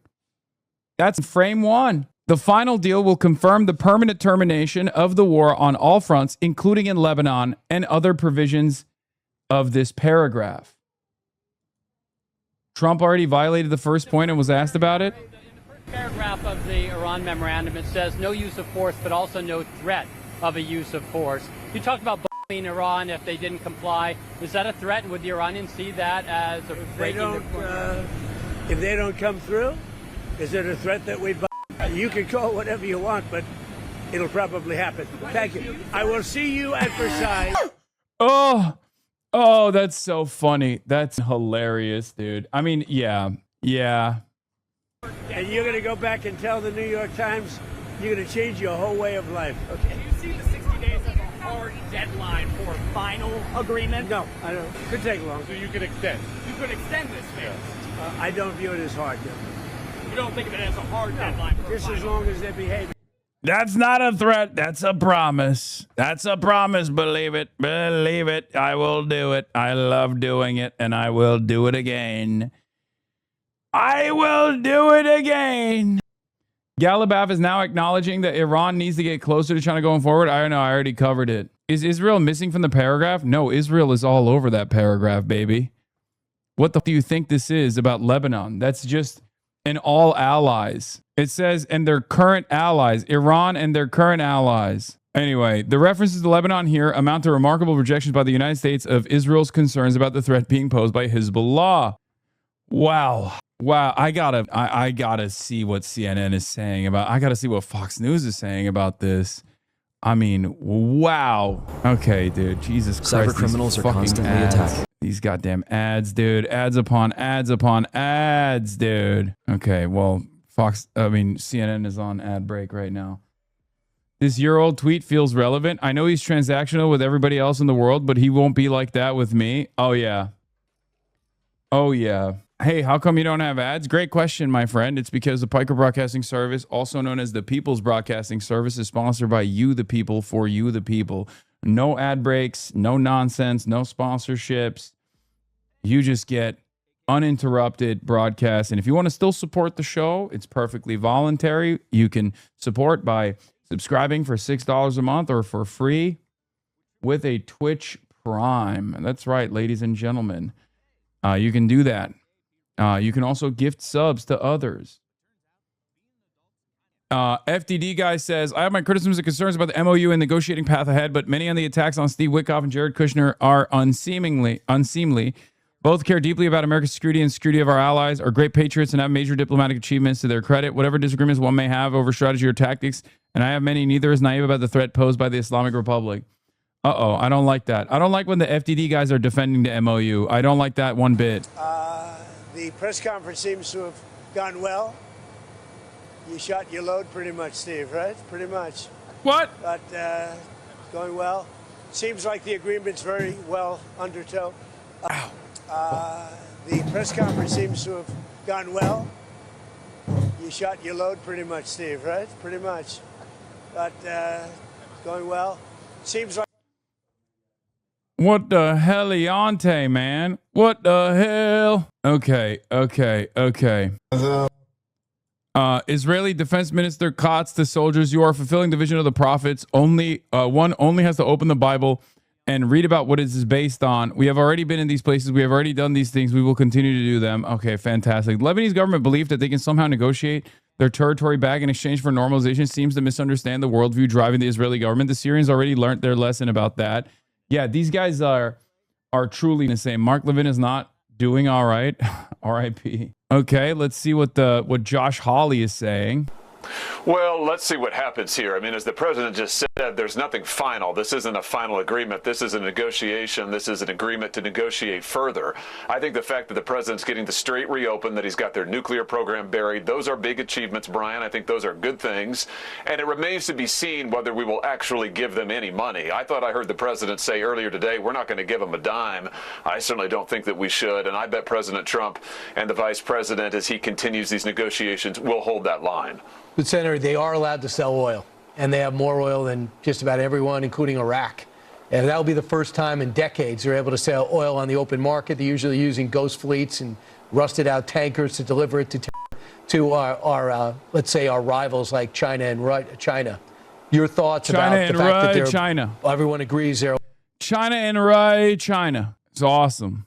Allowed to resume oil and petroleum sales. I thought your last guest, I thought the ambassador had a good point there about potentially using escrow accounts, ways to track to see, first of all, if they're living up to their other obligations under the memorandum before we release any of that sales, before we allow them to get their hands on the money, and then using accounts that will allow us to ensure that they're not spending terrorist activities on nuclear enrichment and so forth. There's a lot to be worked out here for sure, Brian. And again, I haven't seen the final text nor.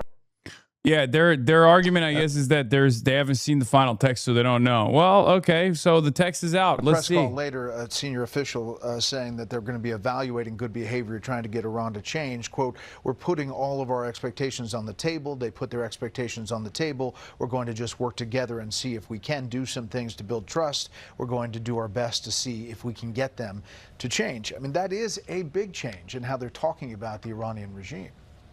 Yes, definitely, especially when, all the experts say that this regime is worse and more hardline than the regime prior, than the father of the current leader. Look, this is a great deal for Iran. Iran comes back richer. When you look at items... Yeah, that's what happens when you lose, man. I just I find it so strange that these guys are like, wow, I can't believe it. I can't believe Iran is getting so much out of this deal. It's like, yeah, because they fucking won. I know that's a really hard thing to come to terms with, but yeah, America lost this fucking war. Iran won this fucking war. I know Trump is never going to say those words. I don't expect him to, but here's a really cool solution to all of these problems. Diplomatic negotiations with Iran instead of bombing Iran and forcing them to fucking close the Strait of Hormuz and collapse the entire energy markets for 110 days. Every single person that's now complaining about how this deal is so raw for America and so good for Iran were the exact same people that were agitating over and over again, claiming that this will be easy, claiming that this will be awesome, claiming that we have to abide by Israel's interests. We have to blow up Iran. It's so fucking stupid. And me, on the other hand, what was I saying? This is what I was saying. Not war, not war. Just peace, just peace, just peace. Forever, forever, forever. Peace forever. No crazy war. No crazy. No crazy war. No crazy war. Please, please, please. That's what I was saying. You guys were like, yes, war, no peace. Si guerra. And now you got what you wanted. And pussy too. That's right. 6, 7, 11 in the 14 points. They get money, $300 billion. Yes, our taxpayers don't pay for it. You have sanctions lifted. You have assets that are going to be unfrozen. What do we get? What do we get, Brett? We get a strait that was opened before, reopened. We get a okay, is this a Democrat consultant? What the fuck's going on here?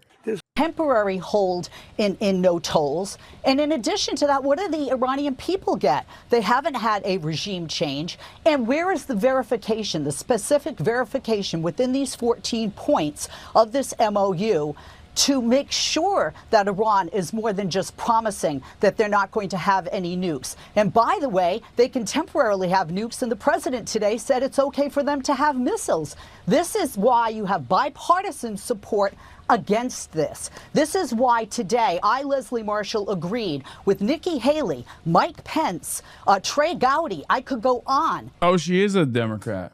It's a bad deal when people. Yeah. Okay, great. So many fucking bipartisan support. Yeah, bipartisan pro-Israel support. These people all agitated and defended Trump starting this war at the behest of Israel.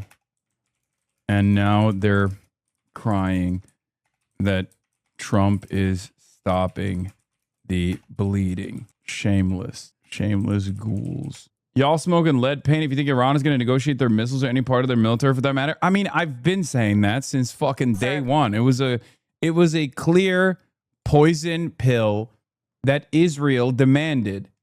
Okay? Why the fuck would America care about the Iranian ballistic missiles trajectory being limited to suspiciously not Israel? Okay? Like, if we're thinking about Israel as a totally separate, totally sovereign country, and America is a totally separate, totally sovereign country, which it's not, right? But like, from that perspective, it's like, yeah, we just don't want the Iranian ballistic missiles to be able to reach Israel. What the fuck? Why the fuck would America care about that if these are two totally separate nations, right? It's so stupid. Yeah, also Trump did make that joke. Classic Trump. Not a joke at all, by the way. This way, if it works out, I'm going to take the credit. If it doesn't work out, I'm blaming JD. You better be careful, JD. He's going to turn his plane around and get the hell out of here. Yeah, I like that idea. I think it's a good idea. This way. Yep. You would be well served to take Dana's advice. Trump today, watching his press conference at the G7 and just a number of comments that he's made over the last several days, he's not joking. Feels quite over this, that he wants to move on. I don't know if it's about Cuba or where he wants to go next, but he's like, this didn't really work out the way that I wanted.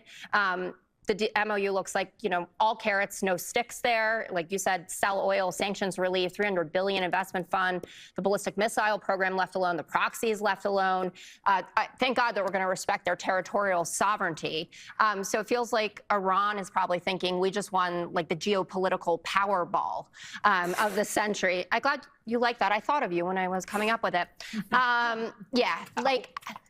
What? It's great. You win a lot of money. The country got destroyed. They didn't, obviously, though, Greg. I mean, if you engage with, I know you don't like the details, but if you engage with the MOU and you listen to people who supported Trump wholeheartedly in this, who thought that this was great, that this is exactly what we needed because they had. I don't listen to them. But why not? Why is it embarrassing to listen to people who are experts? I'll let you finish and then I'll destroy you later. Whatever, man. Why don't you go? No, because she wasn't done. Oh, do you want to say anything more? Oh, this is new too. Is there a poll? Yeah. Yeah, no one likes it. Okay. I don't trust. You would. Do you think the Israeli lobby would allow Trump to pivot to Cuba? I mean, I don't think they give a shit about Cuba at all.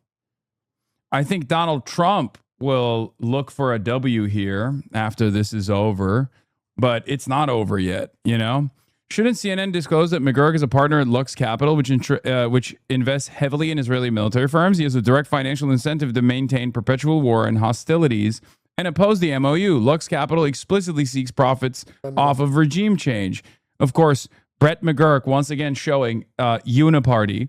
Okay, these are the moments where that uniparty argument becomes obvious, right? I know many liberals get mad at me when I say this, but there are a lot of people who are invested in the continuation of this war, right? It's very clear, and they're unafraid to say it. I mean, Brett McGurk is one of the best examples of the uniparty in terms of foreign policy, the uniparty in terms of Israel policy. He worked for the Biden administration. He was one of the architects of the Gaza genocide within the Biden administration. And he has spent a good deal of time since the Biden administration defending Donald Trump's actions until Donald Trump actually signed a fucking memorandum of understanding to stop hostilities against Iran, to go against Israel's immediate interests. All of a sudden, let's see if he's on board with this or not. I want to start by asking you, what stands out to you from this draft memorandum, this memorandum of understanding, as it's called? Yeah, well, I've been going through it this morning. I think if I want to make the most charitable case, there is an article, Article 9, which says that everything is status quo. So if you consider the military operation last June kind of knocked out the nuclear program, Iran is not enriching uranium, you could make the argument this basically freezes that, so Iran therefore cannot enrich uranium. That's not insignificant, and that's different from when we were negotiating the JCPOA, when they were enriching and had an advanced nuclear program. However, the crux of the deal, as you just said, is reopening the Strait of Hormuz. And it's kind of like a jigsaw puzzle. Certain articles unlock others. I've kind of gone through it carefully. Basically, Iran is committing to not fire at ships so that ships can go through the Strait of Hormuz. They're really making no other commitments in this entire text. I don't see any other commitments from Iran. The U.S. is committing to actually very significant concessions that Iran has always really wanted, and particularly in the immediate term, with this exchange to open the strait, we commit to waiving all oil sanctions, banking sanctions, trade in the petrochemicals. That's basically returns to what was in place under the JCPOA, under the Obama-era deal. That's massive revenue for Iran, Wolf, up to 60, maybe more $billion a year, according to some experts who have looked at this. That's a lot. That's the kind of thing you do once you reach a final agreement. So that is quite significant. I can't get over the fact that numerous Israeli officials literally said Donald Trump has a bunch of, and these are their words, they used a slur, an anti-Jewish slur, in the negotiation team. So, of course, they would do stabbing the back myth to Israel. What an incredible moment where it's a full circle moment of fascism going from Nazi Germany to Nazi Israel. It's crazy. There was a high-profile commentator close to Benjamin Netanyahu who just straight up said, you know, there were a bunch of Jews in the negotiation team that did the stab in the back to us. Israel's going to make a stab in the back myth about Trump so insane it'll make 1920s. Yeah, this is what I saw. I saw this. This was hilarious. Then there's a provision on frozen assets, and it's written carefully to suggest maybe that's not immediate. But there's an article of the agreement that says the talks, these 60-day talks. I Googled Jew Boys and it showed up Jew Boy Burgers. I've been there in Texas. It was delicious. And also, they didn't say Jew Boy, English translation. They said a different word. Talks in phase 2 will not start K word until the frozen assets are released. And in the provision, the Iranian Central Jew Boy Burgers is dope. There are a lot of HasanAbi heads that work there. Bank gets to designate. Is backstabbing anti-Semitic? No, dude. This is the stabbing of the back myth that like Jews stabbed the Germans in the back during World War I, and that's why they must be dealt with. Like that was the whole point. Who the beneficiary is for those funds. Just to explain this, because I've done this work, when we did a hostage deal back in September 2023, we were dealing with a small pot of $6 billion of frozen funds, and we said Iran could have access to those funds for non-sanctioned humanitarian designees. The Iranians always want to say, we'll determine where the funds go, and we as the U.S. said no, only limited beneficiaries. This agreement says Iran gets to say who the beneficiaries. That's a significant concession, the kind of thing Iran always wants that the U.S. usually doesn't give. So we seem to be giving a lot up front in exchange for ships crossing through the strait, and long-term management of the strait also is not identified here. So that's just a quick brush. Yeah. There's a lot in here, but I mean that's the bottom line. We're giving an awful lot to open the Strait of Hormuz. Everything else is kind of kicked down the And road. what jumped out at me was Article 5, which specifically cites $300 billion to be made available to Iran in exchange for what they're supposed to be doing. In other words, paying them to get this deal done. Well, Article 5 is linked to the final agreement. But here it's also... But it specifically mentions they'll get $300 $300 billion. It's a lot of money. That we will establish. So another, I think I would take issue with this text, is that the U.S. says in a final agreement, it says what we would do in a final agreement. There would be a $300 billion reconstruction fund for Iran that we will establish within 60 days. We also commit in a final agreement to lift all sanctions on Iran. That's what it says. That would mean not just nuclear-related sanctions, such as what was in the JCPOA, but terrorism and human rights sanctions and everything else. We commit in a final agreement to lift all sanctions, including giving Iran a clean bill of health under the IAEA, which relates to its prior weaponization work. Bottom line, a lot of these issues are what, if you sit with the Iranians, they're always asking for. We've never given them. And we say in a final deal, we will lift all sanctions. Now, a final deal is contemplated only to be a nuclear deal, okay? If we are talking about a comprehensive deal in which Iran agrees they're no longer going to support Hezbollah, these groups around the region, they're not going to support terrorism. That's not even included in this memorandum of understanding, a specific commitment to stop supporting Hezbollah or Hamas or the Houthis. Not contemplated at all. Now, Iran could be telling U.S. negotiators something privately, but they often do that. Well, if they'll say, an Iranian negotiator will say, I've had this experience. Look, here's what we're going to do. We just can't put that in the text because we have our hardliners and everything. But to the Iranians, the text is what matters. What's in the text, they will read it very carefully. They will hold the U.S. side to it, particularly if this is a document signed by the president or the vice president. This will be the text that we have to live by. So, still some open questions. Is the text they're going to sign Friday the exact same text that they digitally signed the other day? The president's alluding today to maybe not. Maybe it's not fine. Look, there's so many open questions. The rollout of this has not been, I think, has not gone as smoothly as the White House might have liked. But just put the text out there so we can see what's going on. Well, we have the text now. So, yeah. CNN right. It, yeah. So. Well, we obtained it. They didn't willingly. Right. We got it from a U.S. official. Yeah. So, see, Iranian media actually this morning, Wolf, is backing away from possibly sending a representative to this signing on Friday. So even between now and Friday, things could change. Well, see, look, I want the Iranian nuclear program to be put in cement, locked in cement forever. I want Iran's character to change for not supporting terrorism, doing all this stuff. I'm seeing no indication that this war achieved those objectives. If anything, that core of that regime remains very much intact.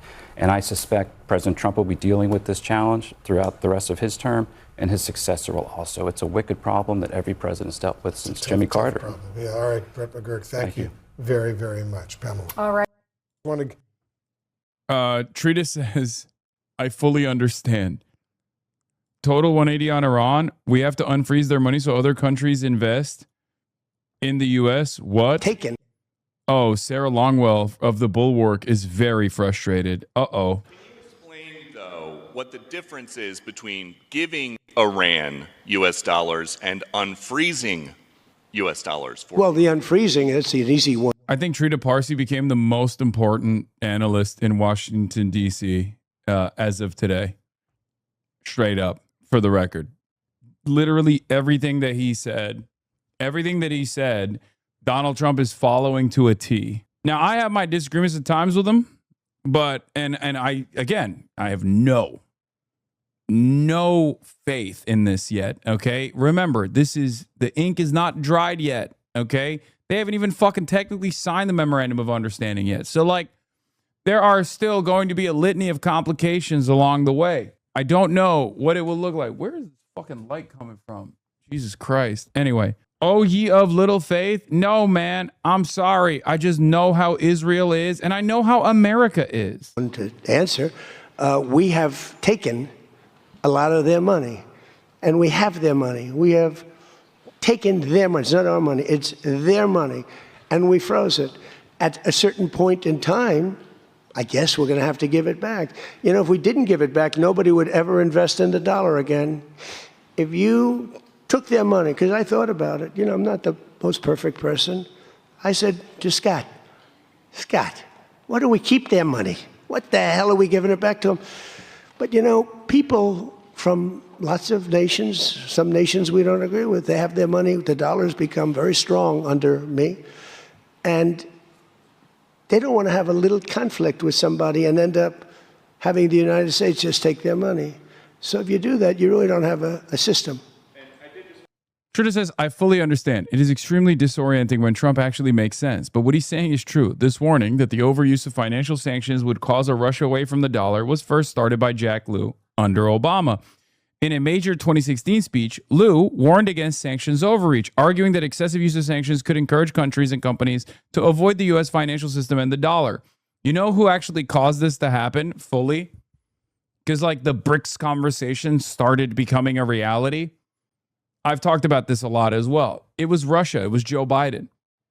When Joe Biden hit the mother of all sanctions on Russia, you had a major energy providing country, a major power around the globe. You forced them to literally get off the dollar system.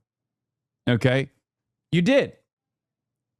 And on top of that, we had already designed the global sanctions regime in a way where basically there were countries that were forced into a secondary market. So yeah, we did that. We literally did that. We forced countries to operate out when American imperialism's greatest weapon has always been SWIFT, the petrodollar, the fact that all trade at some point happens off of the American dollar and we control it. The more we condition use of the dollar and our financial system on adherence to U.S. foreign policy, the more the risk of migration to other currencies and other financial systems grows. This is it. If Giannis is so great, why have I never gotten a knife in CS? That's not his fault, I don't think. I mean, I guess technically it is because he built the economy in Valve, but I don't know how to answer that question. Here it is, the beautiful ink being dried on the beautiful e-sign, the DocuSign. If you recall, when Jeff Stein wrote that report for Washington Post, I covered it extensively, the impact of the sanctions in the nations of the periphery, but then also the impact of the sanctions on the U.S. economy. If you recall, I said back then, if you sanction the rest of the world, and if you sanction everyone, you're technically not sanctioning them, you're sanctioning yourself. And that is what America has done. Because it was so easy, you just go to the fucking treasury and you're just like, this guy is bad. This is a competitive product. Sanction them. Boom, it's done. Because that was such an easy tool that capitalists used and abused, and numerous other, American foreign policy, American people within the blob, within Washington, D.C., deployed these sanctions against all of our so-called foreign adversaries, enemies. We ended up sanctioning ourselves. Bravo. What did you expect? Do you like the migration away from the dollar and the weakening of SWIFT, or do you hate SWIFT, or do you hate those things? Of course I like it. Why would I hate multipolarity? I think multipolarity is going to force America's hand, especially given the limitations that it's recognizing it has with a bloody nose.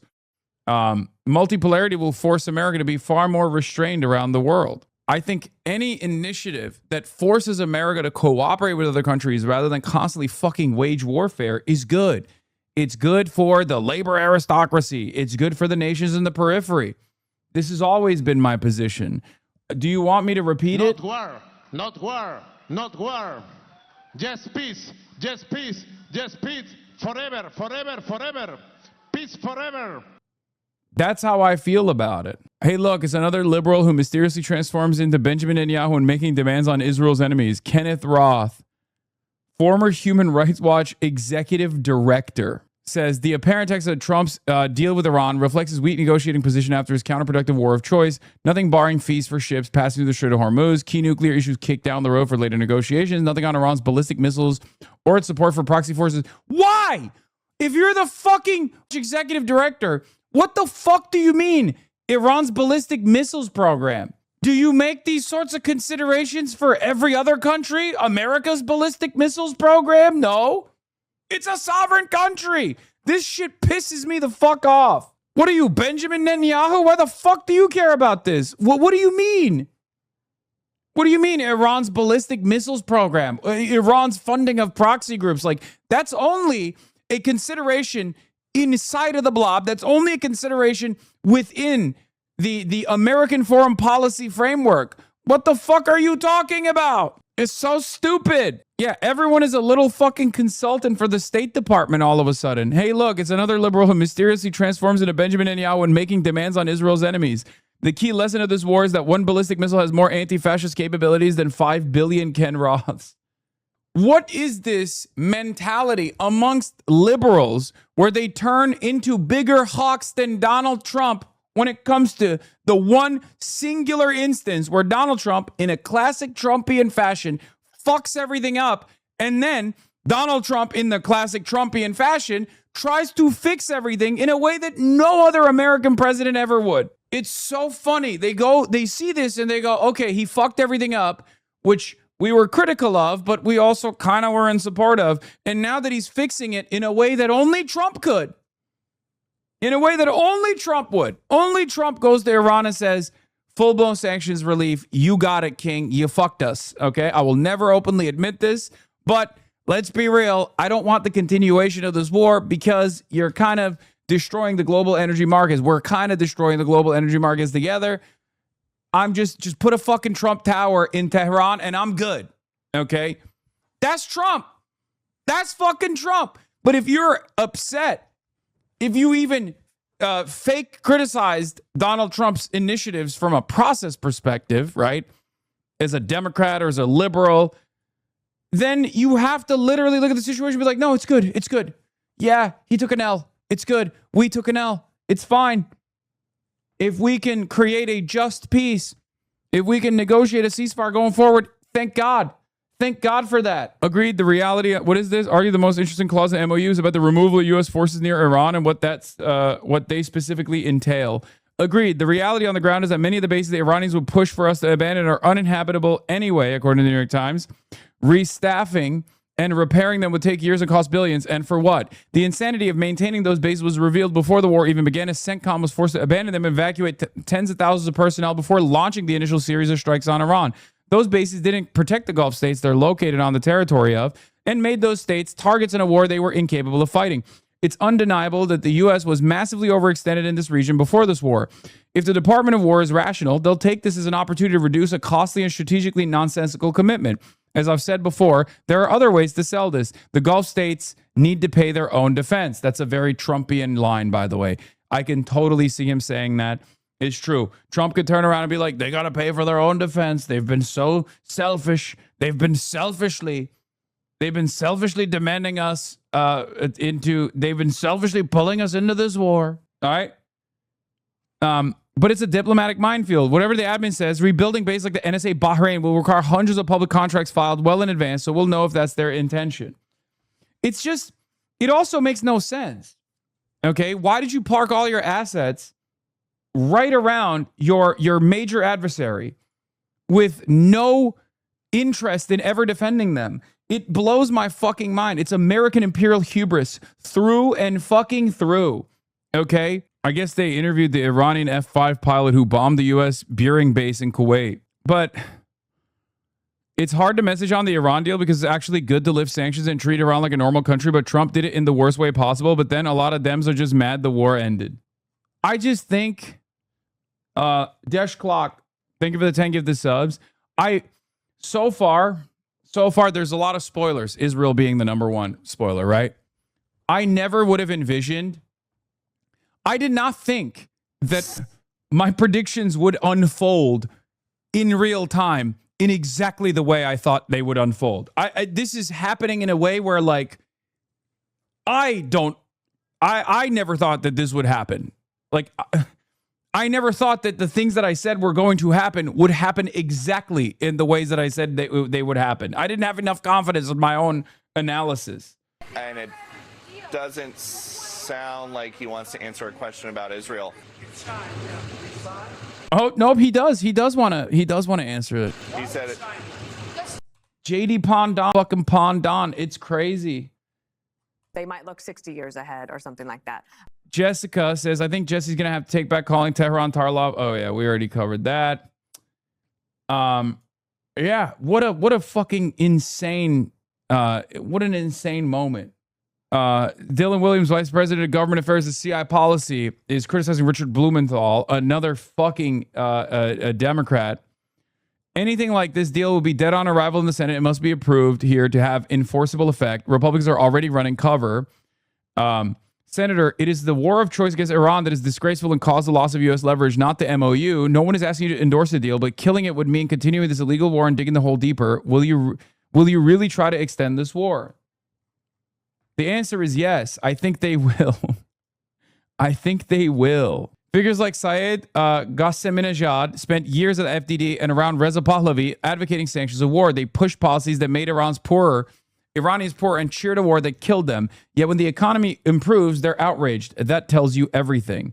Yes, these people want death and destruction for the Iranian people. They don't care. They want that instability because they think that instability is what will breed Iranian destruction, because that's what they want, because they do not work for the Iranians. They do not work for the Americans. They work for Israel. Okay?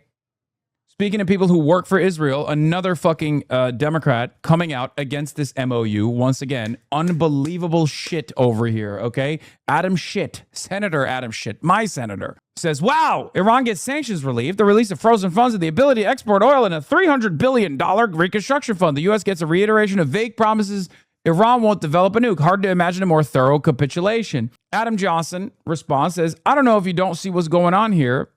I don't know. If you don't see what's going on here, I don't know what to tell you. This isn't just Dems dinging Trump for political points. It's them narrowing the political space to support an end to hostilities because they, along with their AIPAC donors, simply like open-ended hostilities with Iran. All these terms are eminently reasonable. Why are basic concessions after the U.S. sneak attacked and killed thousands and destroyed hundreds of billions in infrastructure being scandalized and macho-baited? The U.S. attempted regime change and failed. This is the price and it's sensible. Now, the talking point from Jeffries and Schumer is the deal should go before Congress, when neither Jeffries nor Schumer uttered a single word for 8 fucking days while Trump amassed an attack armada last February. Funny, demanding involvement for the MOU now took a total of 4 hours. They never demanded answers as to why there was an armada being amassed around Iran, knowing full well that Trump was going to use it. Why did they never ask for it? Because they liked it, okay? This is not Trump bad politics and its consequences, chatters. This is not Trump bad politics and its consequences. That only works on regular liberals, kind-hearted liberals that are maybe a little uneducated, don't really know anything, and they're just like anchoring their worldview around what Trump is doing, and they think that's bad, and that's fine. Trump is wrong 99% of the time, but the 1% of the time he's right. It's important to acknowledge, but many liberals won't. But those are the voters. We're talking about the politicians here. When you talk about the politicians, they don't give a fuck about Trump bad. They will turn around and be like, oh, we procedurally oppose what you're doing with Iran, but also Iran is the ontological evil, the great evil, the big bad. Of course you're going to fucking blow up Iran. Hell yeah. That is the way that they operated.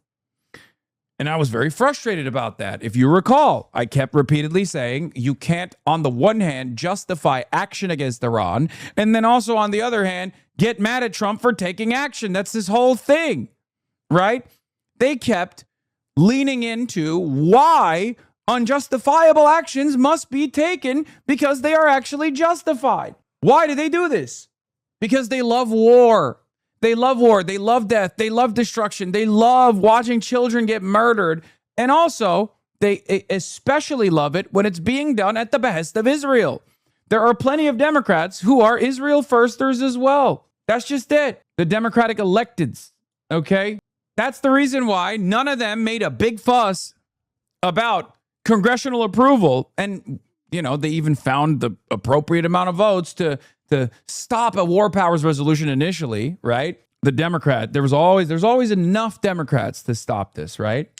And they found it at the time. And they rarely ever brought this up as a big stink, as a big fuss, as a big point of contention. And when they did, they justified why some action must have been taken against Iran because Iran is big bad.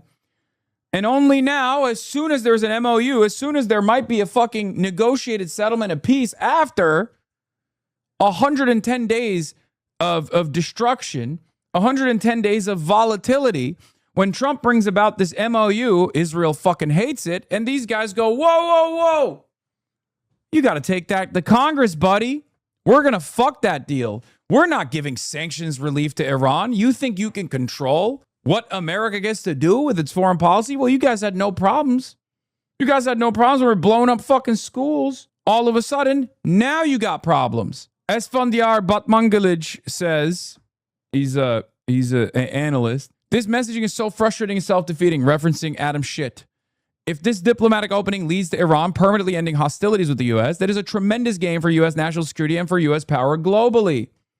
The MOU envisions a transformative shift in U.S.-Iran relations towards mutual engagement. The U.S. would be able to engage economically with what would be ordinarily a G20 economy. And the U.S. will no longer have to spend blood and treasure trying to maintain security in the Middle East through force, fighting endless wars in the region. Now, of course, that's not how things go, because these guys have defense contractors and their bottom line in mind. And if you have a negotiated settlement, a fucking just peace with Iran, where are you going to dump all the assets? Where are you going to dump all the assets? And also, endless war and endless destabilization benefits Israel. So if you got big donors that care about Israel, if you got big donors in Lockheed Martin and Raytheon, if you yourself are already investing in Lockheed Martin and Raytheon stock, for example, you're going to want that fucking war to continue. And that's unfortunately a big chunk of our political class. Okay? There's something for everybody in there. There's a piece of the puzzle for everybody. There's a piece of the pie, for everyone involved. And that's why peace never happens. Okay? If you wish to believe that it's simply good faith effort by Murphy and co. to do two things can be true at the same time routine, then go ahead and believe that. But when 99% of the rhetoric is hysterical demagoguery, I think it's very clear what's going on, says Adam Johnson. He's right. Yeah, a lot of people defended the admin's strategy for months only to have him throw the entire enterprise under the bus. Lol, watching these right-wing pro-Israel hawks lose it to Trump is hilarious. Yes, they're all fucking crying. They're all crying tears today. Great. Let's hear what Mark Levin said. My favorite content creator. Chotner got a fucking hawk on, an Israeli hawk. The Israeli ultra hawks who feel betrayed by Trump's Iran deal. Shimon Ricklin, an anchor on the country's right-wing Channel 14 and a Netanyahu ally, thinks America stabbed Israel in the back. They're stabbed in the back. Israel's about to be like, these American Jews, they stabbed us in the back. I'm serious. It's full circle. Holy fuck. Right now. Fox having FDD in the studio standing and against graphics like they're analyzing the returns from Iowa, DEFCON 1 for Murdoch, and a sleight of hand to present this expertise as established fact. The FDD guys, this is their moment, Come in there, King. This is it. I've told you this already. It's literally an Israeli cutout. FDD is an Israeli cutout. Their whole purpose is not American interest at all. They don't even fucking lie about it for the most part. They are literally Benjamin Netanyahu's personal think tank, okay? Emet is what the original name of the FDD was. FDD is Foundation for Defending Democracy. In 2001, when Emet was created, they very openly said their purpose was to advance Israel's interest in the United States of America, in North America. Okay? They obviously revamped it a little bit because that sounded a little bit too conspiratorial, a little too crazy. Now it's called Foundation for Defending Democracy, but it's not an accident that those guys were all up and down this fucking deal. Emet means truth in Hebrew. Anyway, FDD is what is perhaps most fucking responsible for this war. So when you see these motherfuckers on television be like, oh, well, here's where we go from here, just remember, they are the ones who started this war. Goldberg, he's the director of countering Iranian weapons of mass destruction, the president's first term, and he joins us now. Great to see you, Richard. Yeah, you too. Thanks. So here are some of the principles we're going to go over as we know it. Like, why? What is he, a fucking contributor now? Why is he standing on this podium? Why is he standing up in the studio? Why is he not being interviewed? What the fuck's going on? These guys were in the room, by the way. Donald Trump hired or brought in one of the FDD guys directly into the negotiations. Okay? So the level of involvement that they had was perverse in the negotiations process. Can you imagine you're the Iranian side and you're like, that's the guy that's like That's like having Benjamin Netanyahu be featured in the negotiations team for the American side. What the fuck? We'll have you expand on it. First off, the ceasefire expanded across the region, including Lebanon. That whole including Lebanon is a problem because, and they keep attacking Israel. And Israel's not even a part of the ceasefire. That's right. I mean, in some ways, this is a formality, right? There's a ceasefire. The war is over, all fronts, et cetera. That's a little bit of a give to the Iranians to say, including Lebanon. Barack Obama did include Hezbollah as part of the JCPOA in a side deal, dismantled all of our sanctions and DEA activities against Hezbollah. We don't want to see that happen. And of course, if they're allowed to rebuild their flagship terrorist proxy, what does that mean of a deal that's supposed to end their sponsorship of terrorism? And Syria has no hope against Hezbollah because they have no missile defense. When the president said Syria should take care of them, that's not going to happen. Also, U.S. releases frozen assets, allows temporary Iranian oil exports. Now, frozen assets is the hundreds of billions. Word is there's going to be 24 billion unfrozen. We just don't know when. Yeah, so a couple things going on here, and this is where we really have to watch. And this is where you get to determine whether this is a pretty good deal to get the Strait of Hormuz open and then collect all the gains of Epic Fury, or a bad deal where we're sort of slipping from nuclear extortion into Strait of Hormuz extortion. They're going to issue these sanctions waivers immediately to let Iran sell its oil, supposedly at pre-war levels. Is this first time for decades? Well, we obviously did during the war to bring some relief to the market. There was short-term relief provided to take some of the Iranian oil off the market. Remember, Secretary Besson called that the jiu-jitsu move. This is now the first time we're issuing formal waivers for legitimate sales, not just illicit sales to China. The question is, do they get that money? Is it just a temporary amount of money? Does it go back to past sales? And is the money going to go into escrow, or are they going to just collect it in Tehran? Yeah, so is it going to keep it here as an incentive to stay in line, which they never have done? Iran reaffirms no nuclear weapons, nuclear activities frozen during talks. So no nuclear weapons. They did that with the JCPOA, but they were still enriching uranium. That's right. I mean, the big difference here, I mean, this is symbolic. They commit to no nuclear weapons. I could take a piece of paper and throw it in the trash from a terrorist organization.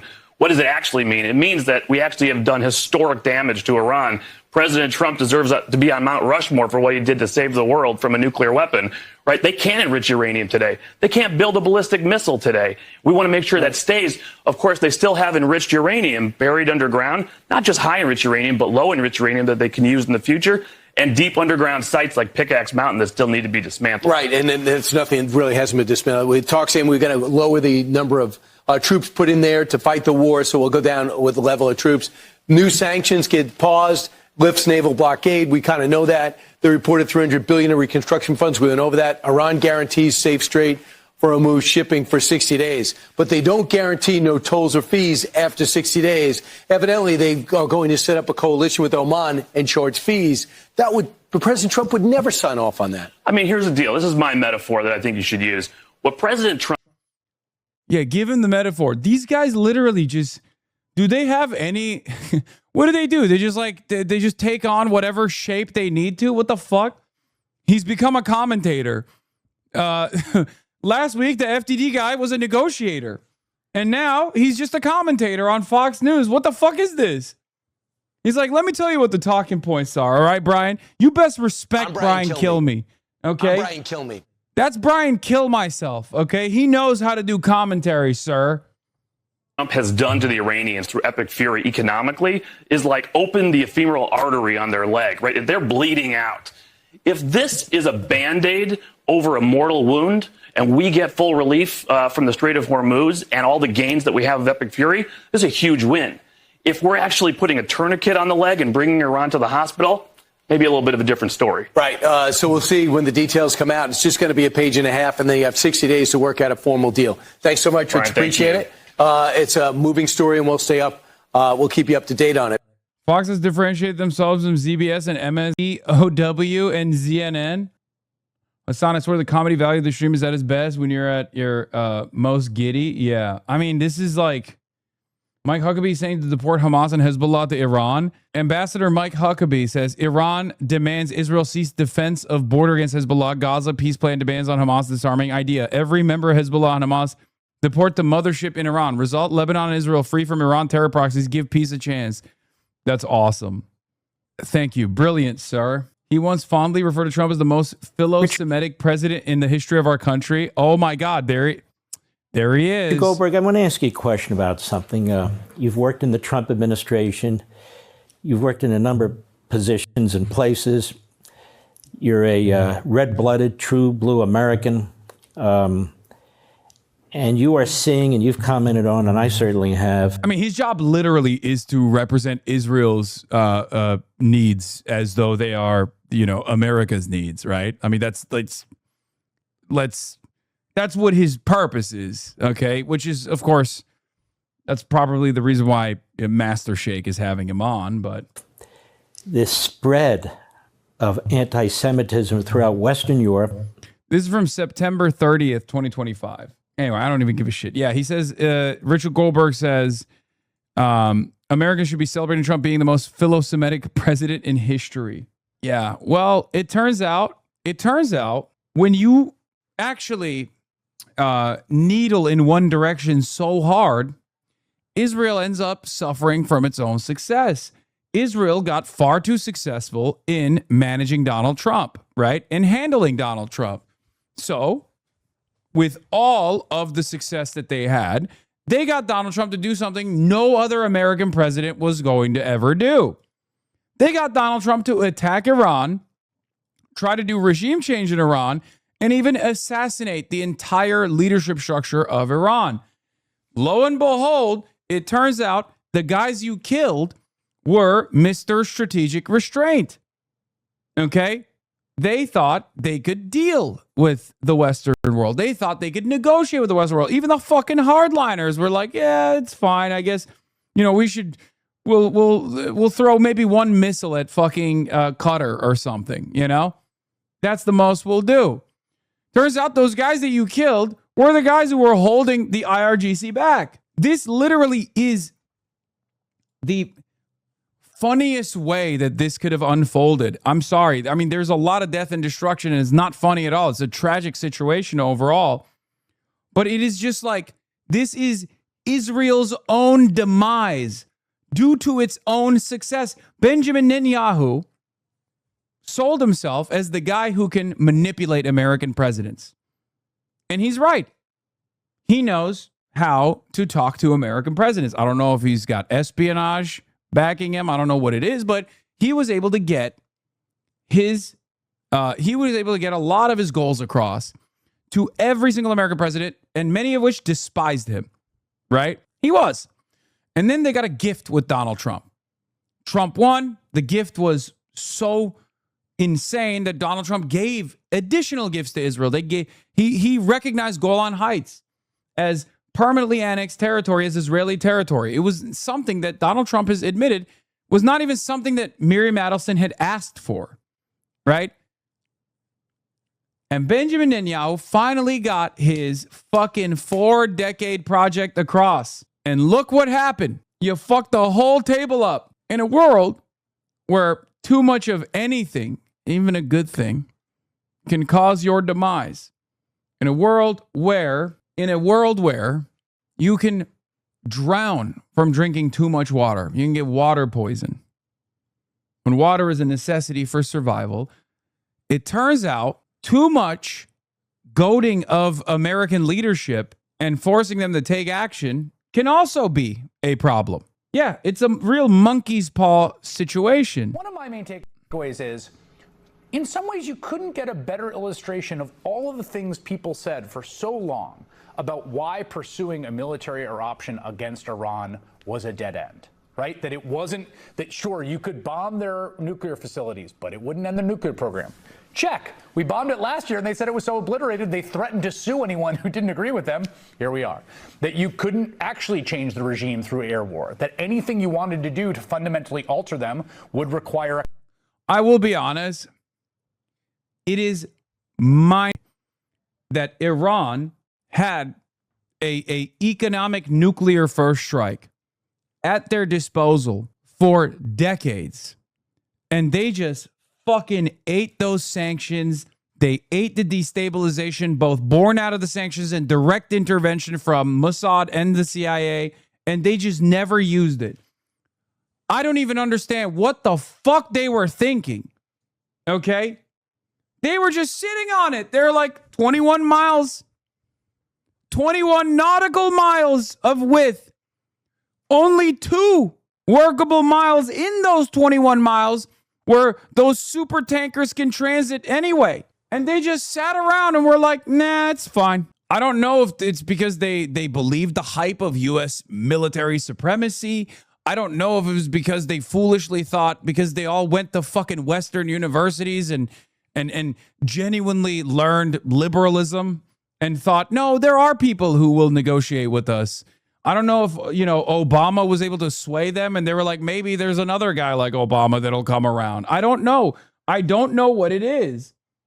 But what I do know is it is remarkable that they had this fucking weapon, a weapon to surpass all weapons, a Metal Gear, if you will, a Metal Gear of sorts for the entire global economy. And they just never used it. And they just ate dick and balls for decades. Otacon.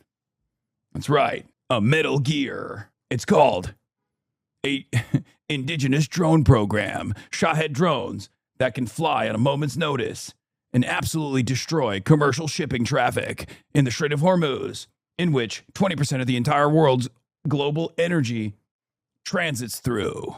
Otacon. Kind of catastrophic level of ground invasion no one had the appetite for.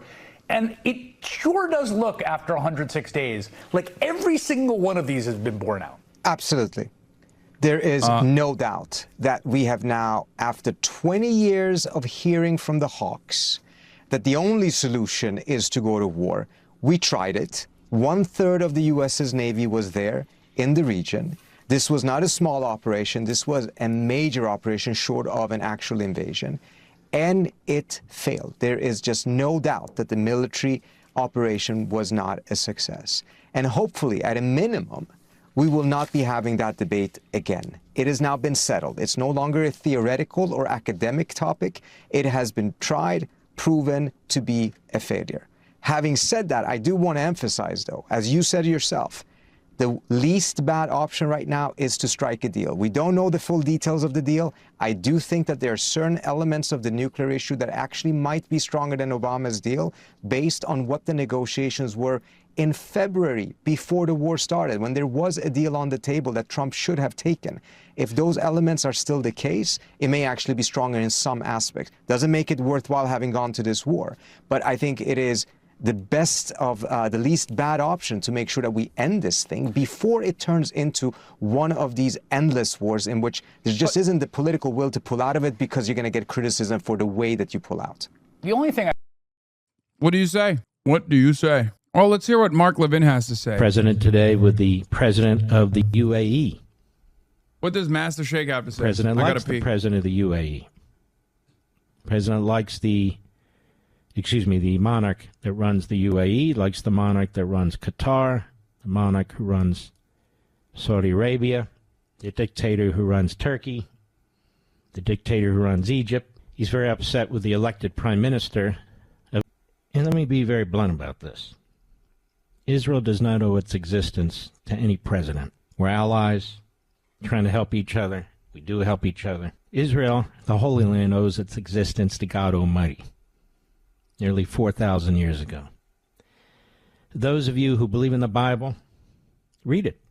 Those of you who go to synagogue or church, you go to synagogue or church, have you learned the history of the Holy Land? Of course you have. Is there any president named in there?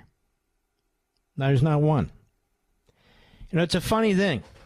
The Jewish people in the Holy Land existed almost 4,000 years. They survived the Babylonians, who destroyed their first temple. They survived the Persian Empire. They survived the Roman Empire that destroyed their second temple. All there in the Holy Land, before there was anything called Islam. Wait, what the fuck is this image? Survived the Third Reich, which is gone. They're all gone. All these empires are gone. And I worry about our country. It's not an empire. I worry about our republic. And what's going on in our country? Yeah, he means the Republic of Israel. Dude, it is literally Master Sheikh. It's so funny. He just sounds exactly like Master Sheikh. I don't know why anybody even posts like photos of him when they're ripping his radio show and they want something visually stimulating. They should just literally have a Master Sheikh talking. I worry about our republic. No one worries about our republic more than me. Master Sheikh. Marxists and the Islamists and the very woke right that we're talking about. And let's be clear. Those individuals who are plotting to attack the White House and the president sound a hell of a lot like the woke right. They certainly do. And so when you hear this stuff day in and day out, repeated day in and day out, the static is endless. Again, I want you to go on Twitter, Elon Musk's X, and I want you to see what's going on there right now. And I want you to see what goes on there anytime I post something or anytime Israel's mentioned. I want you to look. I want you to see it. You don't have to see. You might be I'm tired of discussing this stuff. That's okay, but I'm just trying to prove a point. And it has a consequence, many consequences. Israel would be blown off the map. It would be destroyed if we didn't do what we just did. No, Israel was not going to sit there and get blown off any map. Just like it's not going to sit there and allow Hezbollah to kill its people. That's the Holy Land. It's not a protectorate. And by the way, Hezbollah must never turn into a protectorate either. If that's the deal, I'm sorry, then forget it. Then forget it. We're not in the business as a nation. You know, people, I'm tired of giving, money to. We're not in the business as a nation to protect a terrorist organization that slaughtered hundreds and hundreds of our fellow Americans, our Marines. Execute. Israel killed the guy, the commander in Hezbollah, who captured 5 of our soldiers in Iraq and individually executed them. They don't even get a thank you. We haven't killed any of these guys. They've killed the leadership and the under leadership in Hezbollah, responsible for killing hundreds and hundreds of our people. We didn't do that. They did it. And in response, it's, the fighting has to stop.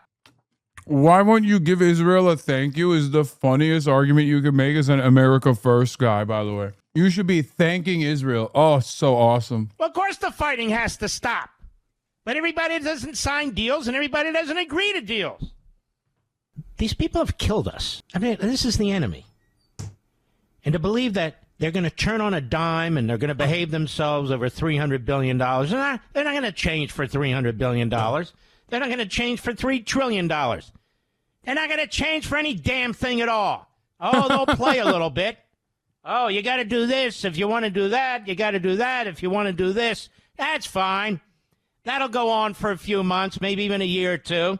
But after that, you can't keep terrorists boxed up. On the one hand, we cannot argue that there was nothing else we can do because this ideology is deeply rooted within the society, even if the people don't want it. If our bombers can't take it out, how do we take it out? And then we argue, well, $200 billion, that'll do the trick. No, it won't. They believe Allah's telling them to do this. $200 billion. It's going to go to make them stronger. They're going to hit the line. What do we have to do for the money? Okay, we'll do it. By the way, I genuinely do believe this is projection because there are plenty of people in Israeli society that have lost their fucking minds and do think that they are engaging in religious conquest. Now, obviously, many of them are not like that, right? But I absolutely believe that this is also projection because, like, you hear it from fucking the defense minister. The defense minister earlier today told the Israeli occupying forces that they were literally following the will of God. Like, fascism is always irrational, but it has to have some kind of like justification, some kind of logical through line. And Israel has found that logical through line within some totally perverted understanding of what like this 3,000 years of Judaism is supposed to represent. Right, Muhammad? Yes, that's right. Let's just do it. We'll do it. We'll get the money. Then what happens after they get the money? What happens 3 years from now when all the money, the $300 billion, if that's what it is, once they get it, what are they going to say then? How are you going to hold them to it then? Well, we're going to give it to them slowly. And okay, great, I got it. Oh, then we'll go and we'll bomb them. No, we won't. Once we move most of our military out there, we're not going back to devastatingly bomb them. But little Israel stays there. They have nowhere to go. The Lebanese people, they have nowhere to go. The Persian people, they have nowhere to go. Hey, I'm just calling it like it is. Calling it like it is. President. Israel, tiny nation, size of New Jersey. Perhaps they'll have to be far more restrained. That's the MOU. Yeah, it's this type of shit. Like, it's absolutely this type of shit that these guys are doing that gives me pause. Like, it's clearly, there's clearly a lot of fucking freaks out there who not only are fascists but also try to like generate some sort of like perverted, twisted religious justification for their actions. And it's ironic because then they say the Muslims are like that. And yes, I didn't play a loop of Master Shake because I'm eating. I'm sorry. I fucked up. It's been reported it includes. Have I read it? Well, it's been reported that it includes its $300 billion It's false. fund Totally funded by Gulf allies. That's No, false. it's false. People, you can invest if you want. I mean, what am I going to do? Say nobody's ever allowed to invest? No, we're not investing. We're not putting up 10 cents. And people can decide to do that, but that's up to them. I mean, do you want me to say nobody's ever allowed to invest in a country? I'll say it with Egypt. Nobody's allowed to invest in Egypt. Am I supposed to say that? I'm asking whether. We are not investing in it, and we do not have a fund. Are you asking Gulf countries? No, to I'm fund the not. fund? I'm not. If they do it, fine. But I would say they won't be doing it for a while until they find out the behavior. It's a behavior thing. But we are not investing. That's a false story that got picked up incorrectly from a statement that was pretty well made, I think. Maybe a little bit, could have been a little more accurate, frankly. But it's a story. We are not investing 10 cents. Don't forget, there's never been anybody that's been so tough on Iran. This should have been done by Clinton and Barack Hussein Obama. It should have been done by Biden. It should have been done by Bush. It could have been done by a lot of people. This has been going on for 47. He's so based. He's like, yes, George W. Bush should have done sanctions relief on Iran instead of the global war on terror. He's like, George W. Bush and Barack Obama should have done sanctions relief, primary sanctions relief on Iran, and secure investments for Iranian development. Now, what's weird is there was another president between Joe Biden and Barack Obama. I can't seem to put my finger on it. Who was the other former president? Oh, that's right. This isn't the first time Trump is president. So why didn't he do this last time? If this was such a great deal, why didn't he do this last time? 7 years. They've ripped you off for 47 years, and I'm the only one that did anything about it. They never shot missiles at anybody. We wiped out their Navy. We wiped out their military. We wiped out their Air Force.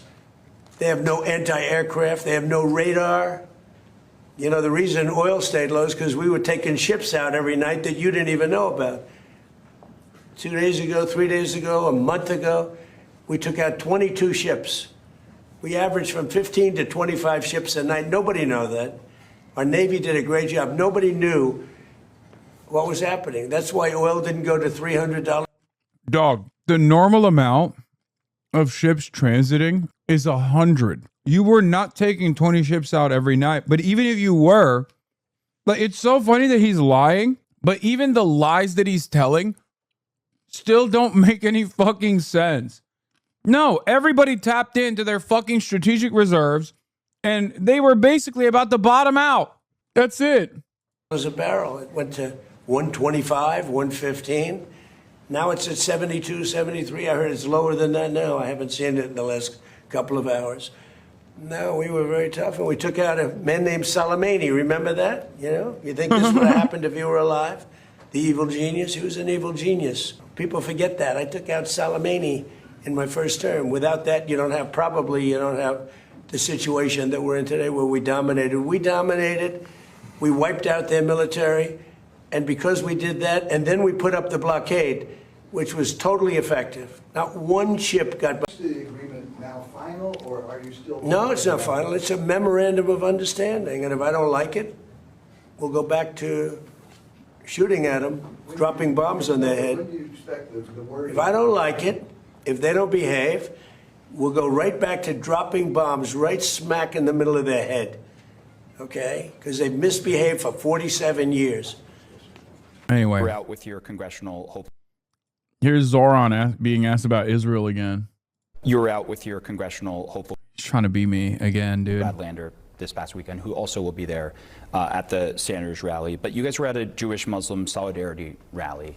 And I bring that up because I contrast that a little bit with your decision not to be at the Israel Day Parade, which you've been very public about why you did not want to be there. Dude, Dems have a major image problem among men and are seen as unmasculine, and then every DSA person looks exactly like this guy. Despite DSA actually hating Dems, they get held up as the representative of Dem males. A soy boy demo, but in real life, is a real problem, given that most of politics is just bullshit vibes. Nikki Kaja Nikolai says, there's a DSA guy who doesn't look like that, but I don't think you like him any better. And immediately all the centrist accounts. He also looks like this. And don't forget bro tip. And then a post from 2013. I mean, he is perfidious. That pic is totally doctored and filtered. Uh-oh, hey Hasan, he's an awful person and grifter, doesn't care. Dems winning just his money. What is this F-word posting? Dude, Twitter is just this now. The Epstein Discord got big mad because they're so psychosexually obsessed with you. Yeah, it's very, very weird, man. It's very weird. This is just what Twitter is nowadays. Anyone out there ever makes the mistake of being like, I like Hasan, they get pounced on by they get the Nazis, they get the centrist liberal Nazis, they get the Israel First Nazis, Nazis of every different variety.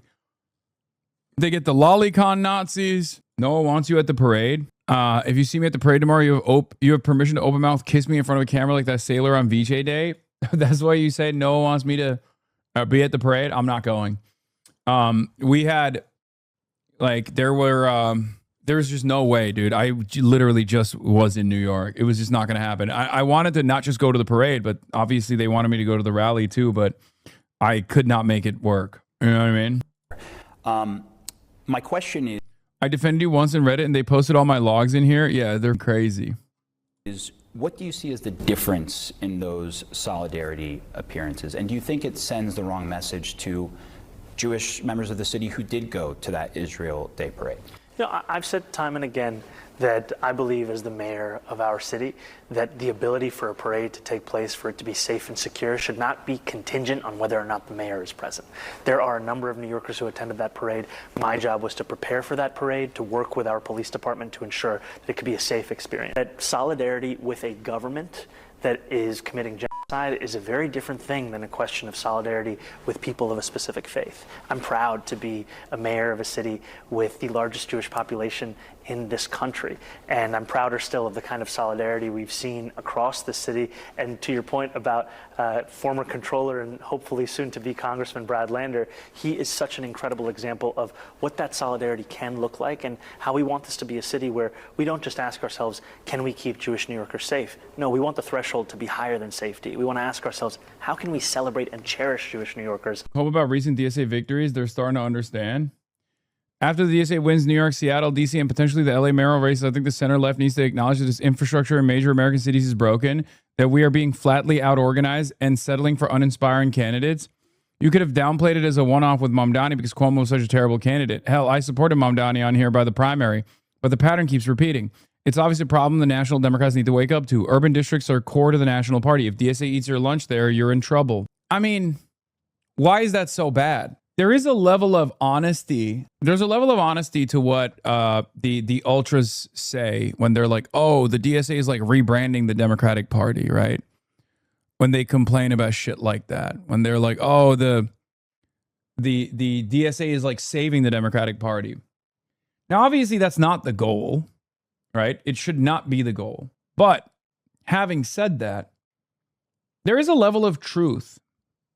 And this is not an ultra. This is just a regular liberal Democrat who's complaining that the DSA is running and winning, right? But there is some truth to that. And it's kind of funny that the liberals are not smart enough about this. Like, if liberals were smart about this, they would welcome this to a certain degree and be like, oh my God, all of the excitement is on the side of the Democratic Socialists. Yeah, we're all on board. But they're so stupid and so to their very core, backed by corporate interests, that they won't even do it. They think this is like, they think that this insurgency is actually bad overall. They're not even smart enough to capture the energy and the attention that these candidates are ironically creating for the Democratic brand.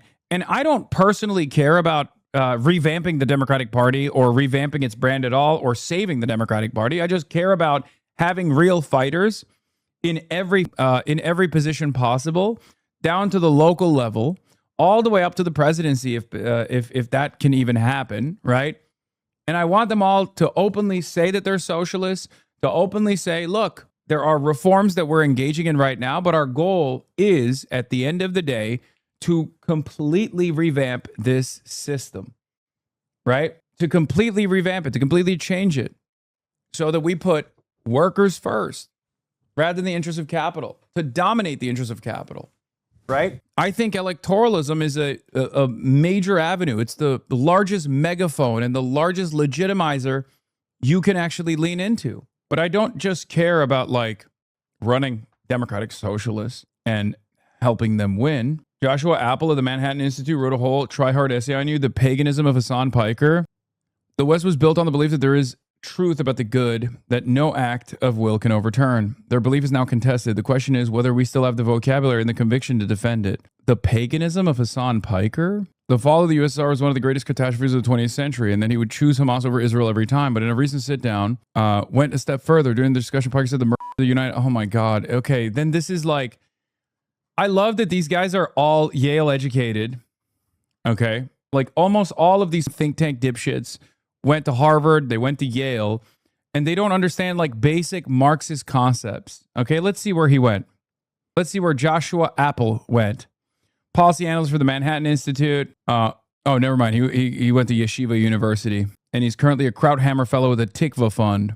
And he writes for the City Journal, the Wall Street Journal, the New York Post, Real Clear Books, Law and Liberty, Commentary Magazine, and National Review Online. Never mind. But the rest of the rest of the Manhattan Institute think tankers are all... The Tikva Fund is Miriam Adelson. I mean, it's literally the least shocking turn of events. Fair wrote an article about my silencing. Yeah. Media's Hasan Piker meltdown is about silencing dissent. It's true. Fringe folks try to weasel in. Messing around for 60 years. Jumping on the dog pile. Hell yeah. What is this? Oh no, it seems like the pool is leaking. Started phone banking for Quiroz. Almost everyone I talked to was immediately on board once they heard her policy goals. They had just never heard of her. Phone banking is Tuesday and Thursday evenings until the 30th. We need all the help we can get the word out. Yes. Go phone bank for Maylot Quiroz. Oh, they asked him about his endorsements for Daria Lisa. But Chevalier has come under fire for past comments that she's made, calling to abolish the police, criticizing the military, calling President Obama evil, calling President Biden a racist, and she used profane language when describing other top Democrats. She criticized interracial relationships, and she even took aim at Senator Bernie Sanders for, quote, liberal Zionism. Sanders is throwing Beast mode. a rally for Chevalier tomorrow that you'll be attending. She's right, by the way. I mean, look, I love Burn Dog. Okay? It's Uncle Burn. But Daria Lisa is right, you know? How do you, I guess, reconcile the criticism and also, I guess, helping campaign for her? Well, I think first and foremost, I'm incredibly excited about her campaign as well as Claire's campaign and Brad's campaigns as campaigns that showcase the fact that the affordability agenda, the work of transforming the most expensive city in America into one that's affordable, can't be done alone. So many of the people who not just voted for me, but canvassed for me. Interracial relationships? Yeah, she was just saying, I forget what she said, but no, that's just like the media seasoning on it. I think she said something along the lines of like, people that date colonizers or whatever. It's just whatever. It's woke 1.0 shit. She didn't criticize interracial relationships, you silly gooses. Oh my God. I can't believe how easy it is for you to fall for the reactionary framing of Fox 5 exclusive New York. That was weird of her to say, but it doesn't really impact politics. Oh, guys, please grow up. Oh my Lord. Yes, she was hyper woke, okay? I disagree with it and on principle. If you ever catch me complaining about it, me in the head, okay? Please, can we just grow up, please? Can we grow up? Is that all right? Why do we take every tweet? First of all, think about the shit that you have tweeted. It's woke shit posting, okay? She was shit posting. Think about every goddamn thing that you've ever tweeted. Imagine now that they're like, you have a multi-billion-dollar Hasbro operation that's like combing through it to find every single thing that you've ever said. that you've blasted off in the fucking ether. No, she's not Dr. Umar, okay? She's making a joke. Everyone needs to dial back their fucking fragility a million, okay? Chatter, who said that shit would be leading a figure in the PSL split. Oh my God, please don't even talk about the PSL shit. Please, oh my God, Did so Lord. with the hope of fulfilling this agenda and the knowledge that it would require partners at every level of government. These are the partners that would help to do that work. And when it comes to Daria Lisa, you know, she recently was asked this question herself. Like, I don't even think she should have apologized, but, you know, I'm not going to hold it past her. I love her. I think she's awesome. You know, she can do no wrong in my books, okay? She is going to be a great agent of change, a great vehicle for a positive change that we need in this country. So I don't really give a shit that she apologized for certain things that she had said.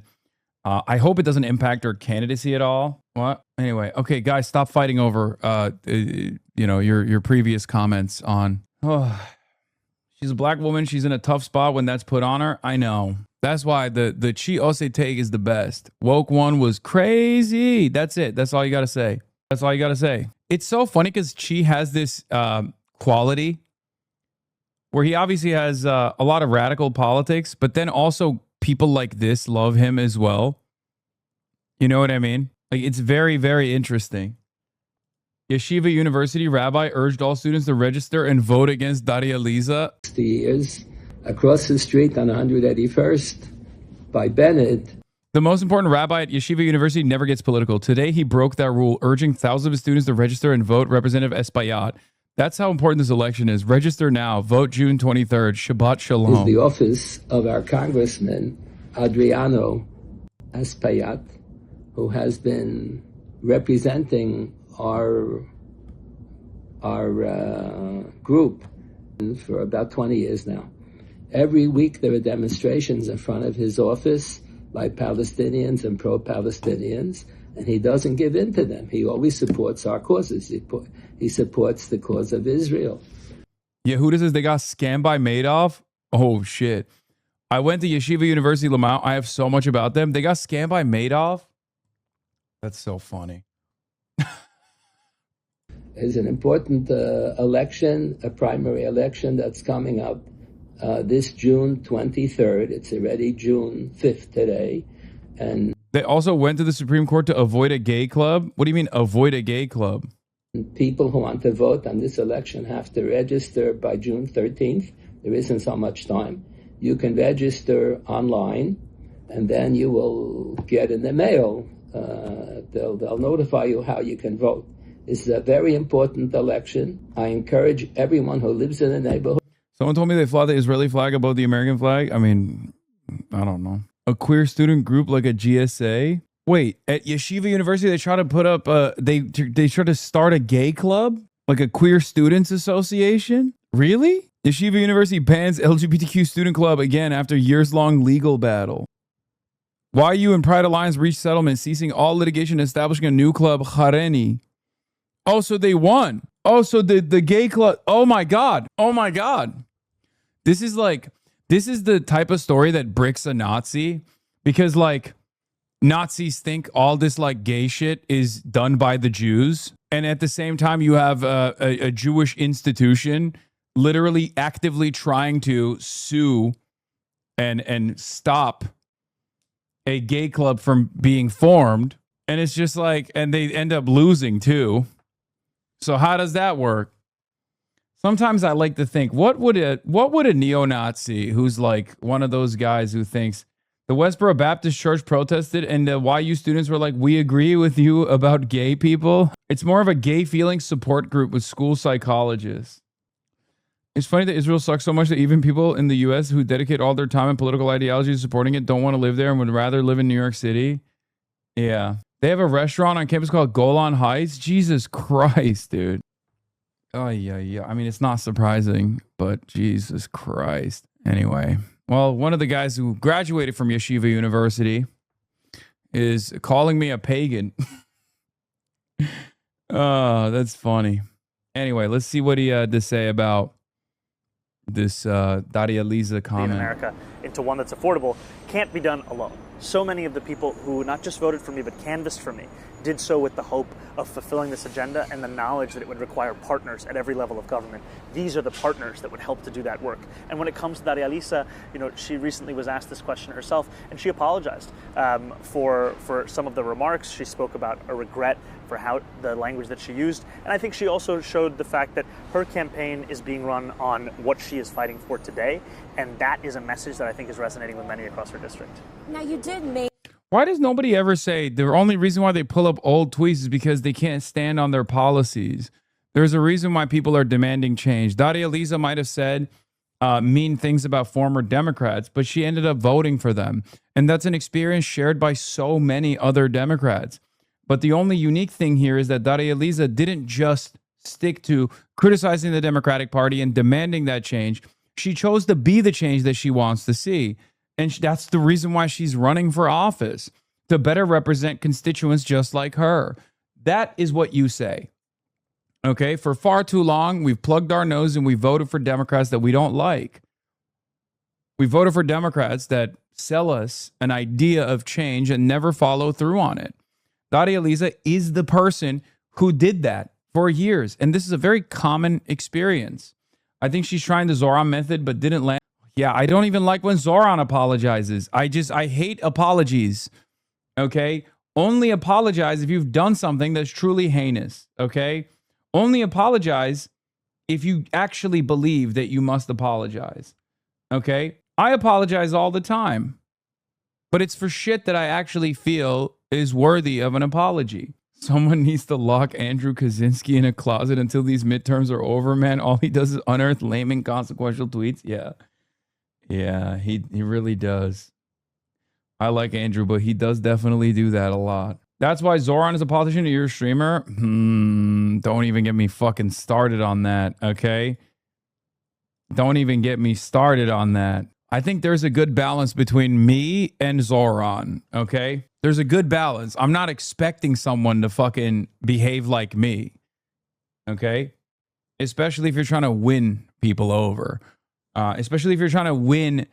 I'm here to do agitative propaganda. Okay?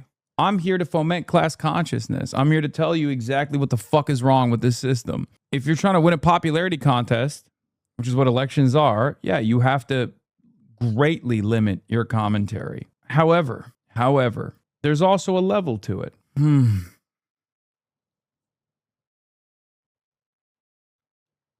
You see this?